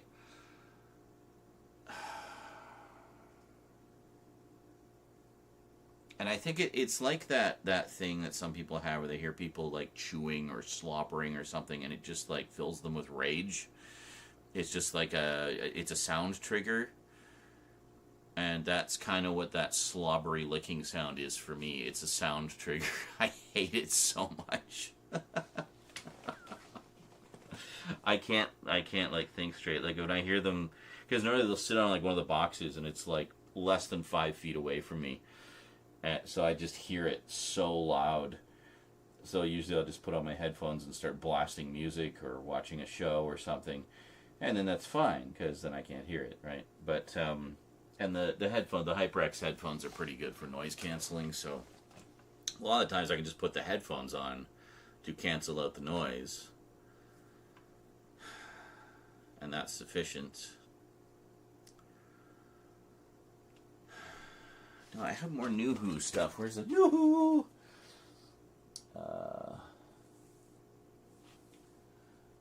Where the hell is it? I have, so I got the Jody set.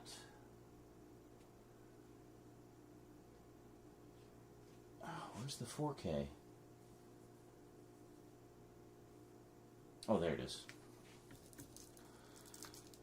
Or was I no, I was going to do the Jody set as its own thing. We're just going to go straight into a closer look, weren't we? Fuck. Well, I can't do that today because the closer looks require different angles that I literally don't have the room to set up right now. So we'll just wait on that. That's fine. So we'll do just the main updates for now. So basically everything but the Jody set. Or, you know, I could just throw it in with the collection videos. I don't know. See, this is the thing that I waffle over. I mean, a lot of people will do an update and they'll just do like, here's everything I got. And it'll just be one massive long update. But also, I find those videos, they tend not to... do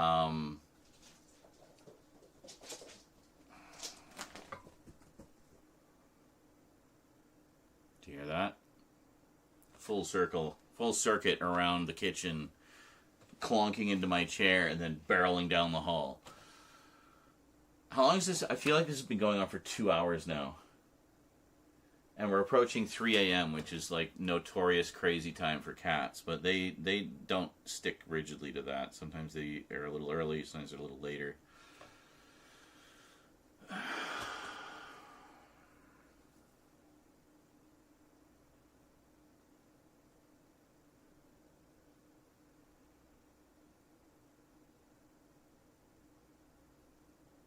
So anyway, I tend to do shorter updates because I talk about each item more.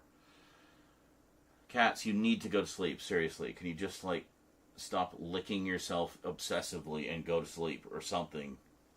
Or just loaf and chill. Like, I cannot function when I'm hearing that sound, like, just constantly in my ear.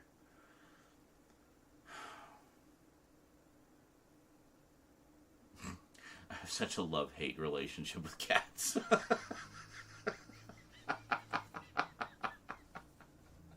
Because I love them. I do. I know it sounds like I don't, but I really do. I love them. But there's just times when they drive you absolutely mental. So, yeah. It's gotten to the point where it's like sometimes I think I hear licking, but I'm just hallucinating. You know?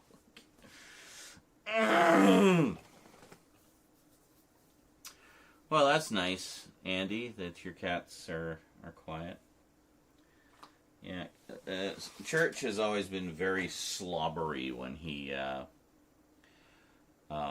licks, and I don't know if Eclipse always was or if she picked it up from Church, but Eclipse has been very slobbery as well.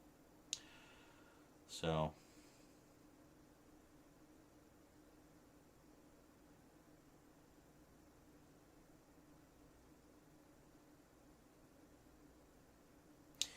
you know what it might have been? The camera might have been switching off just as like a power saver thing. Because we weren't recording yet or filming or anything, so it just switched off. It seems like a really short timer, though. I don't know. I don't know. Anywho. Anywho.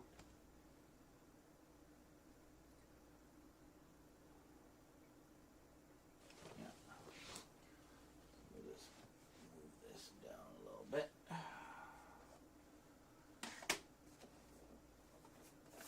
Oh, I've got other audiobooks here. Hold on a second. I gotta listen to all these.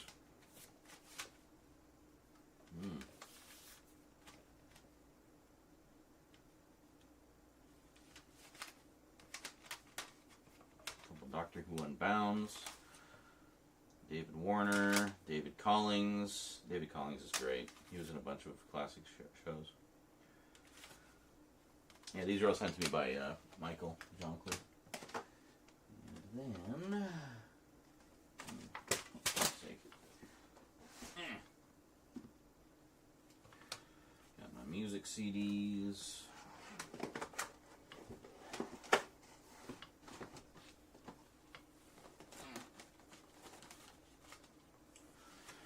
Audiobook of The Crusaders, read by Ian Chesterton himself, William Russell. Very nice.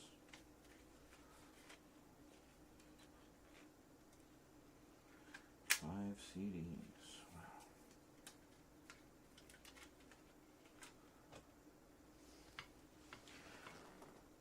Wow. Very pretty.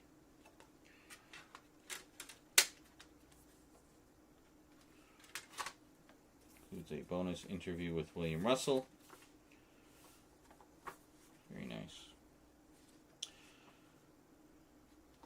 I don't, have I read the book of this one? How far did I get? I don't think so.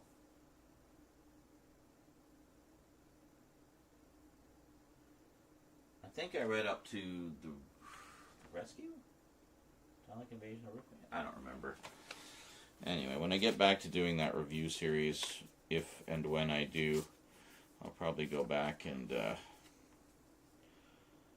yeah.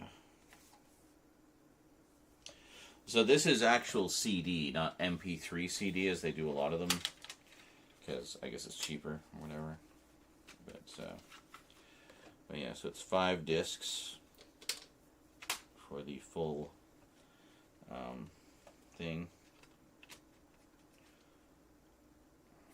Why are some of these discs upside down? That's annoying. Anyway.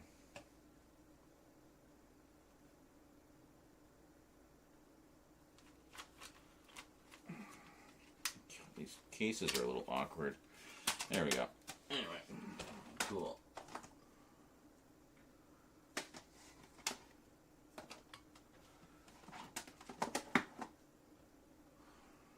Actually, probably put these down here.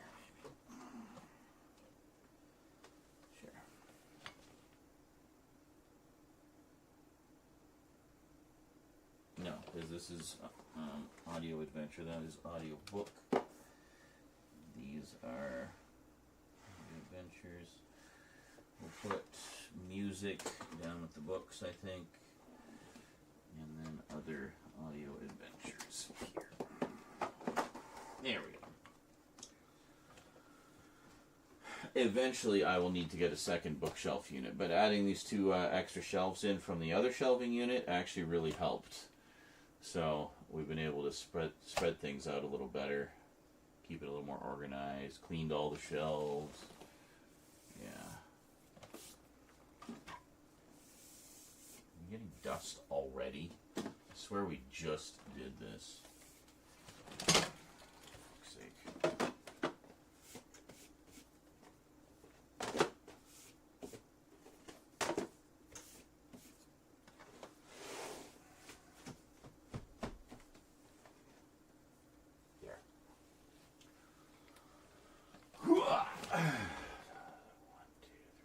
Wow.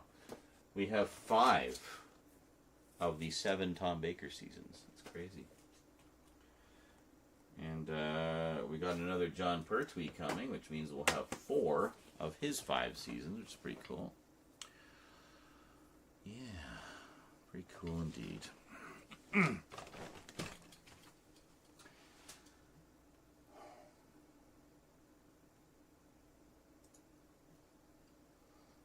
I'm not stressing. You're stressing.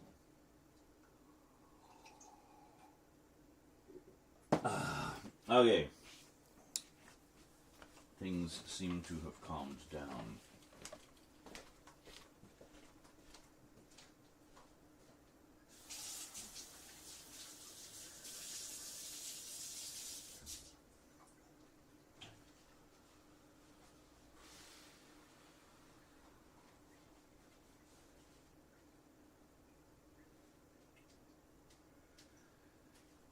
Needless to say, we're not going to film all of them tonight, but we'll at least get a few in the can. Be a good little test run. Okay.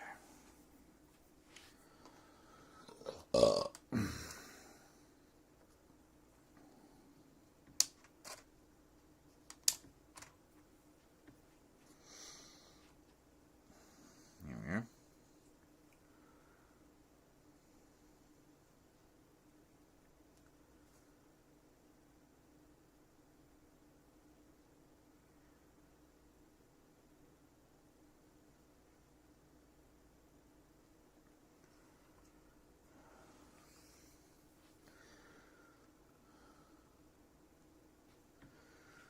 Are we recording? We are recording. Let's see how that looks. Yeah, that looks alright. I think. How's everything in the background look? Yeah, looks alright.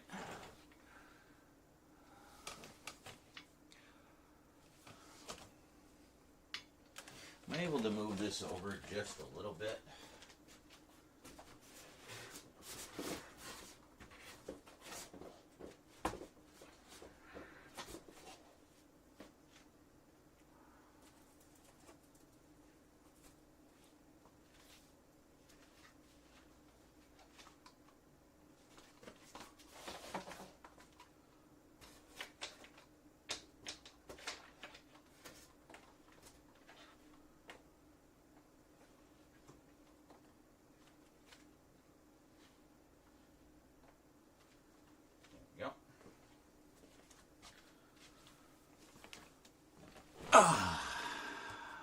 How's that? Is that a little better? Yeah, it's a little better. It's not great, but it's a little better. Alright. How much glare are we getting? Well...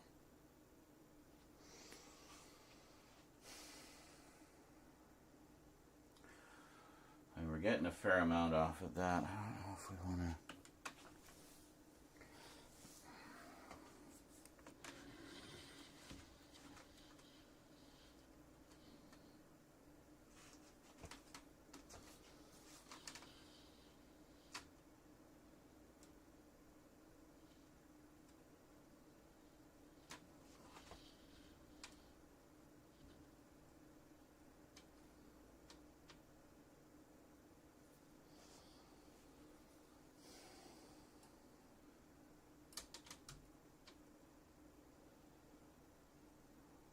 It's a little better.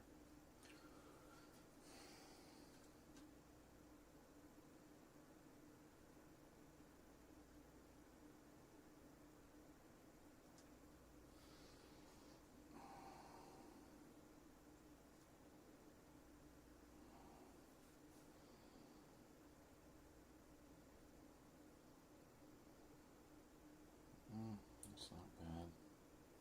But now you can't see the skeletons or anything. What are the cats doing?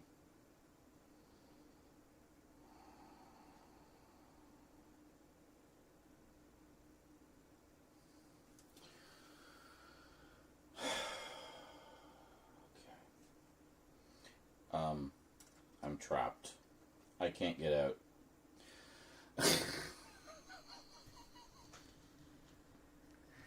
And I hear the cat's getting into something.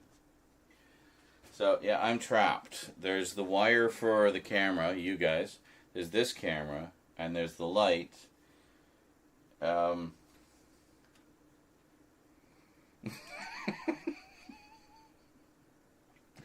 Is this the best play? Hold on. What if we, let me turn the brightness down a bit, baby?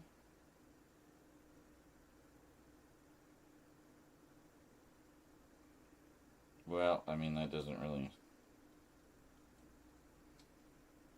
do much for us, does it?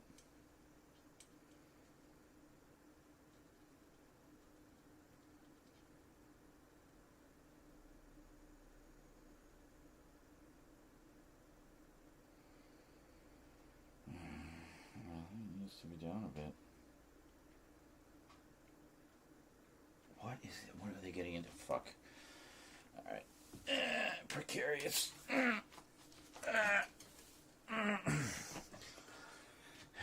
pause for a second.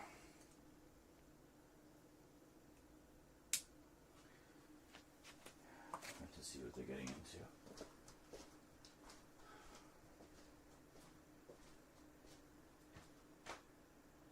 Yes? What are you doing over here?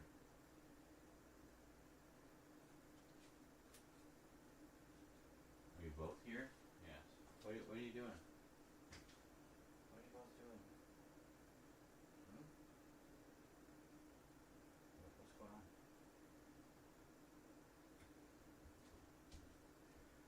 What are you doing?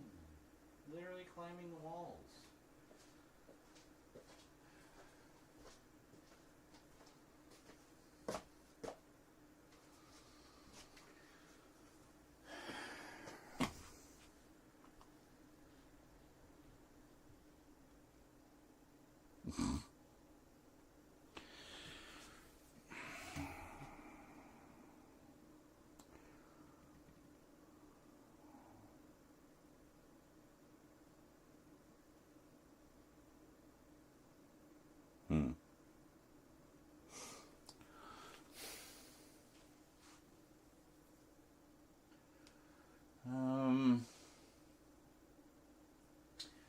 I almost wonder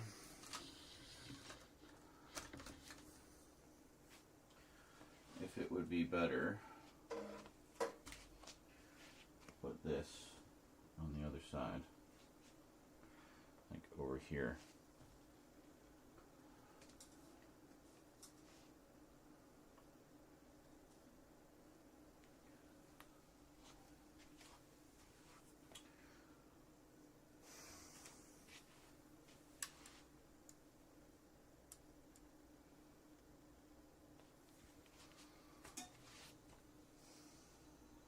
That may not be bright enough.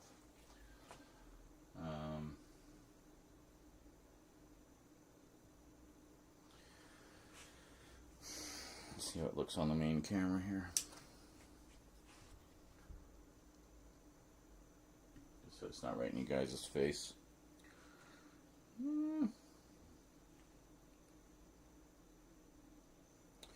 Well, I mean, that definitely seems to reduce the glare, but it also reduces the light. So if we brighten it up, there we go. We just turned the brightness back up. That gut. God, I really gotta get rid of it. Just destroy it. Yeah, see, now it doesn't look quite bright enough.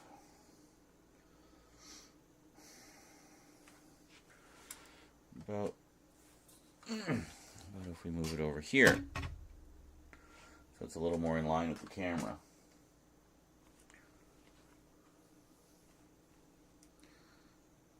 How's that look?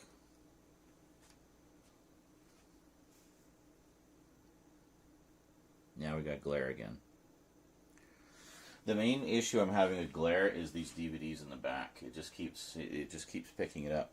And I have like a polarizing lens that's supposed to reduce glare, but I guess it's just too severe. Like the lens can't even cope with it.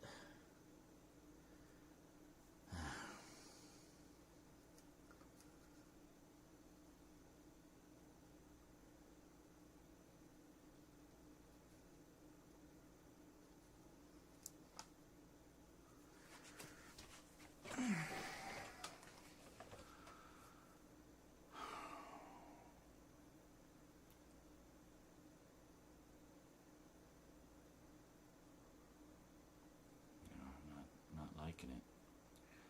It looks too unnatural.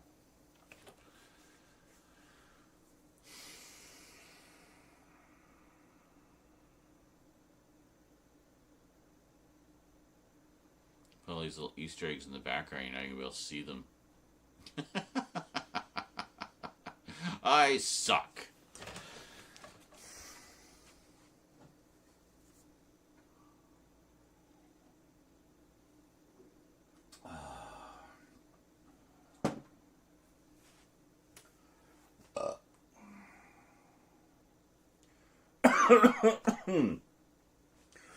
Yeah, honestly, having this light over here seems to be the best option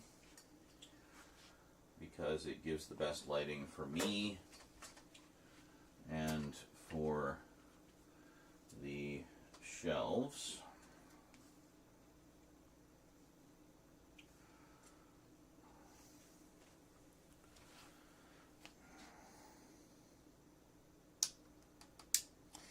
Yeah, that's what it is. It's an idle timer. Okay. See, that looks a little better because then I get kind of a bit of shadow. You can kind of see. I get like a bit of shadow, which I think looks nicer. Having the light over here, it was just like bang on, solid light, direct, and it looked like shit.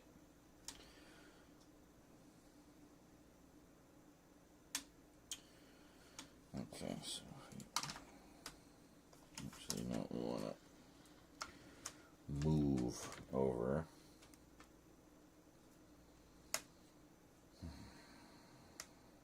But now we're getting more glare.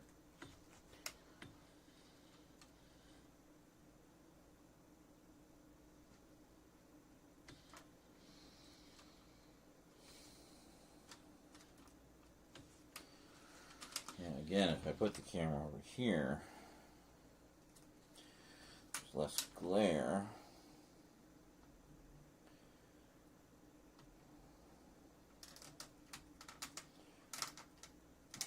Yes, Eclipse, can I help you?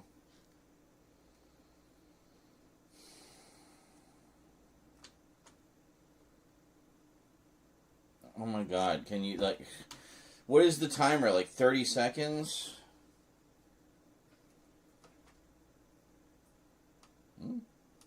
What do I do, just shake it? Oh, I guess you just shake it and it, like, comes back. And that looks alright. But,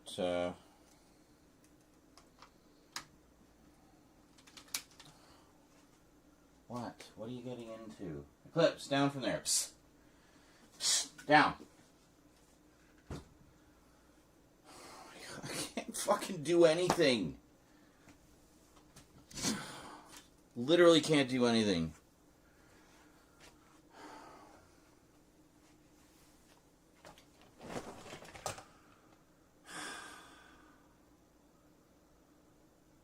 And now that that just ruins all the shit I set up in the background because you can't see any of it. Because I gotta move, because I moved the camera over to try to reduce the glare that I'm getting from the shelves.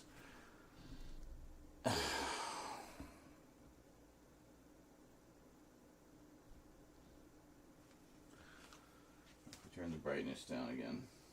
Oh, hold on, put you back in the middle. Out of the way counts.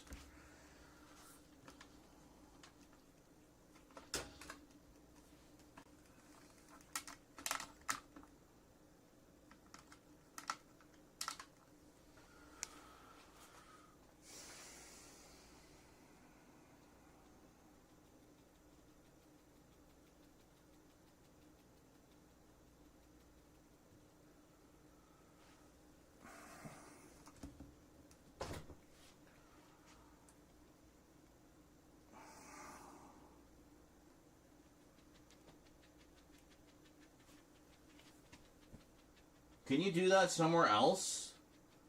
You have to scratch yourself right beside my chair.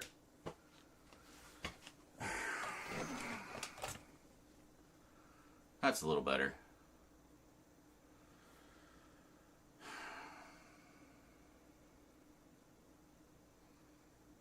My car must have teleported from section 31.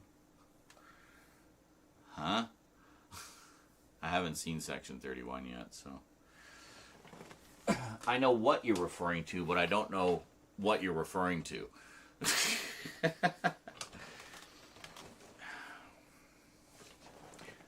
know, we see that... Fuck my eyes, like, seriously. Kind of... Can I not move over? Can I just not do anything?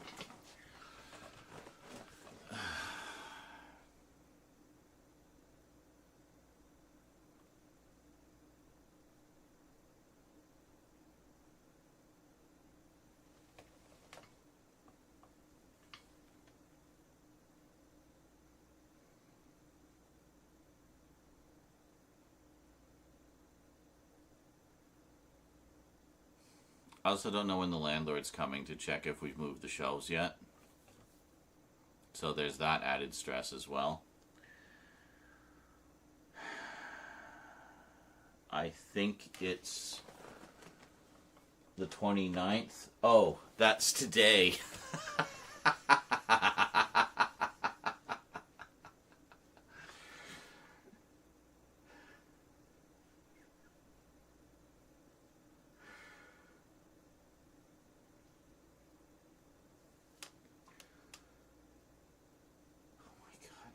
Licking and licking and licking.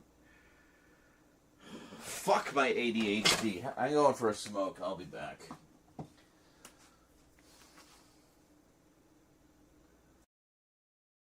I love that this is what they throw you into immediately.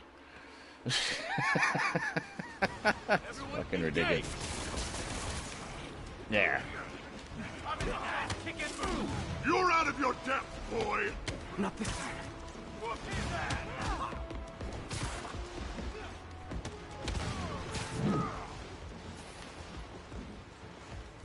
Charge him now!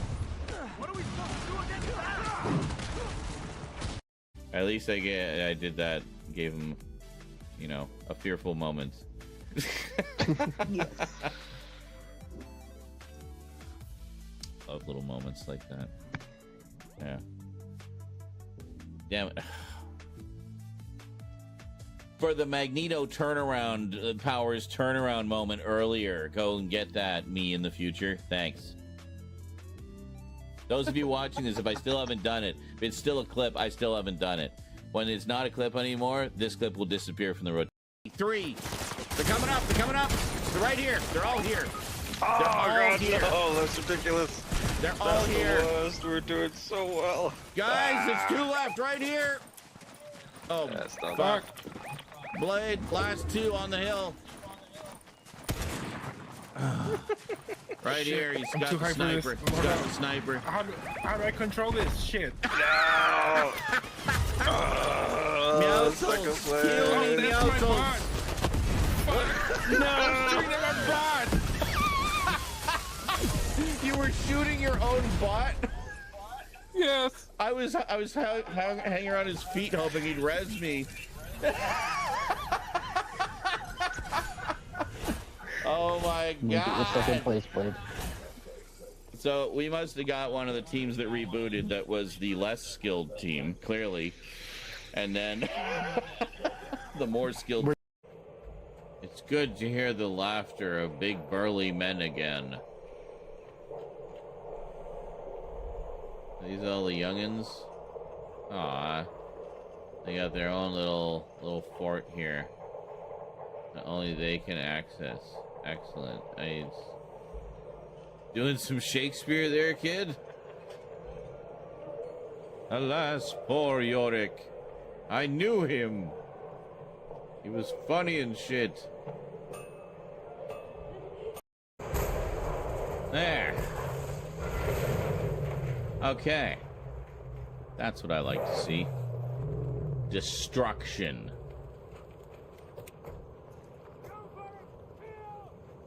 Oh no. Oh my god. Oh, I didn't know what the hell they were doing there. I was just disturbed. Were they eating those bodies?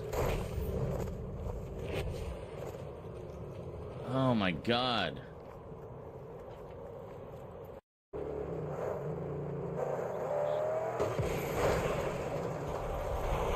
Wait. Whoa. Ooh. Well, that's one way to take out a sniper.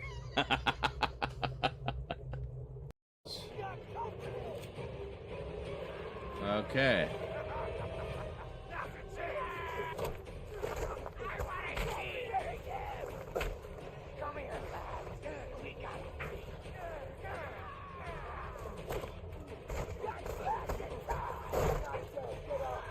Oh, fuck me.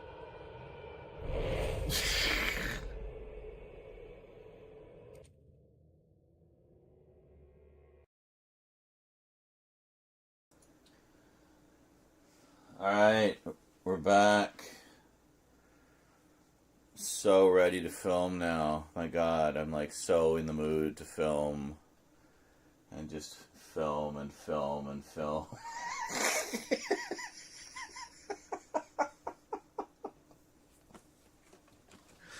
Welcome to my mental breakdown. Enjoy.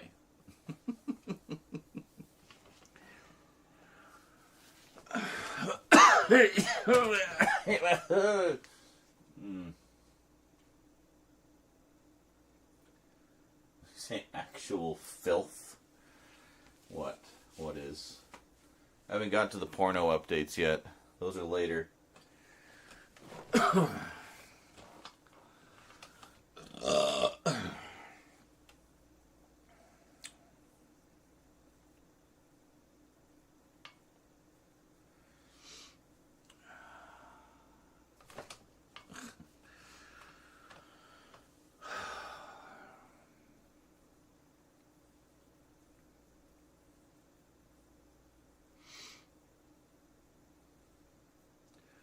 Popcorn at the ready. Oh God. To enjoy my mental breakdown. Oh yeah, big finale coming up. Where I just turn into a blubbering mess. Yeah. That's the best.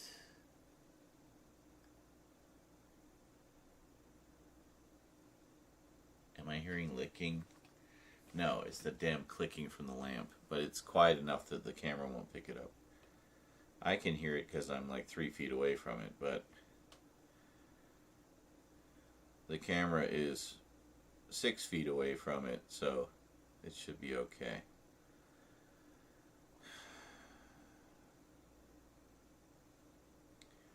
At this point, I just want to go to bed and stay there forever.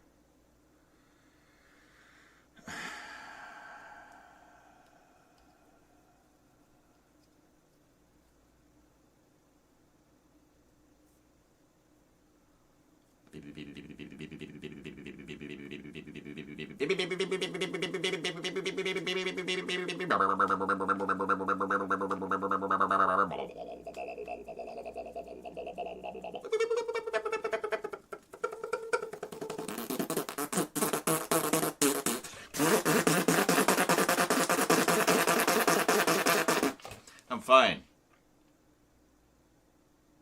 Thanks for your concern. Yeah. So I gather Section 31 just has floating teleporting chairs or something, I guess. I don't know. All I know is Michelle Yeoh's in it, and Michelle Yeoh is awesome.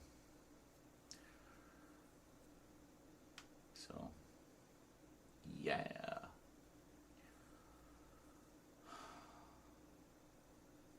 When did I get up? I got up at like 1, I think.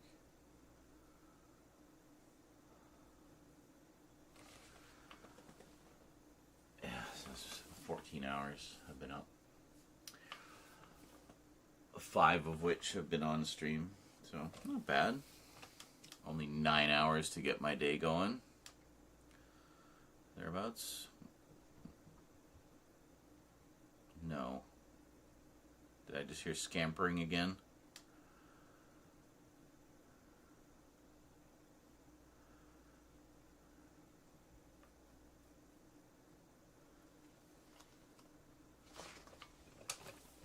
Are you relaxed now? No, scratching. Okay. What are you doing? Huh?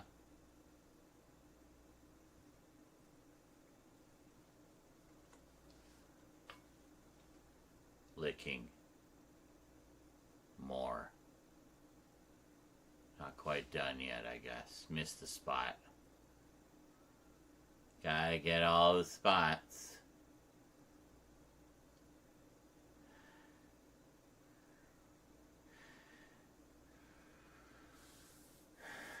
Goes cuckoo for Cocoa Puffs.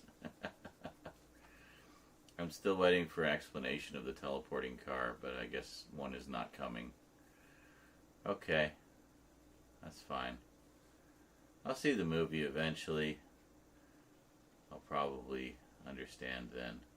Michelle Yeoh, I think she was in one of the Bond movies. I don't remember. Honestly, don't remember what I've seen her in.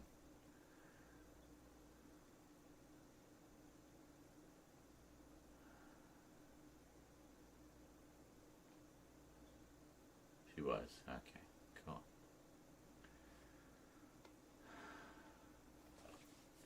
I have to wait for the licking to stop because it will absolutely pick up on camera. That mic is pretty sensitive, so I have to wait for the cats to stop scampering and crashing through everything and licking and fidgeting and scratching and getting into shit. I just need the cats to be asleep, basically. Or just happily, contentedly, relaxedly loafing somewhere. Like, just quiet. What was I saying? I love filming at night because no interruptions.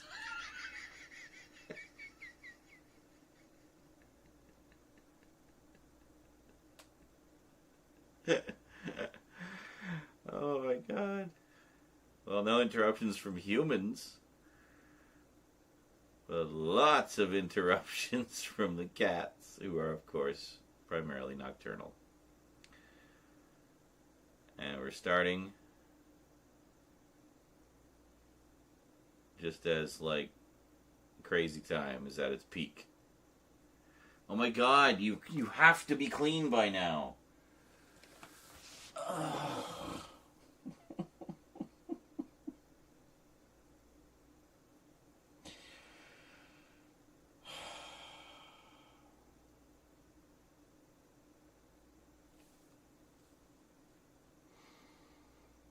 I love being a content creator. It's the best.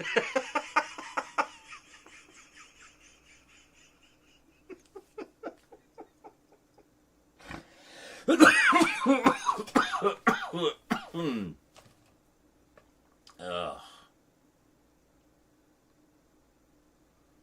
I'm on cat time. Yeah, clearly. And by this point, just from all the setup and all the technical problems and all the cat stress and the stress of the impending inspection, whenever the fuck it is, I mean, I can sweet talk my way to get more time. That's not even the issue. It's just the impending invasion of my space. You know, that, especially for an ADHD person, especially a severely ADHD person like me, it causes so much stress to the point of inactivity. You know what I mean? Like, it just paralyzes you. Cats, stop licking.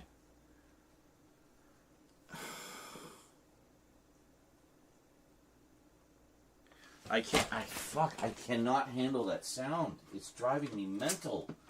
Just like... There.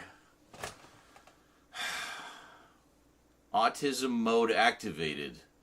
Jesus fucking Christ.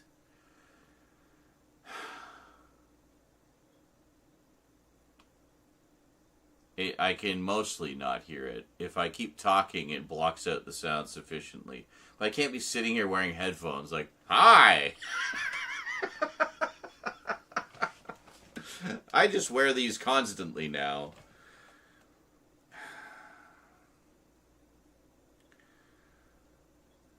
You're literally in waiting mode. Yeah, kind of, yeah. Well, it's more like just paralysis. Like, just, it stresses me out to the point of inactivity.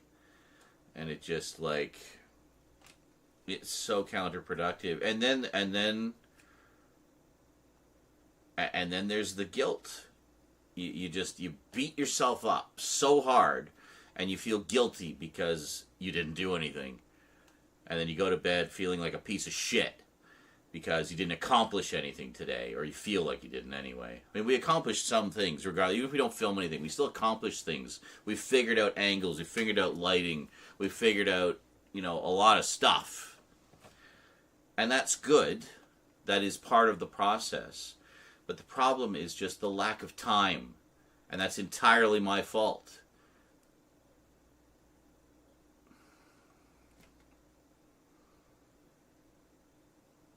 I just fucking hate being me sometimes. You're like that to a point? Yeah. Well, I think a lot of us are, and that's probably why we all vibe so well, is because we've all kind of got some form of that. Mine is... Oh my god. Eclipse, get off the desk. Off!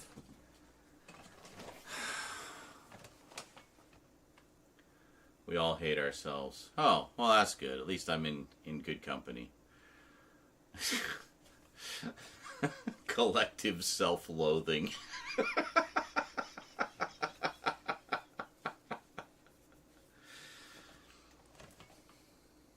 And then, I mean, don't even get me started on fucking imposter syndrome. That's like the worst.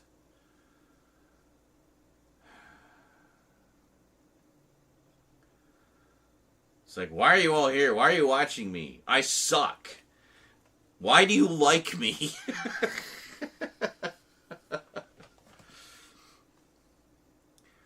But then the other part of me knows, oh, 2 people left. Bye. Sorry. I mean, it has all my mental health issues listed in the tag. None of this should be any surprise to you.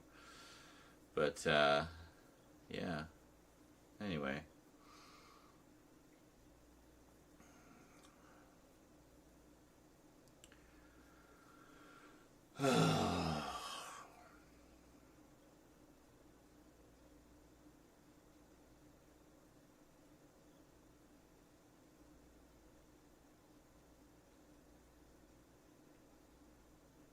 I can still hear the licking.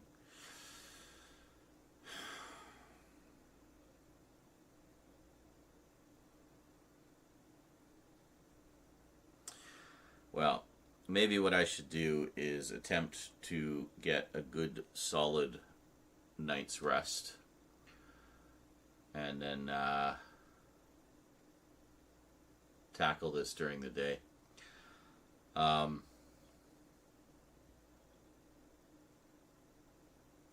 I should be able to film during the day, or at least in the afternoon. It won't be too bad.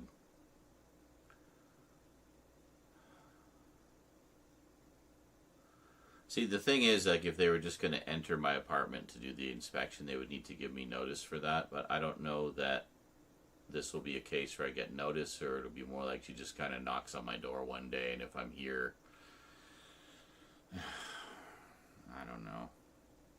I hate having my space invaded.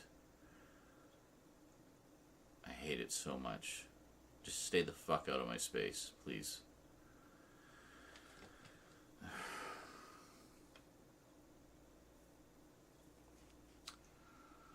I don't know.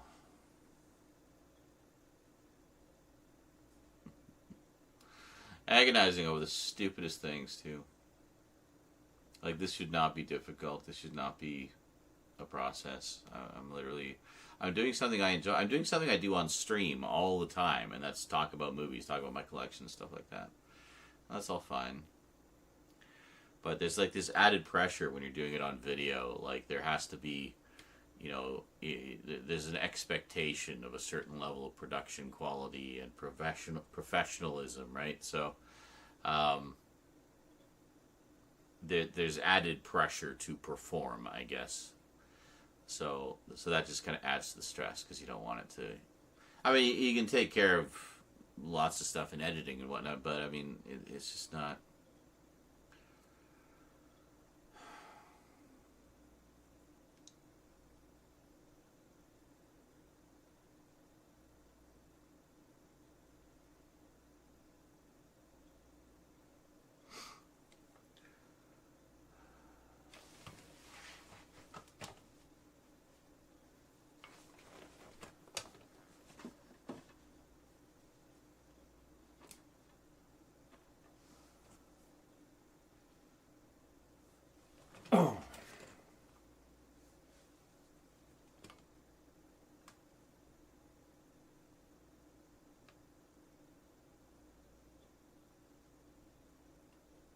Scratching.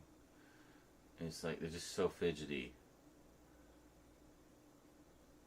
Oh my god, stop. You're gonna give yourself owies if you keep scratching that much. You just took care of all your owies. Ugh. The cats scratch so much they actually break the skin, and then they get a scab, and then the scab gets itchy when it heals, so they scratch it more, and then.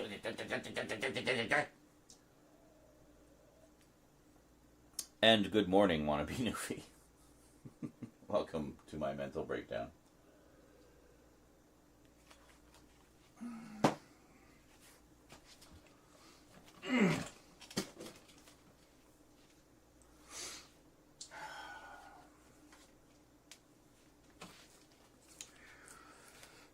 Let's open this one up.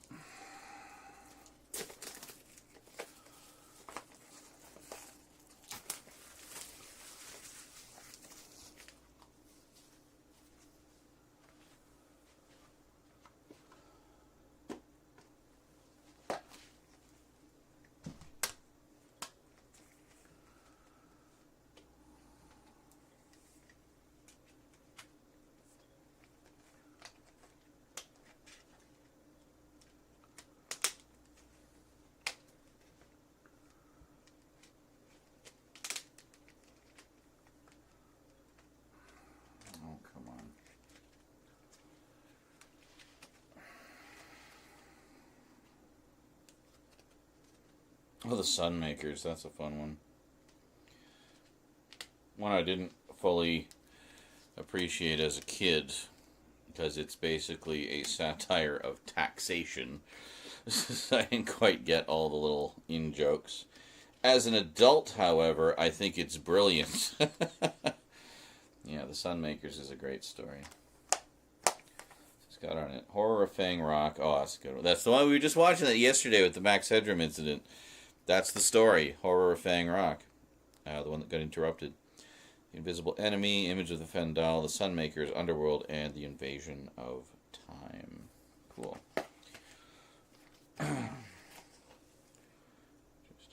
adjust the insert a bit.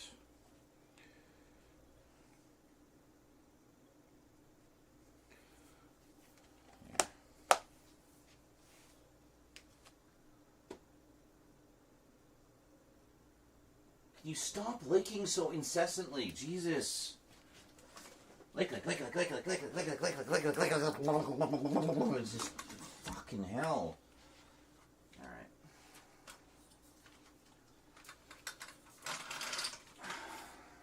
Something we can do.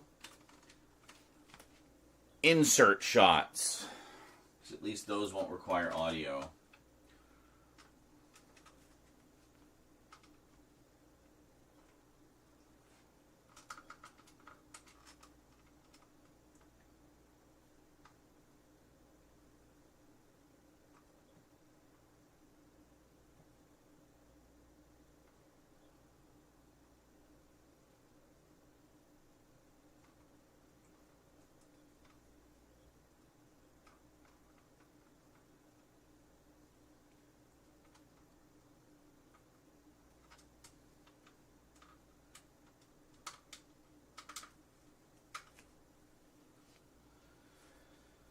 So, the nice thing about insert shots, of course, is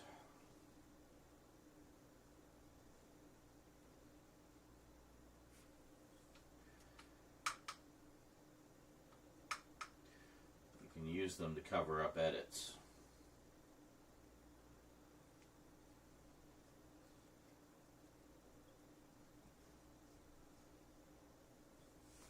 Holy shit. How goddamn much do you need to lick? Alright. There. So with the insert shots, very simple. Just some close-ups.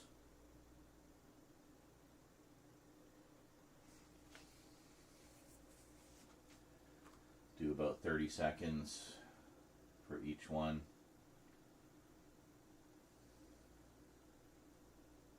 Sound doesn't matter because I'll just be using the sound from the main segment.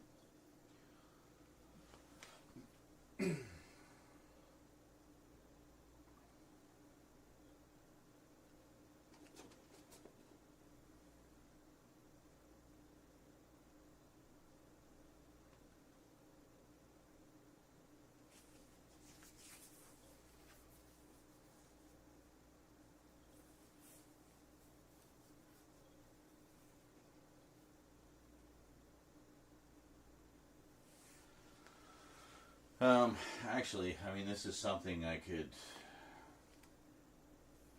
do for a bunch of them. Just have a nice stock of insert shots I can throw in, you know. And then at least that part of it is done, right? So we've accomplished something. I won't feel like a complete failure going to bed.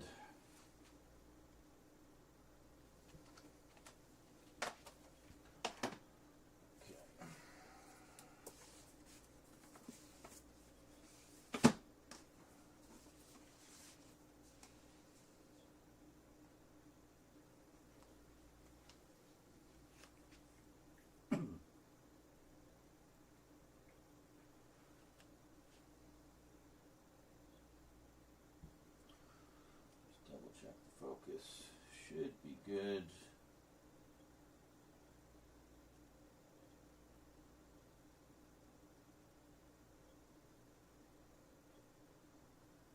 Out there. How far? Well, where's the measuring tape? How far are we?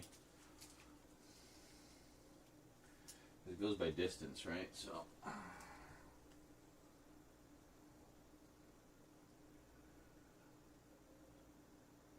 1 foot.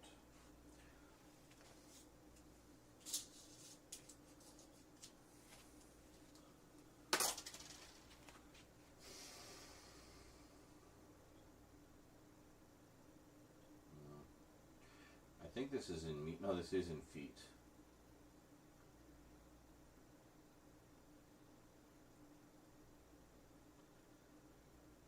Okay. So about 1.5.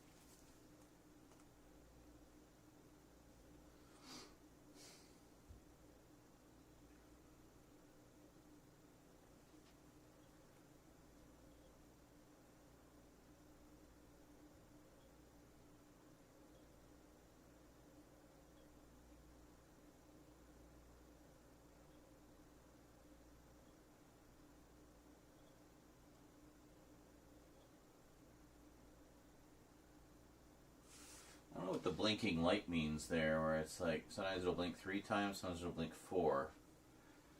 I don't know what the criteria is. But anyway, this looks pretty good.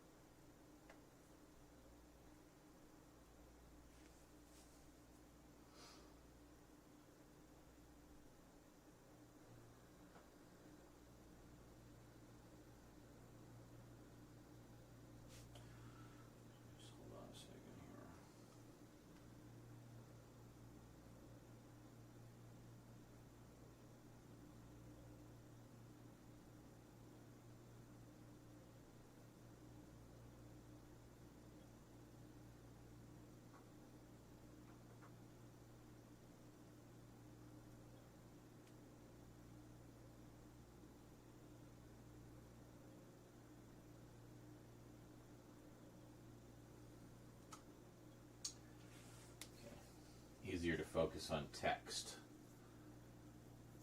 More points of reference, I guess. So, hey, thanks for the YouTube sub there, Adam Stabelli. Appreciate that.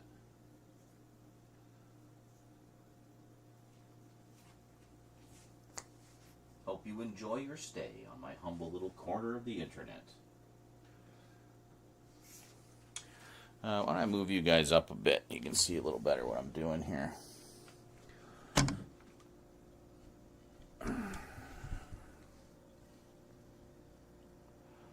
There. Okay.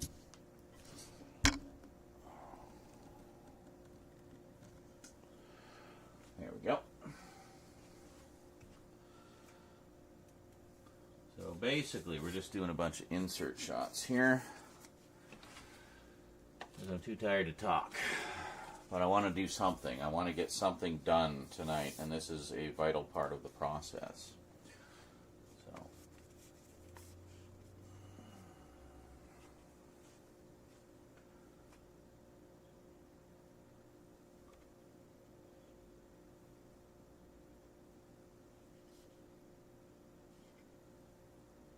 Looks nice.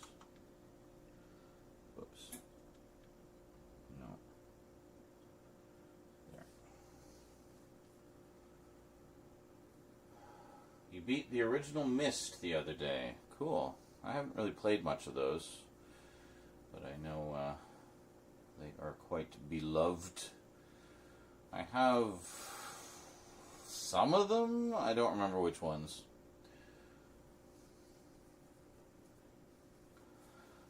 Whoops.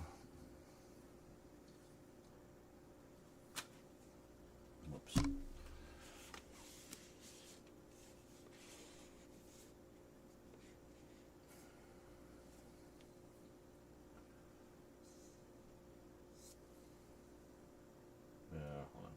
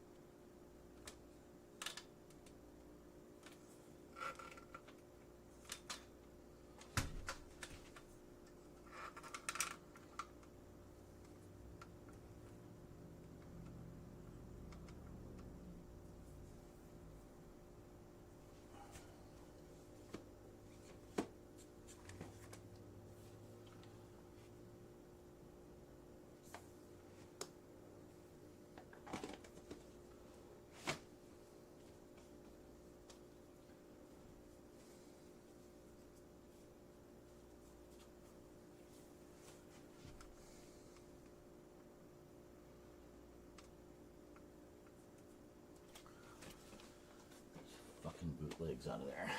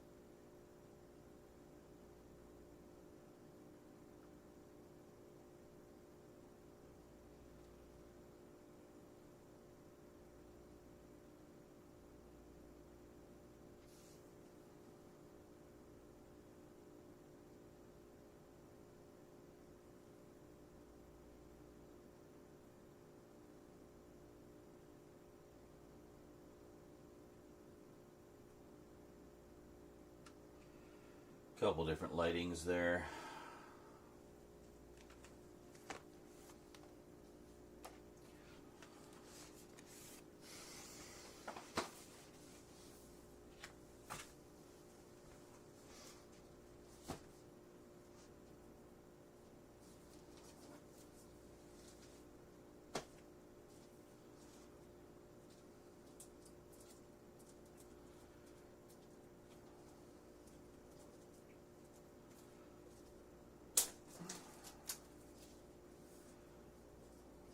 What? I was meaning your cat must have teleported from section 31 after watching it. What? Okay. Whatever you say.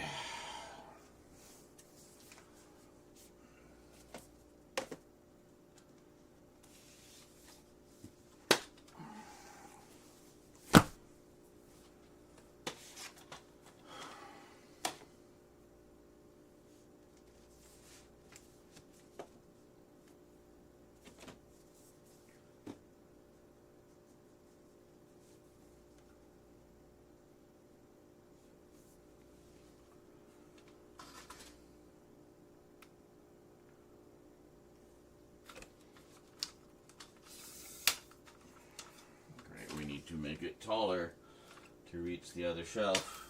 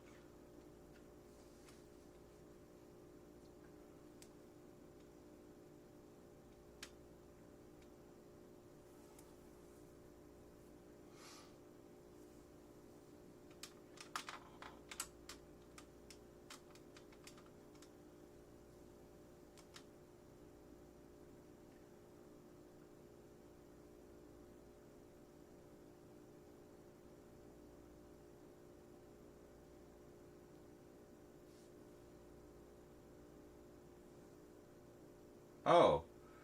Oh, wow. Okay, there's like a super zoom.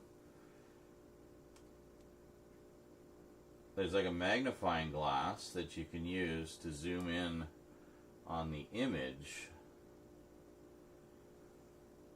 to get more precise focus. How freaking cool is that? My God, what an incredible invention.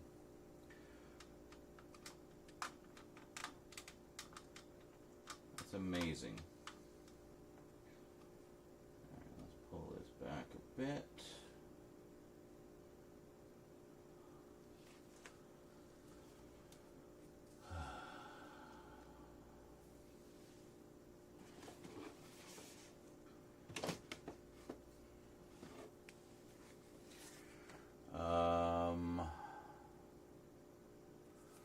Sure. These here, I think.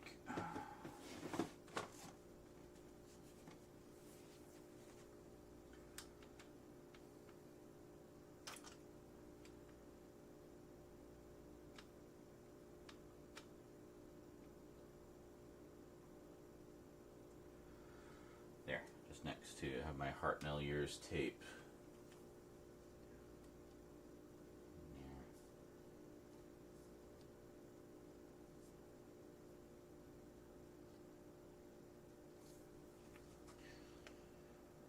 Brighten this up a bit.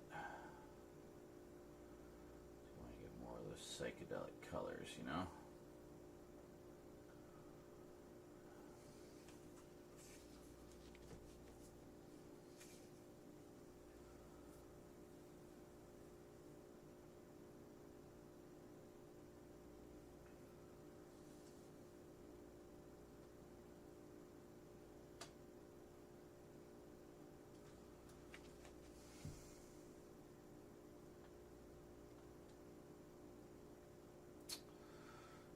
Crazy glare on the DVDs on the left. Can you stay on so I can do my focus, please?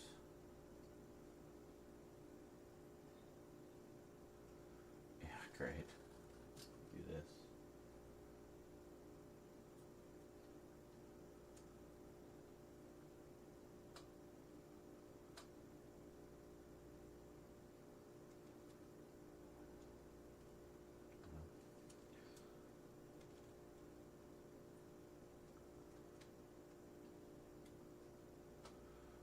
No way. I can't get rid of the glare on all of them.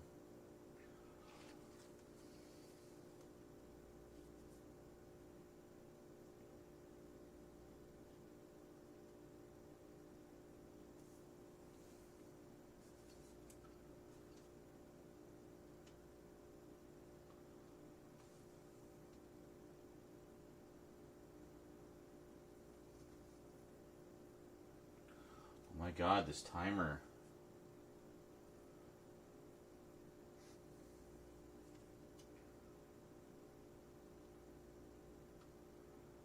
Ooh, okay, that's not too bad. Angle this a bit.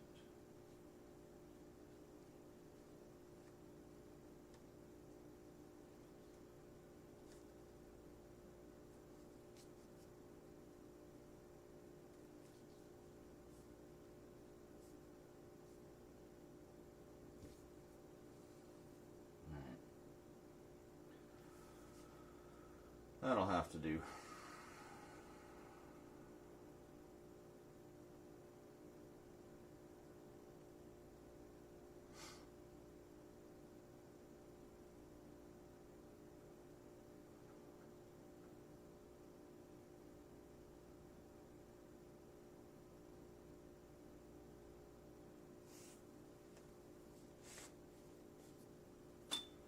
Ow.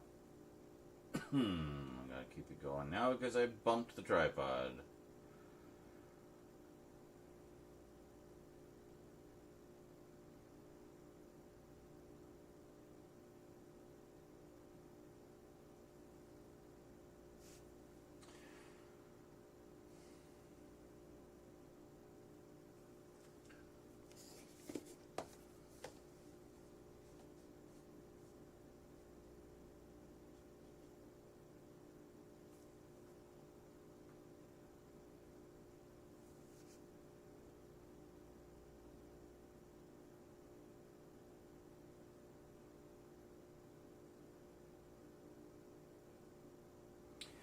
So this is Daleks in color, which I'm sure most of you have seen. Yeah, I thought it was alright. I thought they cut it down a little too much, honestly.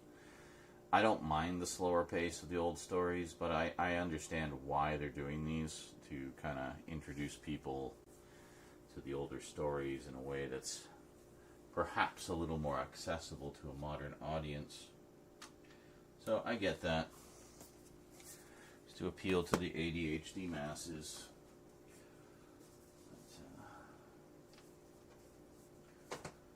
Do Underwater Menace.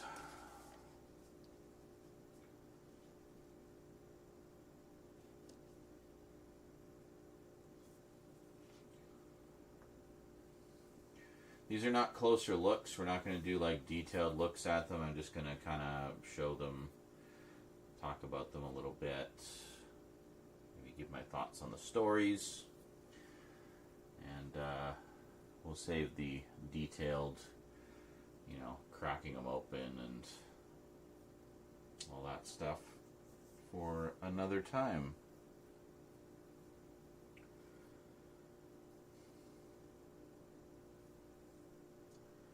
Milking the content, because it means instead of doing it all in one video, I can actually get 2 videos out of it and just kind of maximize the potential return on the investment, as it were, right? Spend all this money on Blu-rays and DVDs as a content creator. You want to make as much of that as you can back through the videos you make about those things, right? So it's all the process, all part of the process.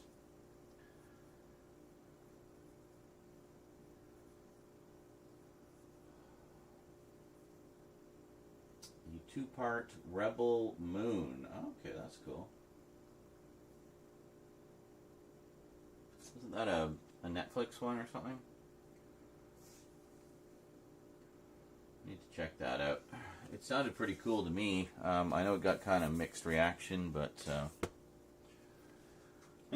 whatever. What doesn't get mixed reaction these days, right?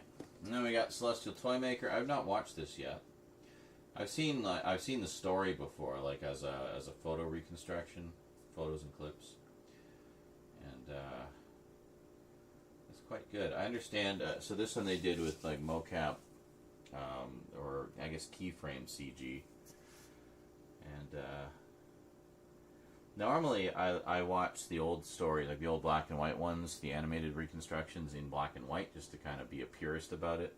But this one I think I might actually watch in color, because it looks like they really went all out with the sort of colorfulness of it.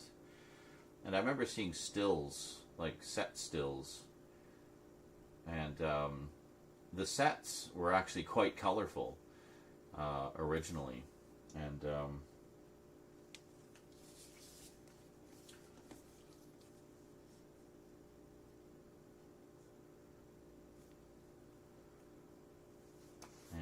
also being animation, they do them on a much bigger scale than would have been possible on their limited budget and limited resources at the time.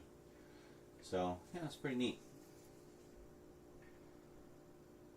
So, yeah, I mean, the reaction to that one seems to be pretty positive overall. People seem to like it, so I look forward to checking it out. Maybe we'll watch it on Discord. Maybe I'll rip it and we'll watch it on Discord at some point. Did you guys enjoy that? Did you like that?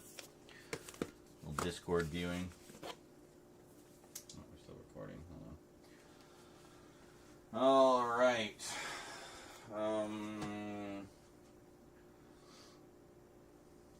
What else we got?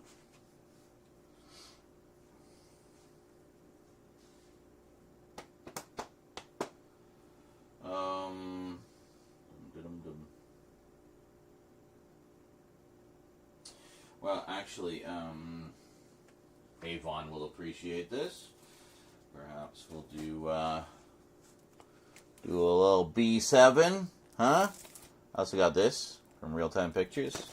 You'll see it better over there. I'm actually going to open this up. Hold on a second. Seemed like a nice companion piece to it.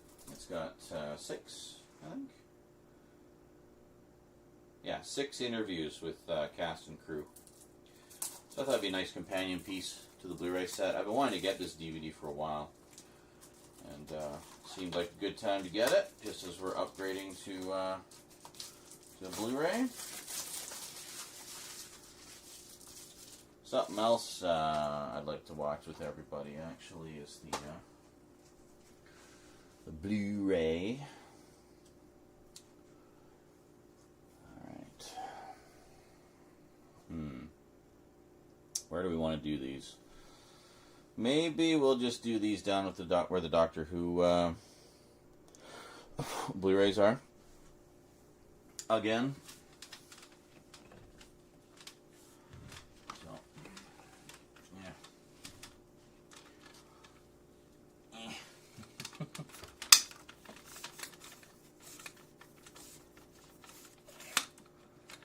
Ow. Oh, okay, that almost threw my back out. Holy shit.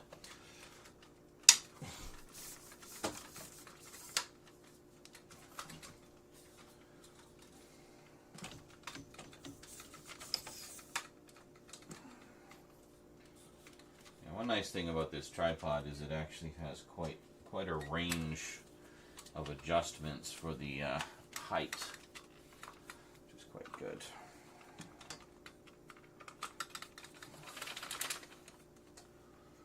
This is actually not a bad way to test out the camera and figure out some of the features, just doing these simple insert shots. So, I thought I would just kind of throw this down here, because just for reference.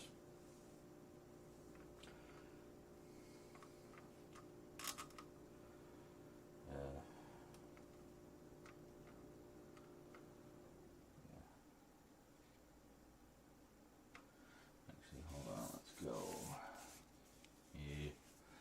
here, I guess.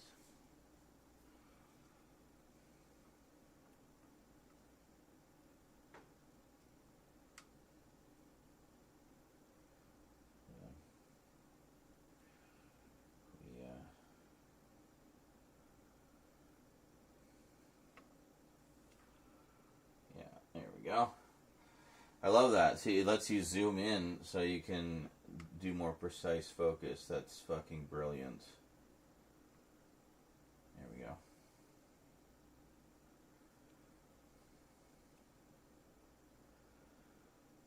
So you zoom in and focus to your main sort of point there.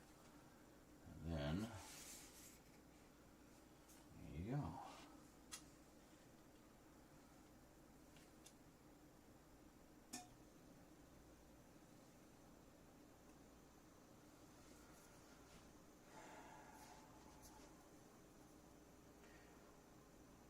It really annoyed me when I got this set because I was really excited to finally have it. Because like half the comments were like, why didn't you get the Swedish set or whatever the fuck it was, some other version of the set? It's like, it has way better picture quality. It's like, okay, great. Well, this was like 30 pounds, so and I'm quite happy with it. And it's got loads of extras.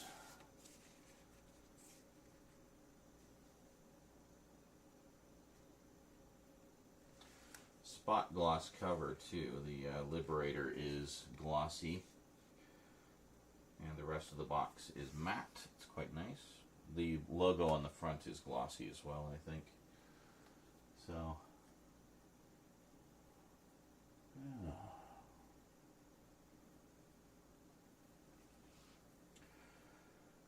Yeah, there's been quite a few Myst games. Actually, Stoudman is a huge fan of Myst.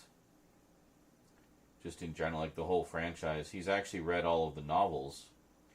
And he just loves it. He loves the lore and everything about it. So, that's pretty cool.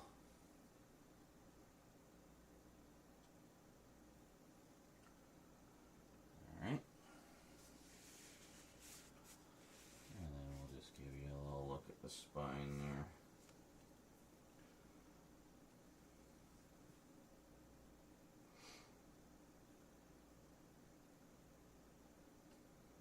Yeah, I grabbed that Blu-ray set the second it was announced, basically. I did not want to wait.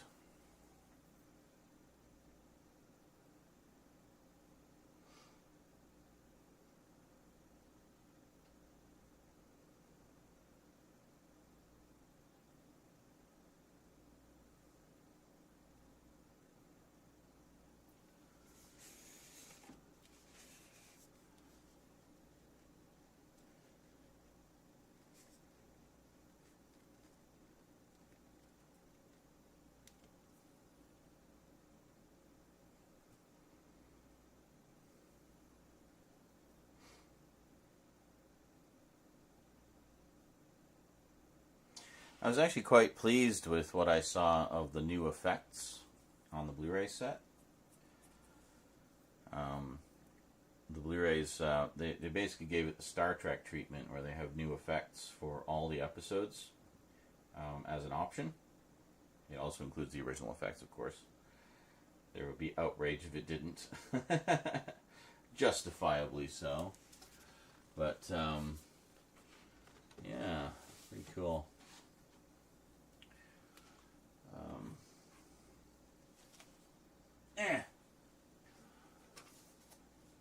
Although that box set is now out of print, as they have a cheaper version, but not as... Oh, really? The big set? Yeah, it was like an anniversary set, 40th anniversary set, I think. So it's pretty sexy. But I mean, I guess they want to push the Blu-rays now, right? So, yeah, let's drop all the DVDs out of print. What the hell? Oh, we're on the wrong shelf. Hold on. I'm like, where is it? I don't see it in the viewfinder. Where'd it go? Why does that seem way closer to the TARDIS than the other one was? I don't know why. Anyway.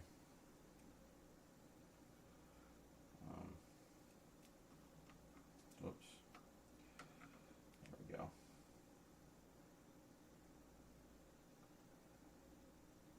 Oh, yeah. Okay, I'm really...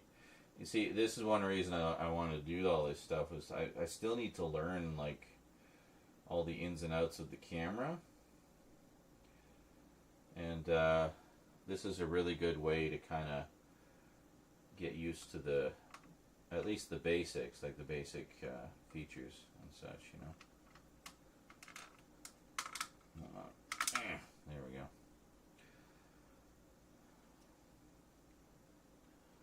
So this is pretty nice. Move this over just a smidge. I don't know. It's at a pretty. It's not like a 45-degree angle, but it doesn't look as angled in the camera for some reason. It's kind of weird. That's okay. Oh, I just did the back before I did the front. Oops. That's fine. We'll live.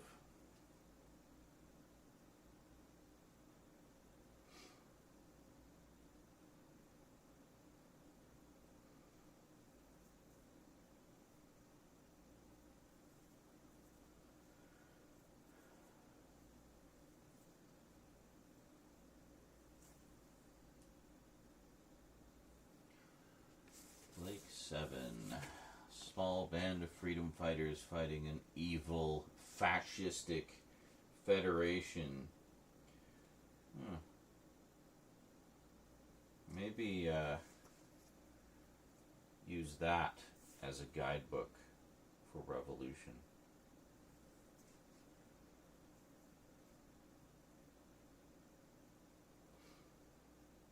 That's beautiful artwork on the cover, eh?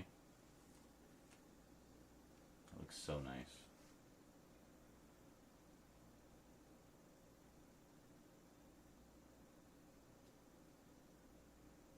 I don't know what the time frame is for releasing all 4 series, but I imagine they're not going to wait too long. They can take a little bit of time, though. I'm not like made of money.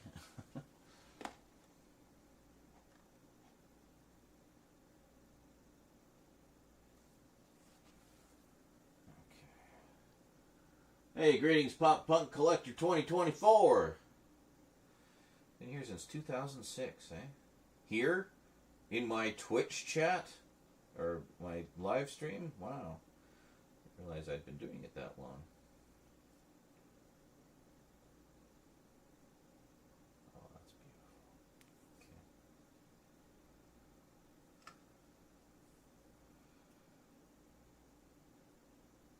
Okay. Yeah, this is going to be great. We're doing everything in native 4K from now on, so get your big screen TVs ready, folks.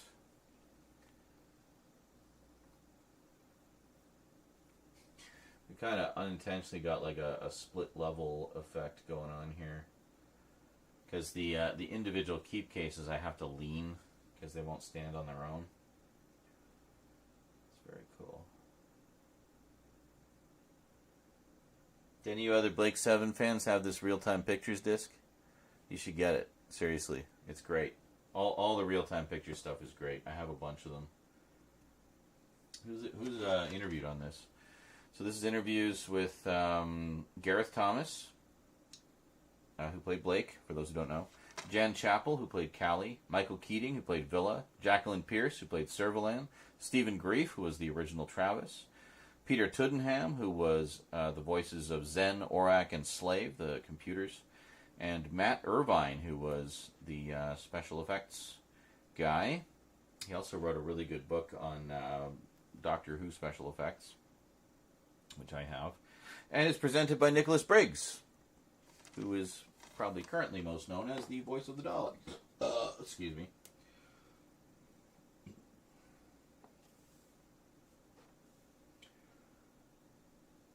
There we go. Good. Very nice, very nice. But yeah, I've actually been on YouTube since 2006 as well. I started my channel in March of 2006, so I guess it's coming up on an anniversary, isn't it? God, 19 years.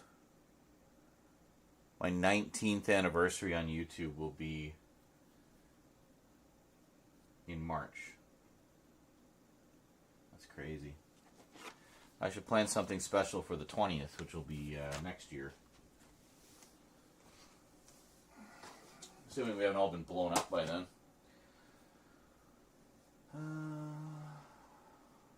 Oh, right. I want to do the long lead ones as part of...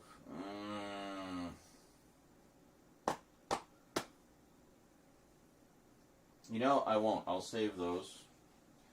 I got to... Can you see that? There. Long Lead 83, which is the 20th anniversary celebration of Doctor Who. And I got those as a companion piece to the 20th anniversary set, which we just got. What's the other sort of critical stuff? Do we have room to show the Jodie set? Maybe. If we do it down here. From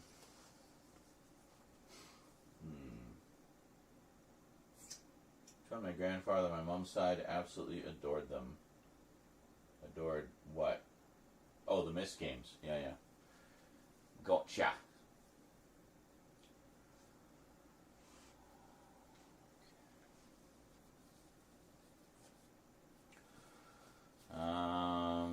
I guess we'll do our Quatermass stuff. Good old Quatermass. Fucking love Quatermass. So we got the Blu-ray of Quatermass and the Pit. And finally got the Quatermass Conclusion, both the miniseries and movie versions. That was the 4th miniseries they did, which was done in the 80s, actually. A lot of people didn't like it as much as the others. I thought it was pretty good. And it's got Simon McCorkindale in it, too. I mean, he's always good. Okay.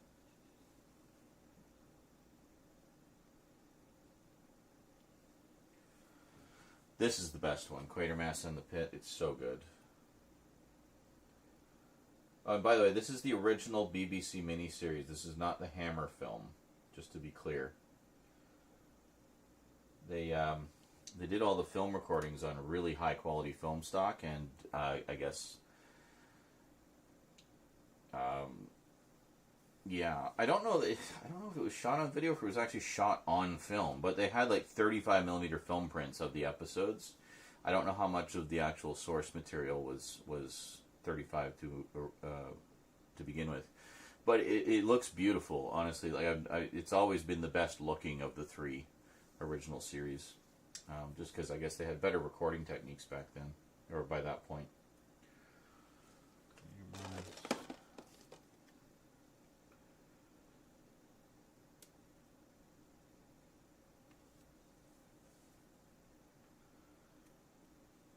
There we go.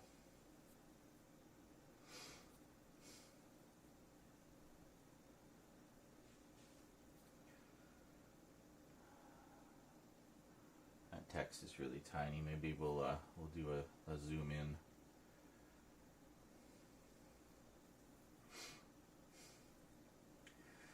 There's quite an extensive booklet with that one as well that goes into the restoration process. I was a little fuzzy on what the source material was, though. Like if it was a film recording of a video source or if they just shot it on film. I don't know. Or like, I mean, it was live, but they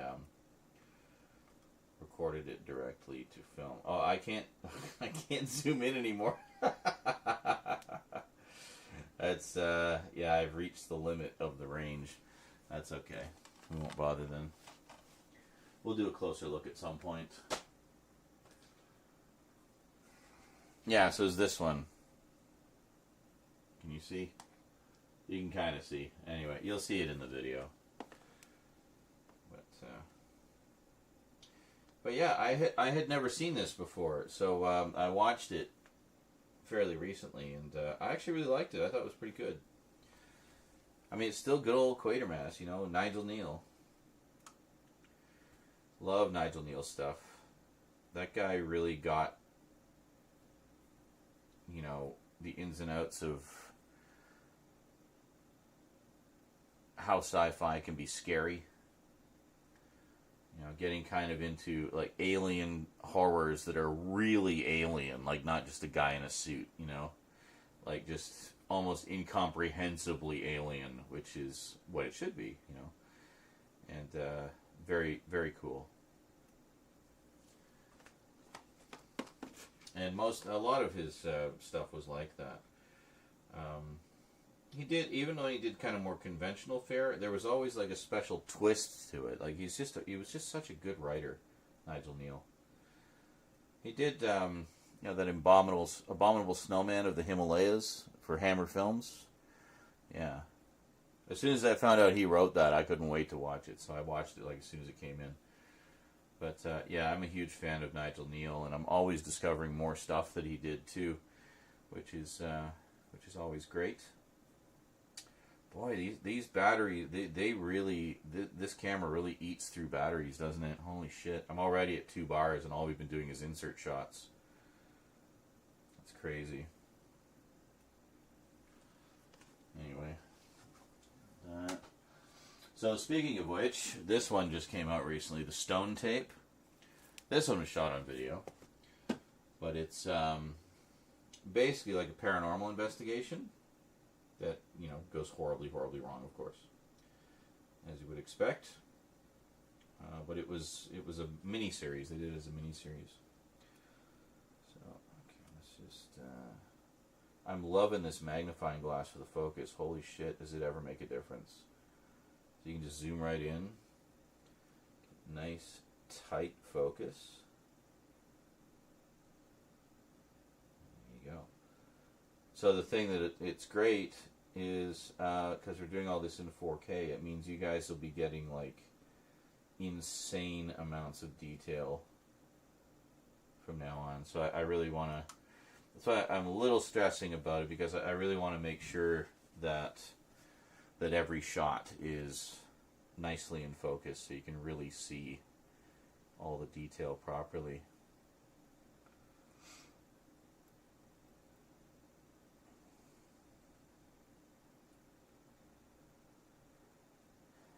Yeah, this one I'm going to do an unboxing and closer look. So I'm not going to open it up for the update. It'll just be kind of a little tease. Most of these updates will be little teases for upcoming closer looks, but that's it. We want to get the hype going, you know? Know what I'm saying? There we go. Now, because this is text, I want to make extra sure that we're focused. Yeah, it was pretty much bang on.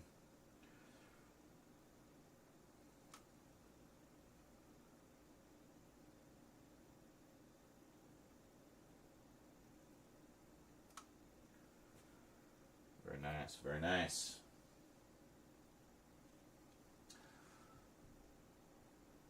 There was one cheapo DVD that called him Quartermass. Yep.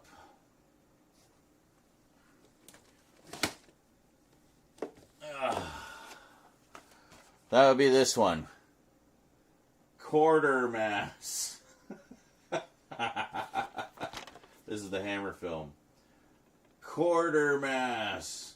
And what's funny is it's even worse than that. The description on the back says that it's the original 6-part BBC miniseries. It is not. It is the Hammer film. I was disappointed, but not too disappointed because the Hammer film is really good. And I had seen it before and I liked it, so... But, I mean, but I had seen it before, so, I mean, I really wanted to see the original, you know, so, oh well, what can you do? Alright, then we have Doom Watch. Doom Watch is good shit. Will this stand up? Yes, just barely. Holy shit, okay. There we go. Should be fine. I'll just double check. Just because I'm really loving this magnifying glass. Oops.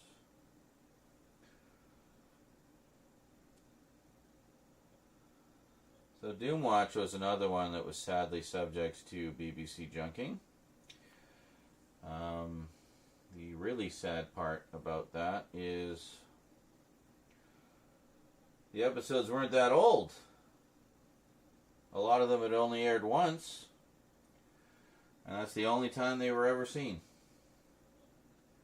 Never repeated. And sadly no fans recorded the audio or anything, so they're just gone. Just gone. Forever. So this set, 7 DVDs, is all of the remaining episodes. Everything that still exists. Quite a few of them still, like the ones that do exist, still exist on the original master tapes, so they're, you know, in beautiful quality. But there's a few, I think, that only exist as black and white film recordings. So it is what it is. We take what we can get, right? But then a few years later, there was a movie. You see that? The movie? Yeah. This is a nice edition from 88 Films. Actually, just gonna crack it open here because, well, I don't need to do a closer look. It's just a keep case and a slip cover. And is there a reversible cover? Yes, there is. Okay, hold on a second. It's a really nice edition. Holy shit. 1972. This came out the year I was born.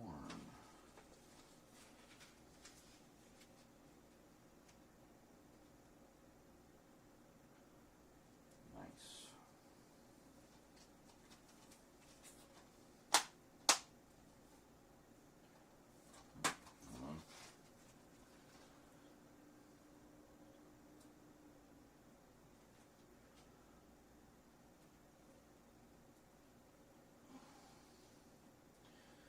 Just trying to get it lined up here.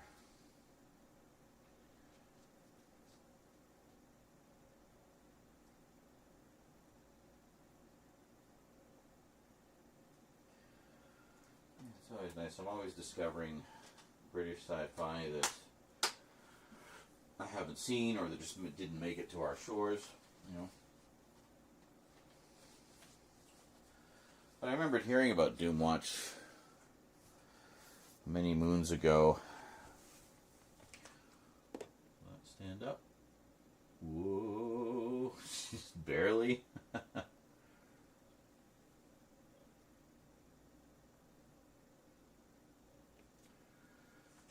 Go.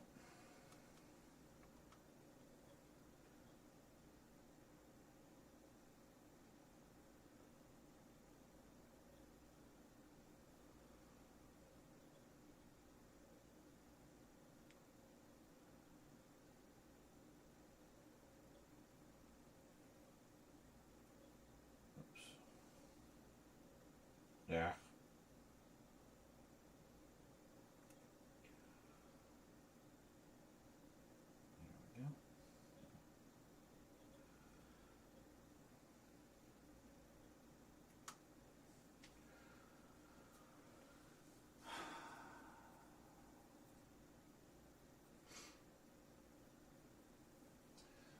What do we got?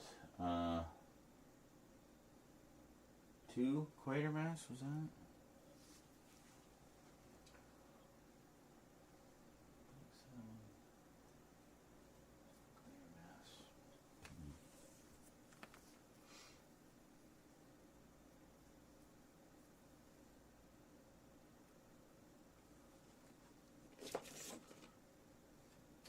I could do like the update.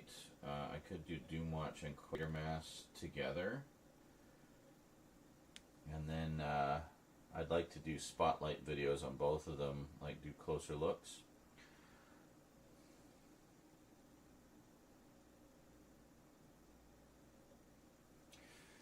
Shit, is this fuck, hold on.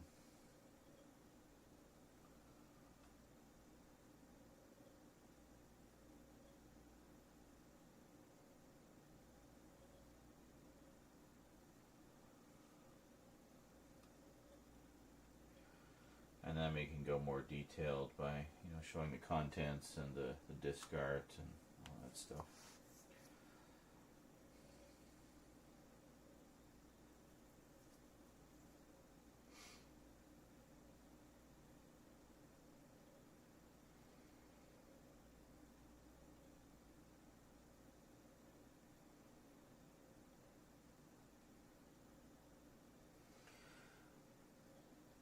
Yeah, these insert shots are looking really nice, I have to say.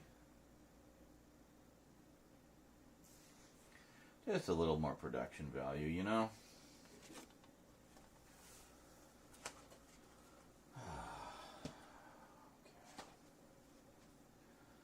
What else?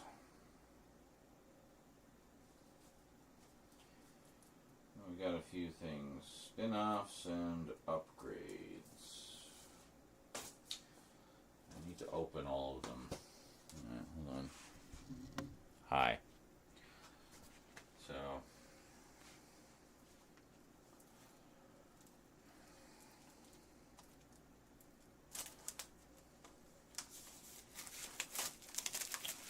I almost wonder.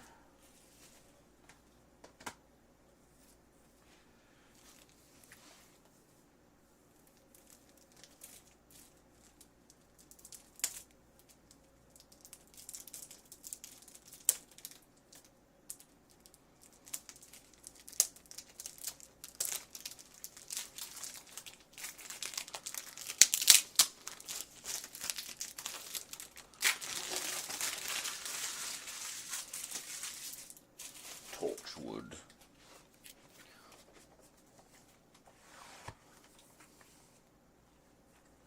Reversible sleeve on this? No, of course not.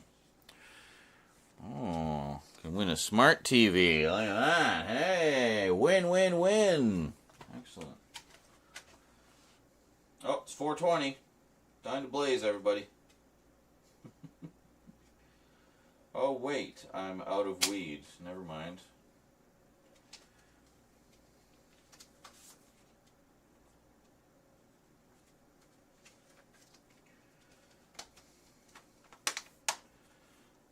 it come out? 2011. Wow. It doesn't feel like it was that long ago, honestly. But I guess it was.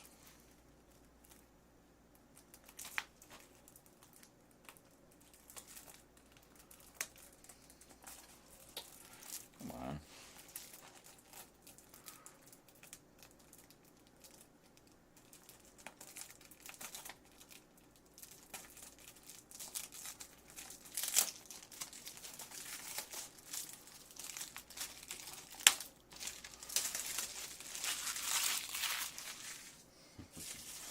Looking forward to this one, actually. Syl and the Devil Seeds of Eridor.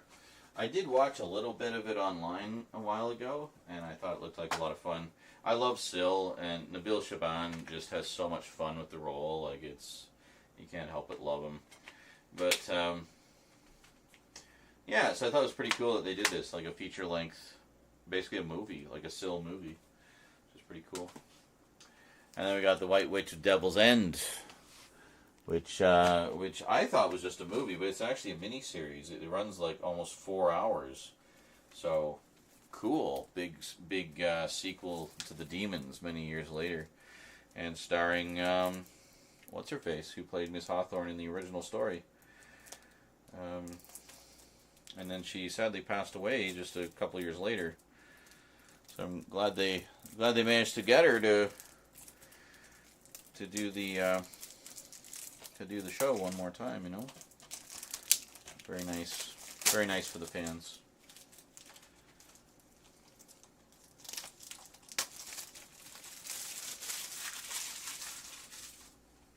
There we go.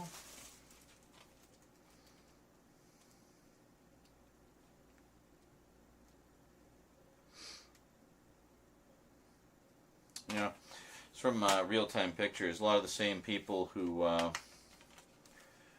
do the Big Finish audio dramas. So it's kind of nice to see them do something video again, you know. Alright, so we'll do these two on the Doctor Who shelf where we are, and then we'll do the other ones on the New Who shelf down below, just because they're more related to that. So, when did these come out? 2019, 2020. Okay, so Syl came out first. I mean, it doesn't matter. We don't have to film everything in perfect sequence, you know?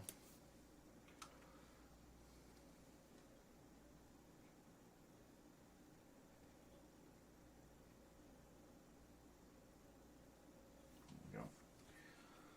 Okay.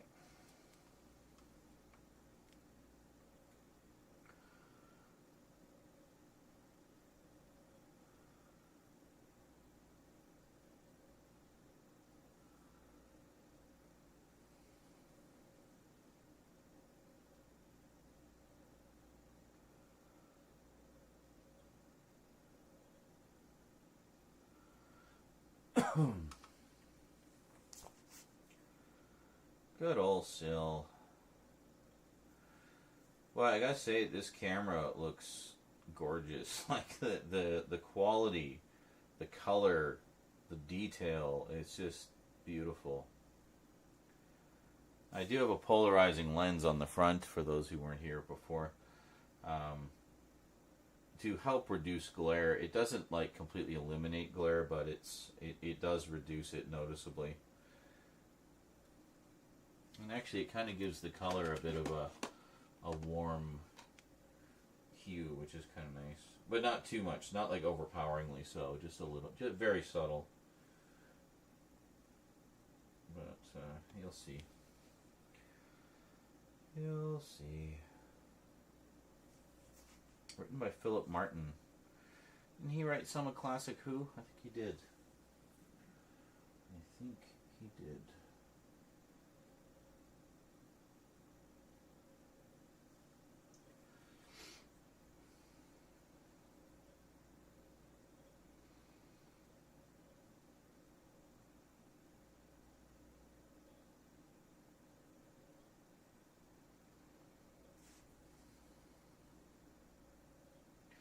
So I'm doing about 30 seconds for each one.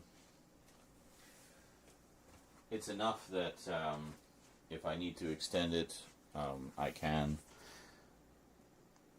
Just as long as I don't bump the camera or whatever, you know.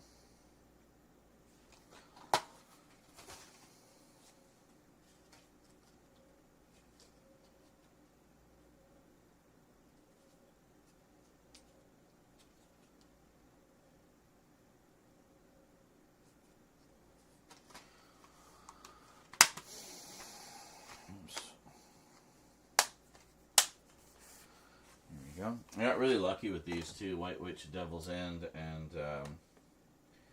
Sill, because they're technically out of print now. And I was looking for them for a while, and everywhere I found them, they were just charging an arm and a leg for them. But then, as luck would have it, when I actually had some money, Real Time Pictures had a big sale on like all of their stuff. So I filled in every gap in the collection of their documentaries that I possibly could. And they had both of these Blu-rays as well, so I was like, score. And the Blu-rays were only like £4, or sorry, £4, so like $8 roughly. Yeah, so sometimes it pays to be patient. You know. But yeah, it was great. So I was pretty stoked to get both of those. It's been a while since we've actually had you know, independently produced spin-offs like that. So it's nice to have not one but two back to back, you know. It's pretty cool. Especially since there hadn't been any for so long. There was quite a lot of them during the wilderness years, because they were kind of our, you know, all we had. But oh,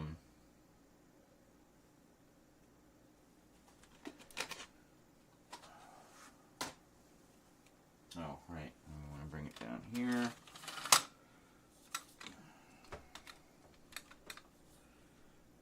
Put it there.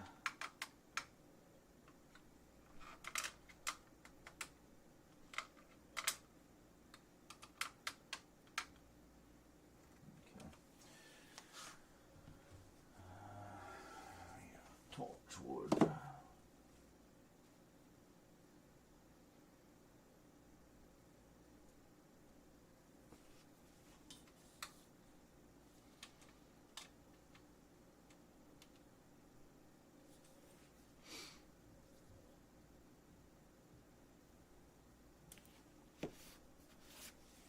We'll fudge it a little bit.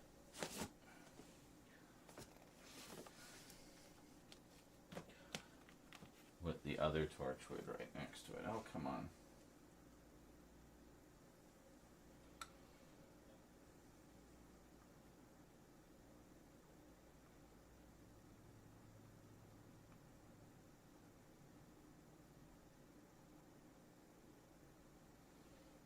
That seems to be good. Move this over a bit. There's grid lines on the screen, so it's really easy to make sure everything's centered and such, so that's pretty good.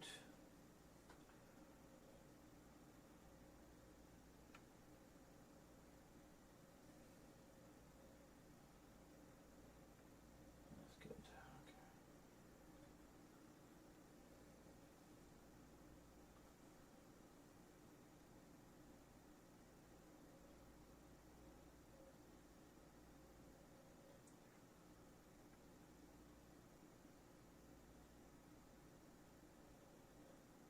Okay. Then I got a nice shot. We got some classic Who DVDs in the background. No glare on this shelf, by the way. Looks good. We got that Black Guardian trilogy box set on the far left. And I'm just going to move this a smidge. There we go. Yeah, we'll just leave it. And then we got the original Torchwood next to it. And then Doctors 9 and 10 next to that. which is appropriate because it was during 10's era that Torchwood really was in its heyday. So, yeah.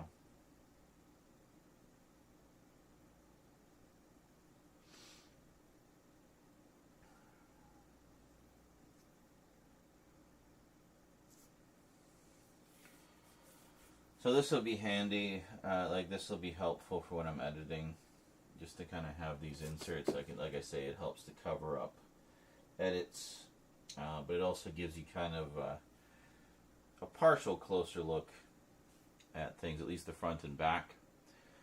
You know.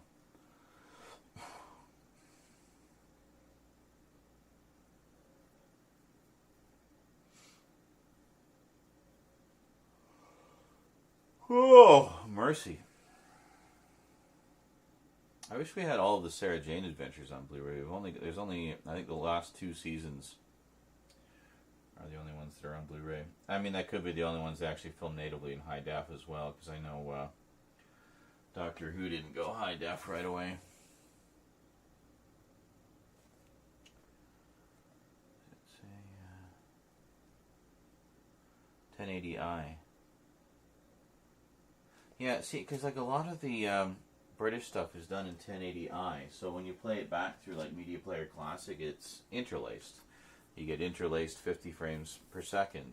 Or sorry, deinterlaced 50 frames per second, so it's like, you know, oh my god, glare.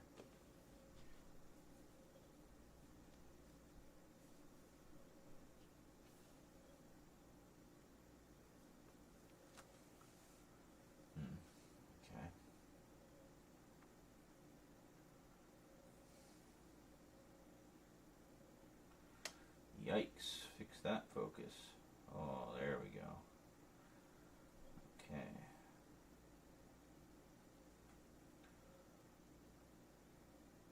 Well, actually, yeah, I guess we can just zoom right in. And there we go.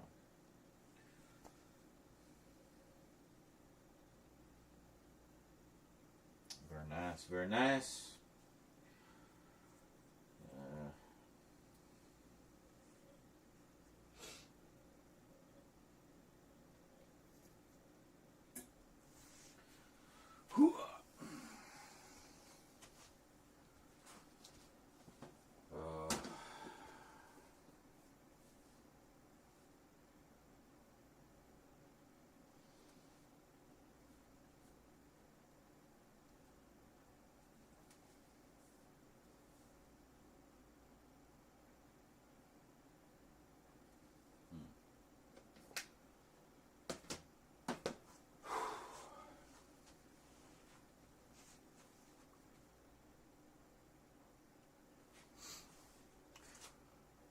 Oh.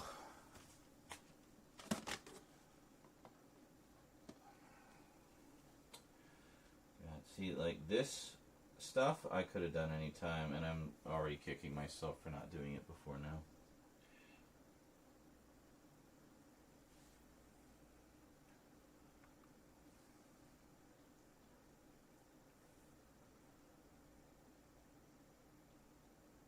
Oh my god, more licking? Seriously? Cats, put a sock in it.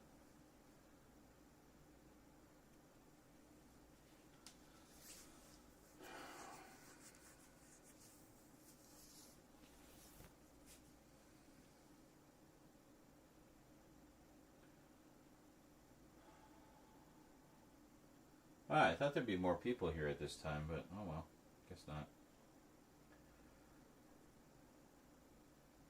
I mean, to be fair, it's only like 7:30 in the morning on the East Coast. I wouldn't be awake at this time either.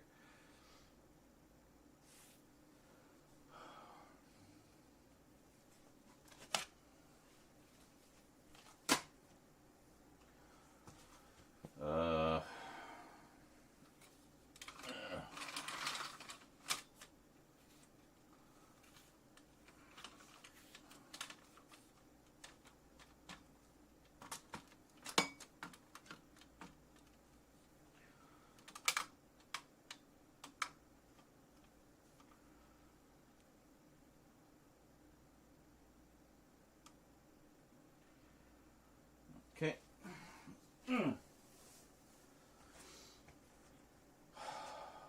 next?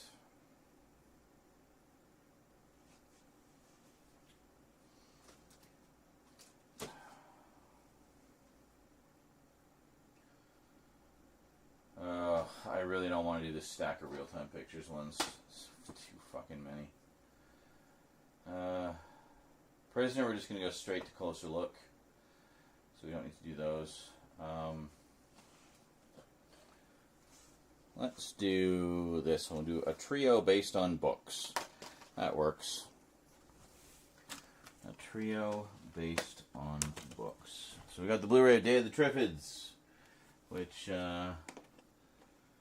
is not bad, but I can see why people had problems with the transfer and just sort of how it was. Oh my god! I mean, trying to position. Can you stop powering off? The big one being like I said, most BBC stuff that was shot on video, they encode at 1080i, which preserves the video look accurately. However, for whatever reason, with Day of the Triffids, they decided to encode everything at 1080p. So,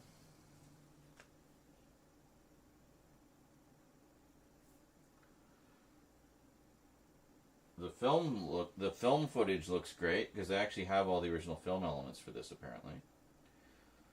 But the video looks kind of off because it should be interlaced. So they should have done it interlaced, and and then film would still look like film, and the video would look like video. Oh shit! We need to pull back. Hold on. There. Okay. We'll just start and stop there.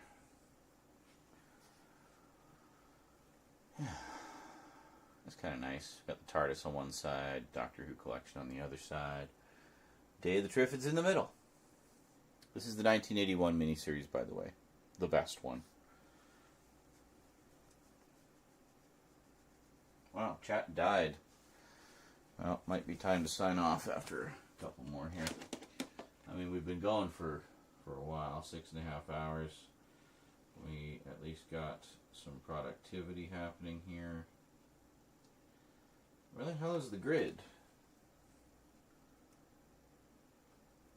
Where'd the grid go?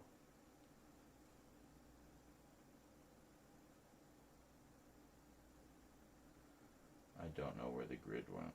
I don't know how to bring it back. Oh well.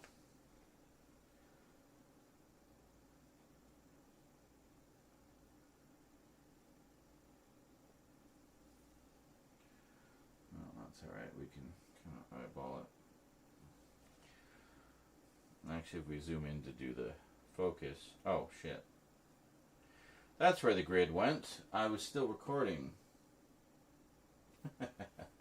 Oops. Whoopsie.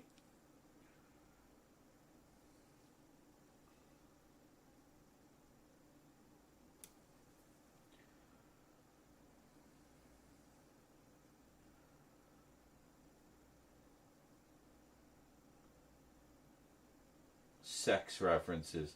There's literally one line in the whole thing that references sex. Actually, no, never mind, there's a few more than that. They talk about, like, breeding programs to repopulate the earth and stuff like that. But I mean, it's not in any way titillating. It's very clinical and matter of fact, and just talking about the practical side of things, you know. But cool. Alright, let's do these last couple, and then we can call it a night there.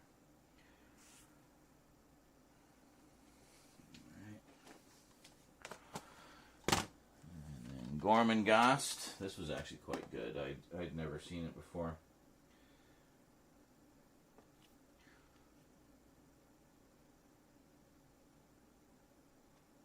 Steer Pike. Iron Peak.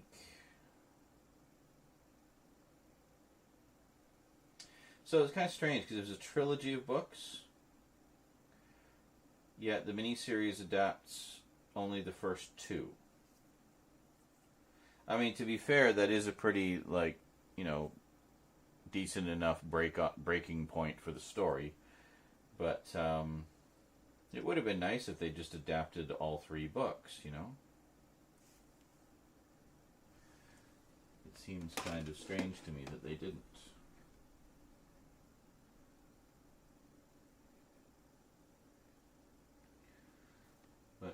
But yeah, it was really good. Christopher Lee is in it, and Jonathan Rhys Meyers. Jonathan Rhys Meyers plays Steer Pike, sort of the main villain, and he's quite good. Square there.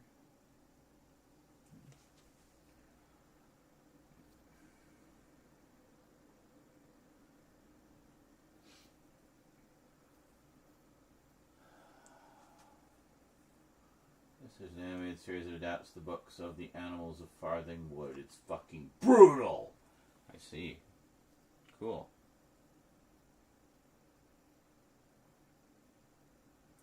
Well, I assume that is simply being accurate to the source material. So, yeah. And we got Neverwhere.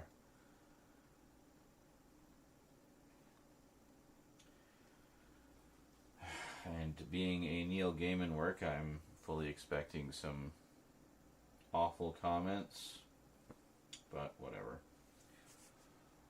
Basically, Watership Down meets Game of Thrones. Nice.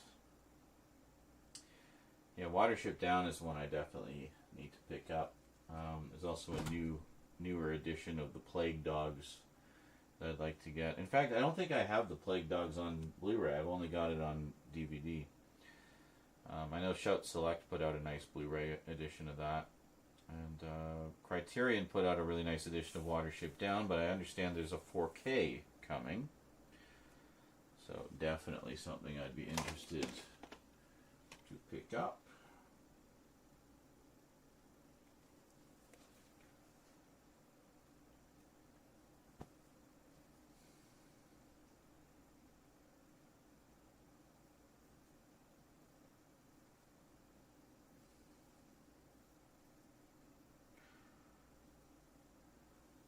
Let's see, what do we got left? We got The Prisoner and all the real-time picture stuff.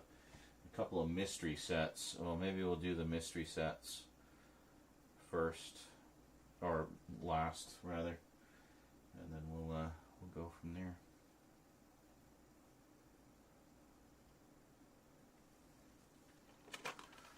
Okay.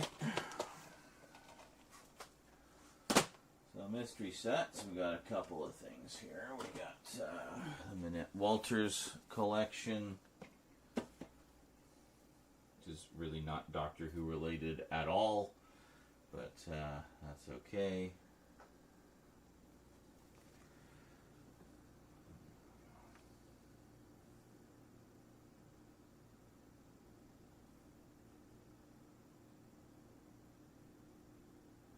Oh, this is beautiful. Yeah, now that I've figured this out, like, these videos are gonna have, like, the best focus ever.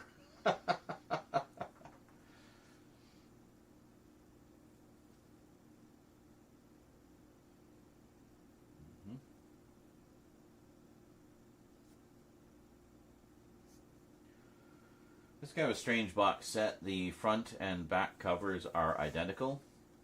Normally you'd expect some kind of description or a list of contents on the back, but nope.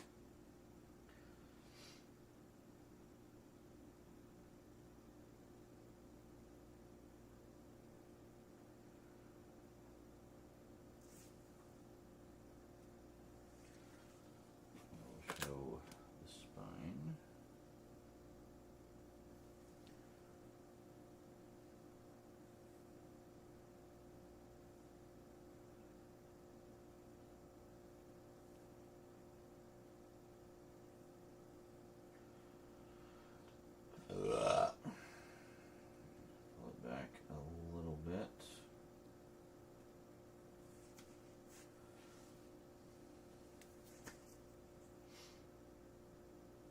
Yeah, so I might just do a proper closer look at this because, I mean, it's 5 keep cases in there. I'm not pulling all of those out for this. Fuck that noise. Oh, it looks like a good time to... Is that still charging? Oh, no, it's not. I think the other battery is charged, so that means I can charge this one after. Good. I'll get it charging overnight. We're almost done here anyway.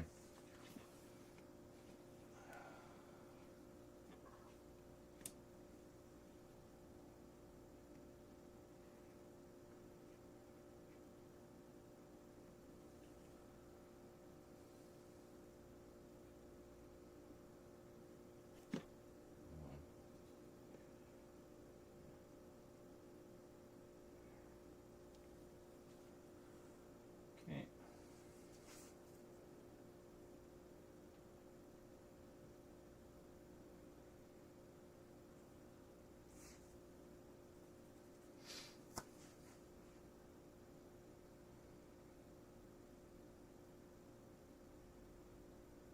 I feel like the dark room's supposed to be the 4th one. I mean, it doesn't matter, they're not connected, but I just kind of like to have them in the same order as the books, you know.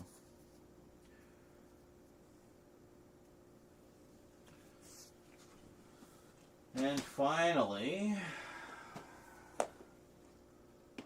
Who Done It?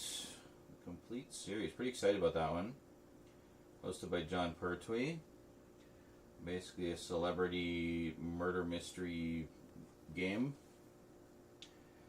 that ran for several years in the early 70s. It was actually what John Pertwee did right after Doctor Who.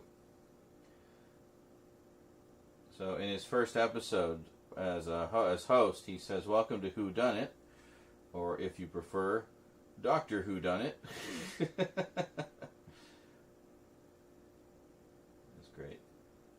It's a fun show. I like it a lot.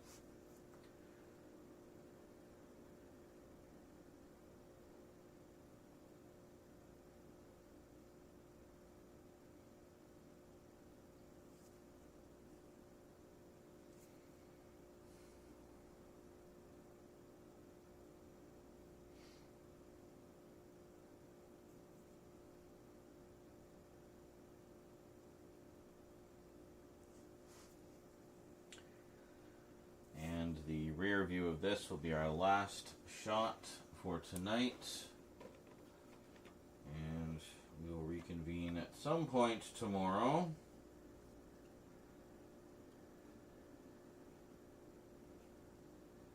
And kind of pick up where we left off, and then we'll try to do some actual stuff. But this actually has been really useful doing these stills because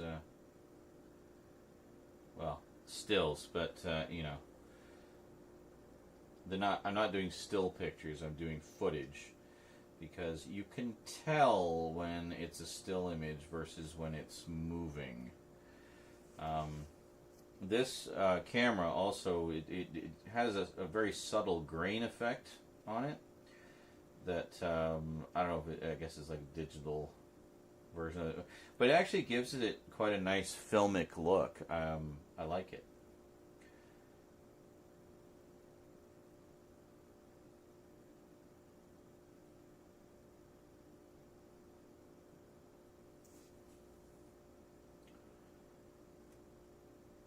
And there we go.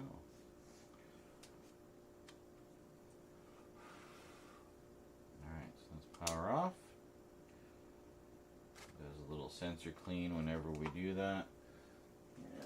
Oh, definitely want to put the lens cap on.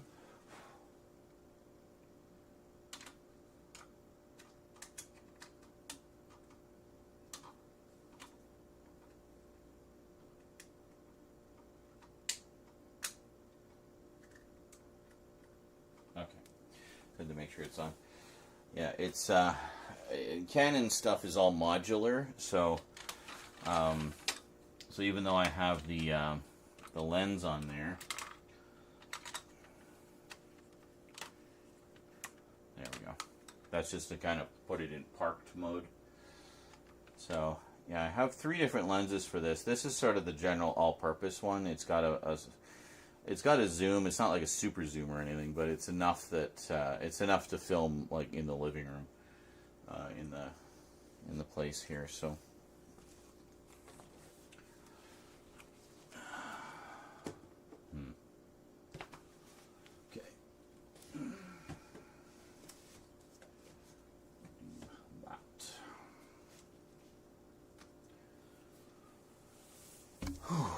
Alright, well, we have to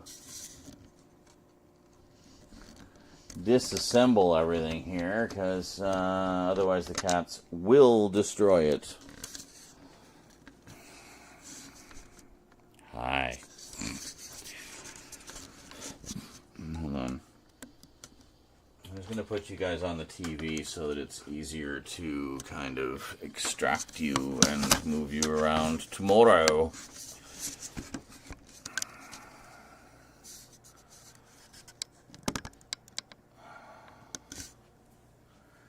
There we go. So a couple things. I figured get this out of the way.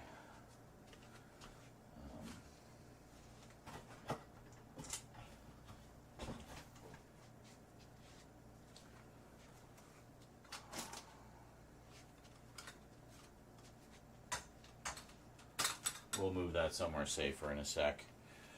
But I just need to get this out of the way.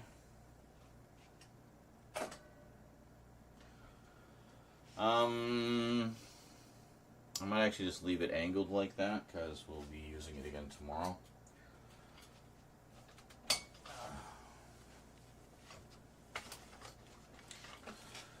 I can get around it.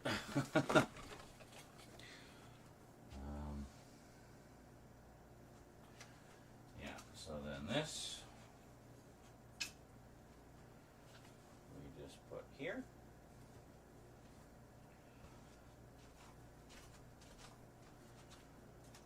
This.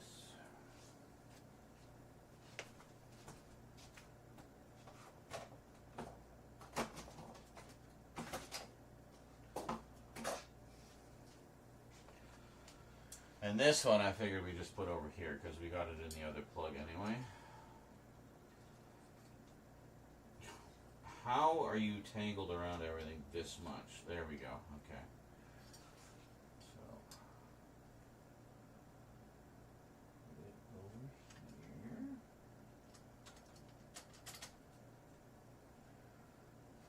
here. Just right in Emily's face, eh?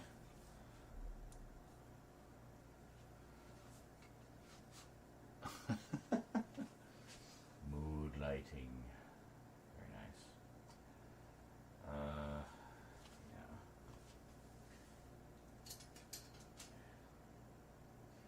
Yeah, that's much better.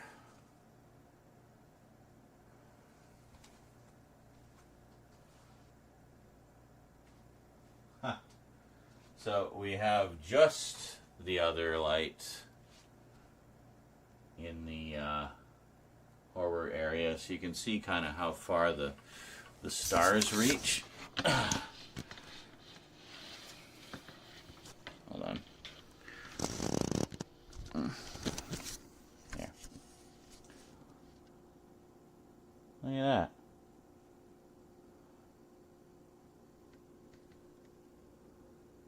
So that's pretty good. That's just from, I don't even know if you can see it. Yeah, it's actually right there. No, there. It's right there. Can you get around and see a little bit? Yeah, you can see where the light is there. So it's just pointing straight in to the horror area. But then we have the other light, which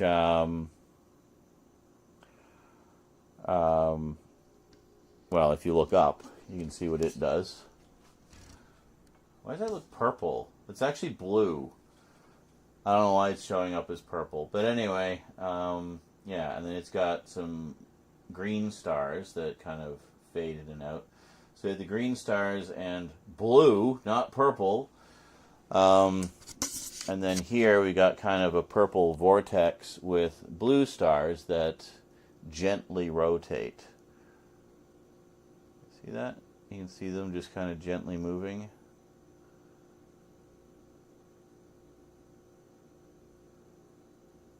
I would have them moving a little faster, but we were having issues with it making a clicking sound if I had it going too fast. So we're just going to leave that as it is for now. And meanwhile, we're going to get it off of there because the cats will probably knock it over otherwise. Oh.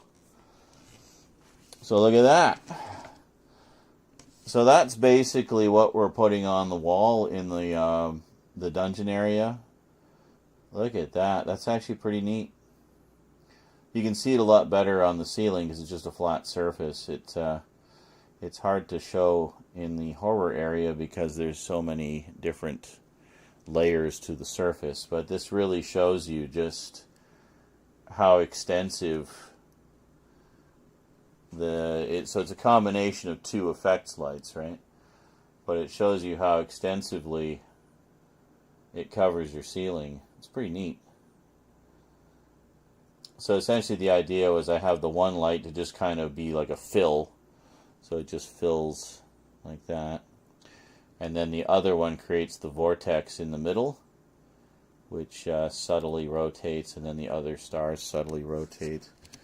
And then we just kind of pull this back a bit.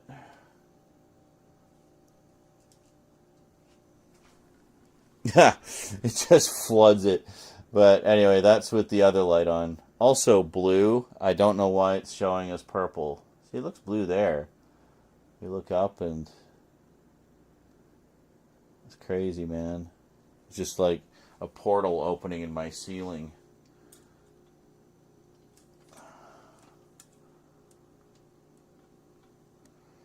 The lovely Miss Emily. We will fire her up again at some point, likely for videos. And yeah, pretty good. So that's good. We got lots of insert shots there, so that's good. Whoa! And I poked my eye out. So poke your eye out, kid.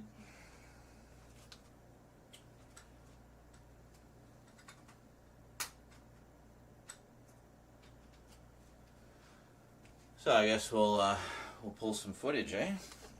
Ugh. Let's see here. Let's see what we got.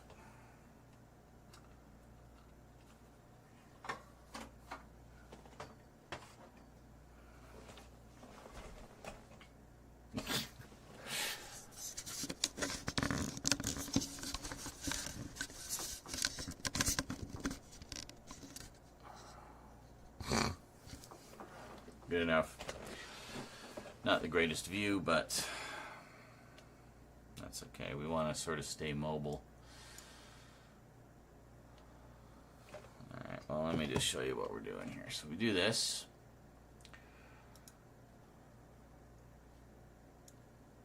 And you can see. Okay. So we want to go in here. This one.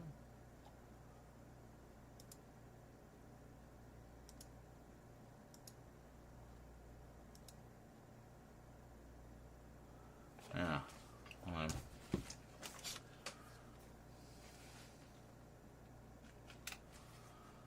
That is crazy.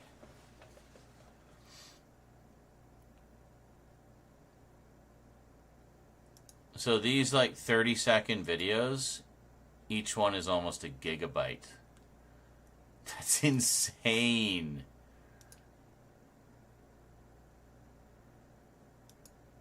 "32 seconds, 4K, about 23,000 kilobits per second, 59.94 frames per second.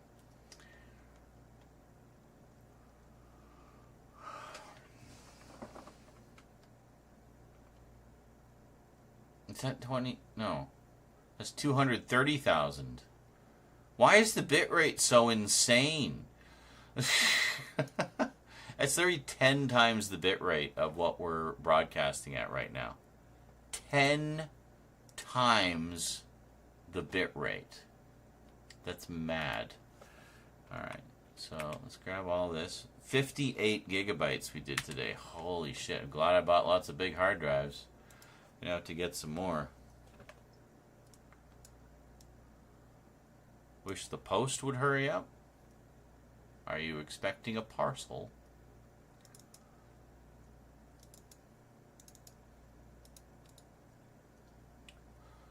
Alright, we're gonna have to divide these into sections, I think. Updates.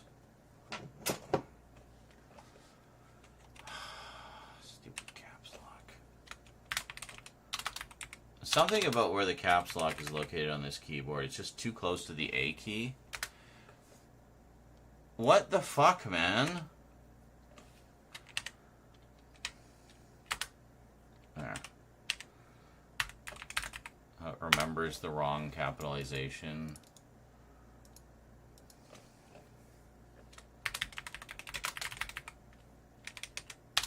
Insert shajats.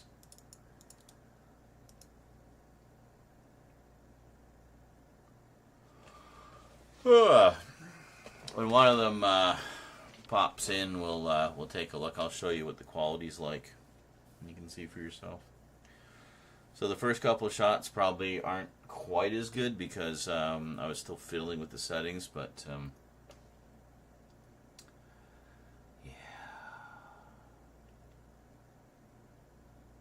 Now the cats are quiet. I think they're both zonked out right now. Oh, Eclipse is just sitting here looking at me. Well, she's asleep, but she's facing me. Come on, give us one.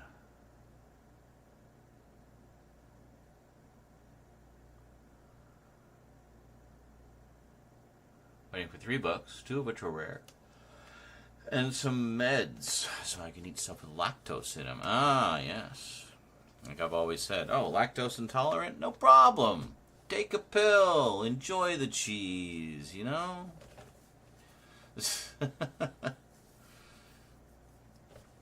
Enjoy the cheese and wash it down with some chocolate milk. There you go.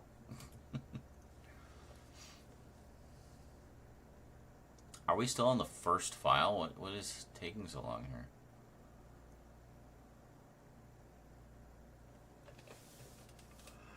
Actually, this first one, I think, was when we had it set up in the other place. Like the main area. I'm curious to see how that looks. Okay, see, now that's pretty quick. Well, let's take a look here.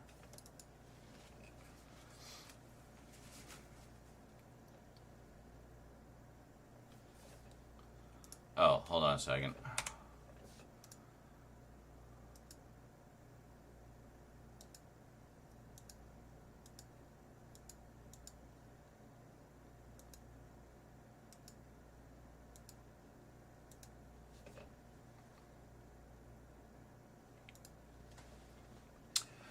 Proper milk chocolate, yeah.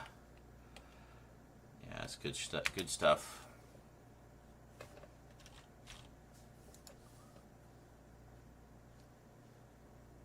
Yeah, looks all right. I think. How's everything in the background look? Yep. Yeah. Hello. All right. I thought you were asleep. I have a kitty in my lap. Hi. I'm able to move this over just a little bit.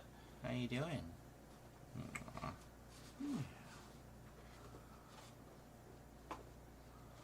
Looks pretty good. I mean, the background's supposed to be out of focus. That's intentional. But just so you kind of have the sense of it. Aw, hi, sweetie. Hi. Did you sense that I needed some love?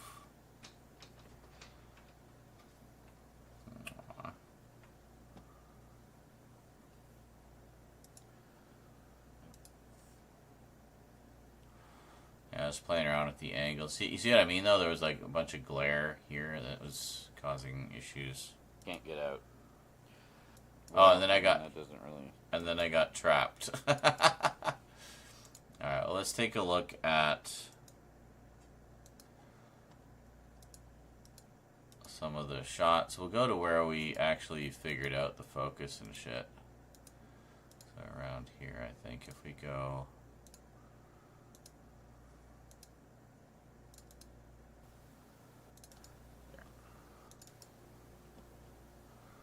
Wow, like, just look at the detail. The original mist the other day. Look at the detail on that, eh? Of those, but I know it's crazy. They are quite beloved. I have some of them. I don't remember which ones.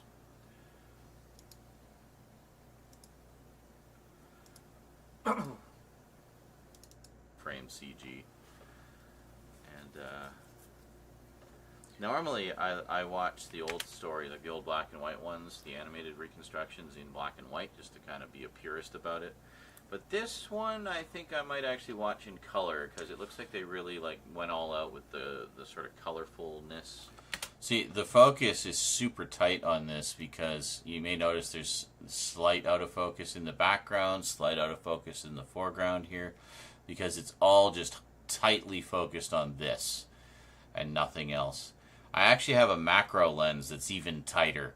Like it probably would have a problem getting this much image in focus in the frame. It can do maybe about a third of the frame, I think, in focus. So it's good for kind of cool artsy shots. Well, actually no, I guess if it's all at the same like focal length, it's fine. But the focal length is super short on it, and you need to be like almost within inches of your subject. So that's a lens I definitely plan to break out for some of the closer looks, which I think would be really cool, and would give us a really up-close look at, you know, some of the detail and artwork and things like that. So, yeah. You gotta get a ceiling vortex. Yeah, gotta love the ceiling vortex. And I remember seeing stills, like set stills, and the sets were actually quite colorful. Originally. That actually looks really good. What else we got here? So as we go through it, we got better and better with the focus. I think Blake 7 was where I discovered the focus trick with the magnifying glass. Yeah, so if we look at no, not this one. Hold on. Look at this one.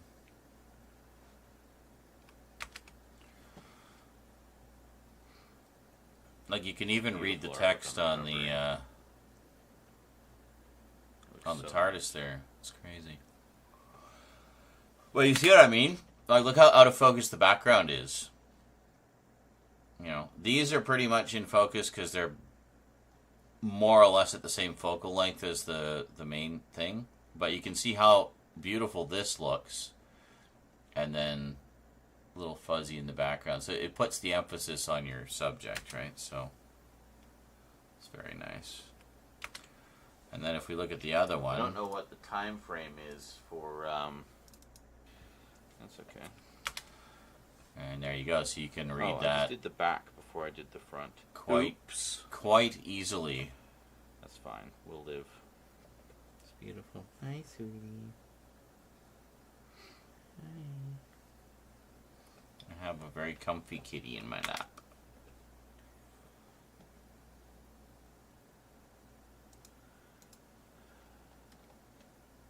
What you doing? What else we got here?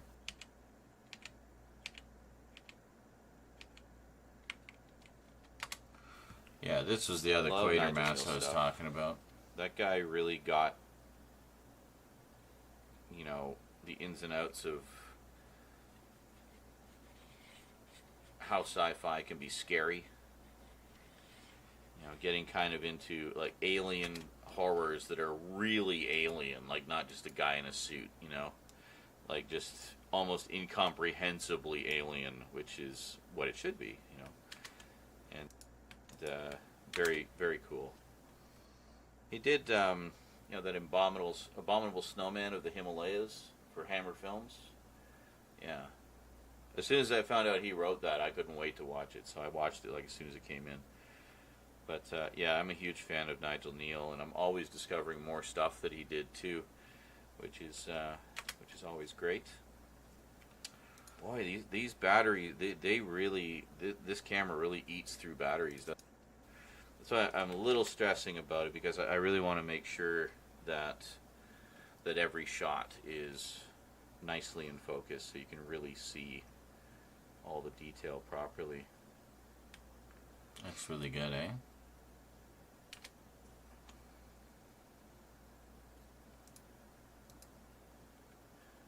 Yeah, this one I'm going to do an unboxing and close. Very nice, very nice. Very nice. You can see, you can read it clear as day. DVD that called him Quartermass. So they're just gone. Just gone. Forever.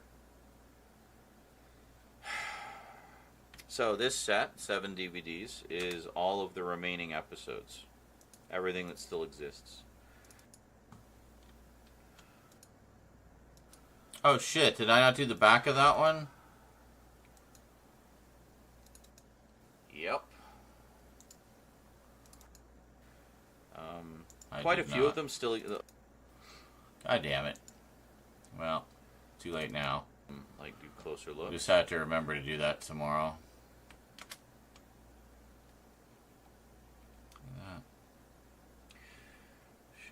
This, oh, yeah. Fuck. I just realized it was slightly out of focus. And that stuff. There we go. So we fixed it.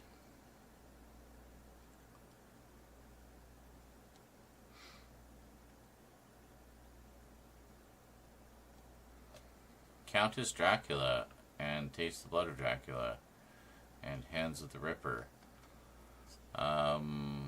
Hammer Films. Yeah, these insert shots are looking really nice, I have to say. I've seen all but Hands of the Ripper. I have it. I just haven't watched it yet. But anyway, that looks good. Yeah, those look really good.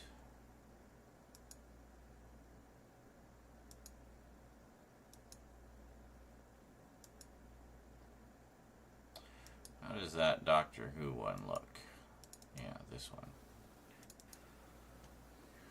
Twice Upon a Time.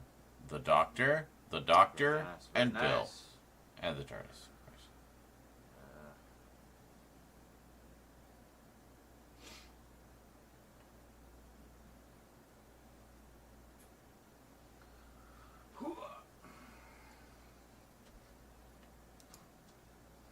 I like how you can basically see everything clear as day, but Torchwood is a little out of focus. And it works, though, stylistically.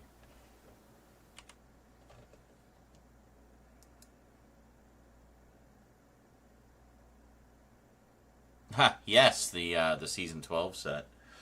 I thought it was appropriate to put that there. Well, also, I was trying to figure out... what order to put everything on my shelves, because I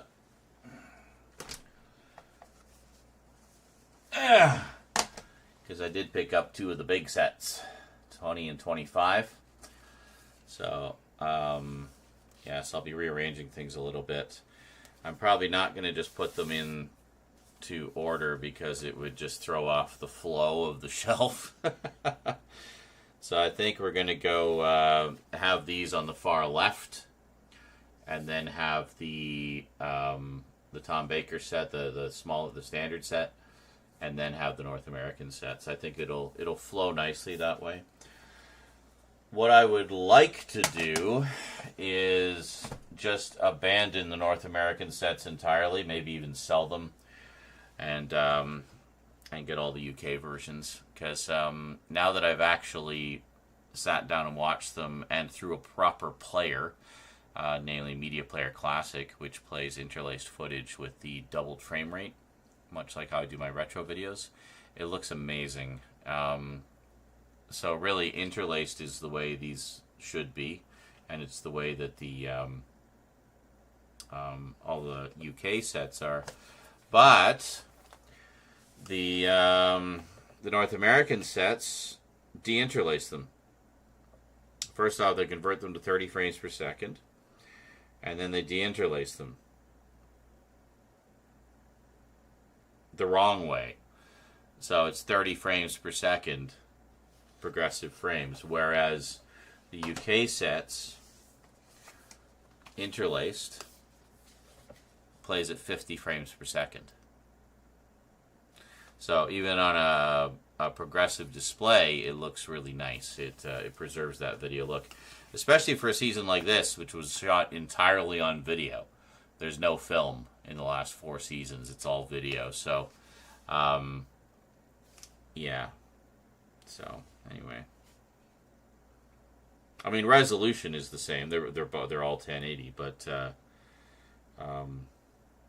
and the Blu-rays, regardless, are certainly an upgrade over the NTSC DVDs. But you know, I mean, because I'm thinking of the Blu-rays as being the end game format for Classic Who, because I really don't see them looking any better than that. Without like AI upscaling or whatever, and then you just, you know, how much quality are you really gonna like get out of it from that point, you know? Yeah, so anyway, so that's it. So I was actually looking to see what the limited edition sets go for, because they're by far the nicest.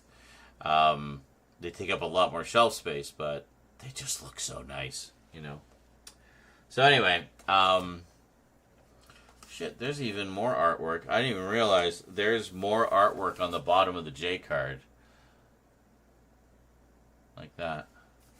That's another thing. You just get so much more artwork on these sets. The season 20 set. You got the Black Guardian and the TARDIS. Like, we get none of that in North America. None of it. We get the front cover everywhere. We get the front cover on the front, on the spine. I think we get this artwork that's on the back, but let me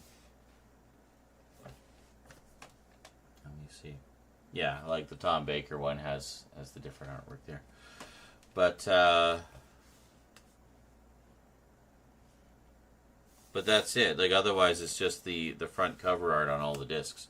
The UK sets have different art for each story.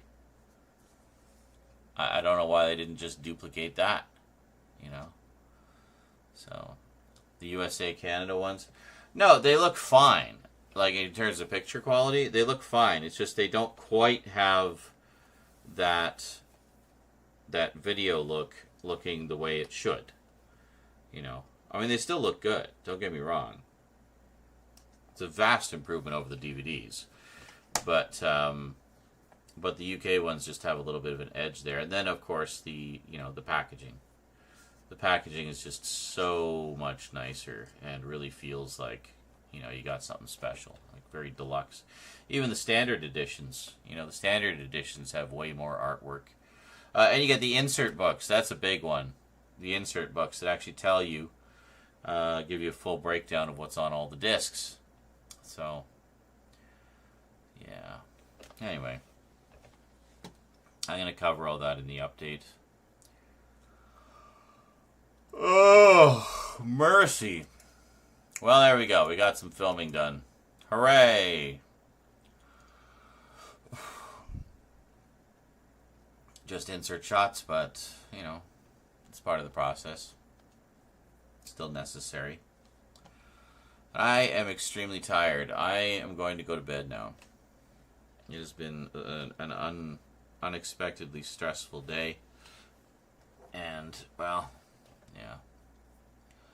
You had to sell yours, bit of a case of needed the money at the time. Yeah, but I mean, that's the nice thing about physical media, right? Is you can do that. That's something that we'll be doing in the coming months as well. Yeah.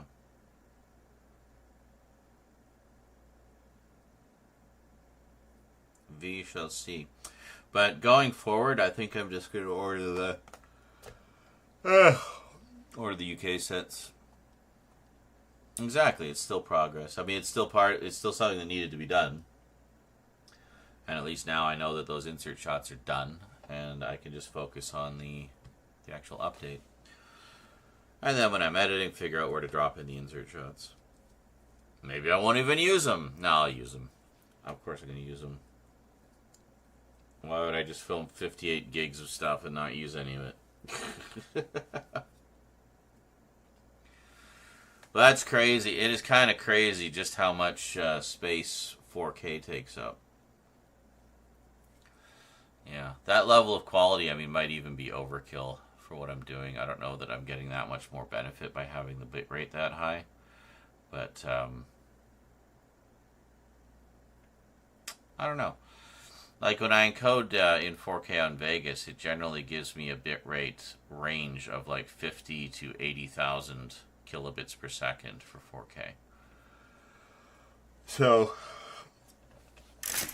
hey, some more Chronor. Thank you. Thank you kindly, Anton. Appreciate that. End the day with the nice tidy little dono. Excellente. Well, I guess it's super chat, yeah. But, yeah, thank you. Appreciate that. That's, milk it for all it's worth. Yeah, pretty much. Well, that's kind of what I'm doing just with all the stuff, too, like I said. So we do the updates kind of as a tease, like just to show what I got, and then certain things I'll do closer looks at later. So I don't want to show everything. Just say this is what we got. Here's the front. Here's the back. Tune in later for the closer look, whenever that is, and you'll see the rest. And, and just kind of go briefly over the contents and stuff like that. So, yeah, pretty simple. I just got to figure out how we're going to do this.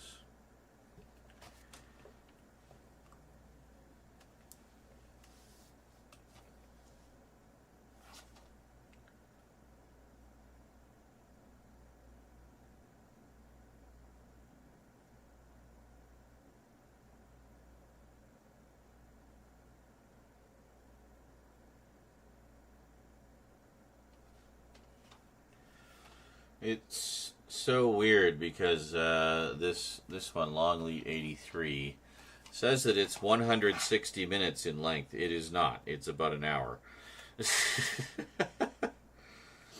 And it also says there's some kind of special feature on there featuring all 5 Doctors panels.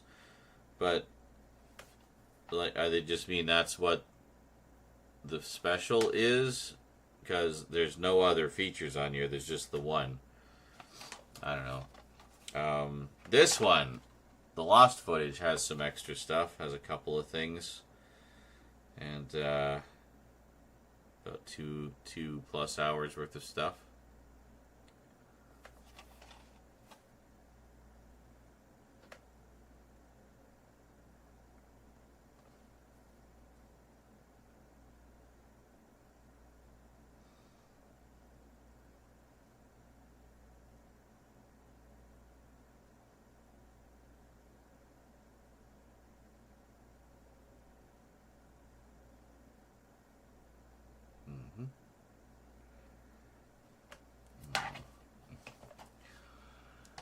You can't see. It's okay, sweetie. Sorry. But I have a kitty in my lap.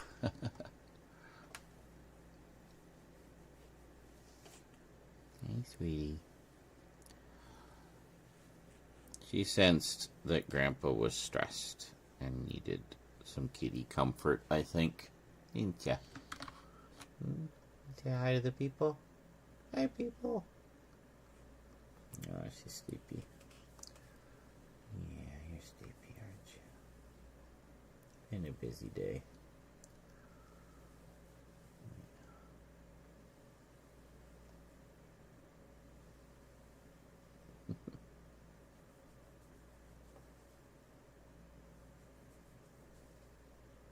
Yeah. They're good kitties. They just get a little crazy sometimes, as kitties tend to do. And then just the timing of everything. It's like, oh, crazy time, and licking for 3 hours, and just being crazy again, and it just got to be a little much, you know? That's great focus. Literally nothing is in focus in that entire frame. Hey.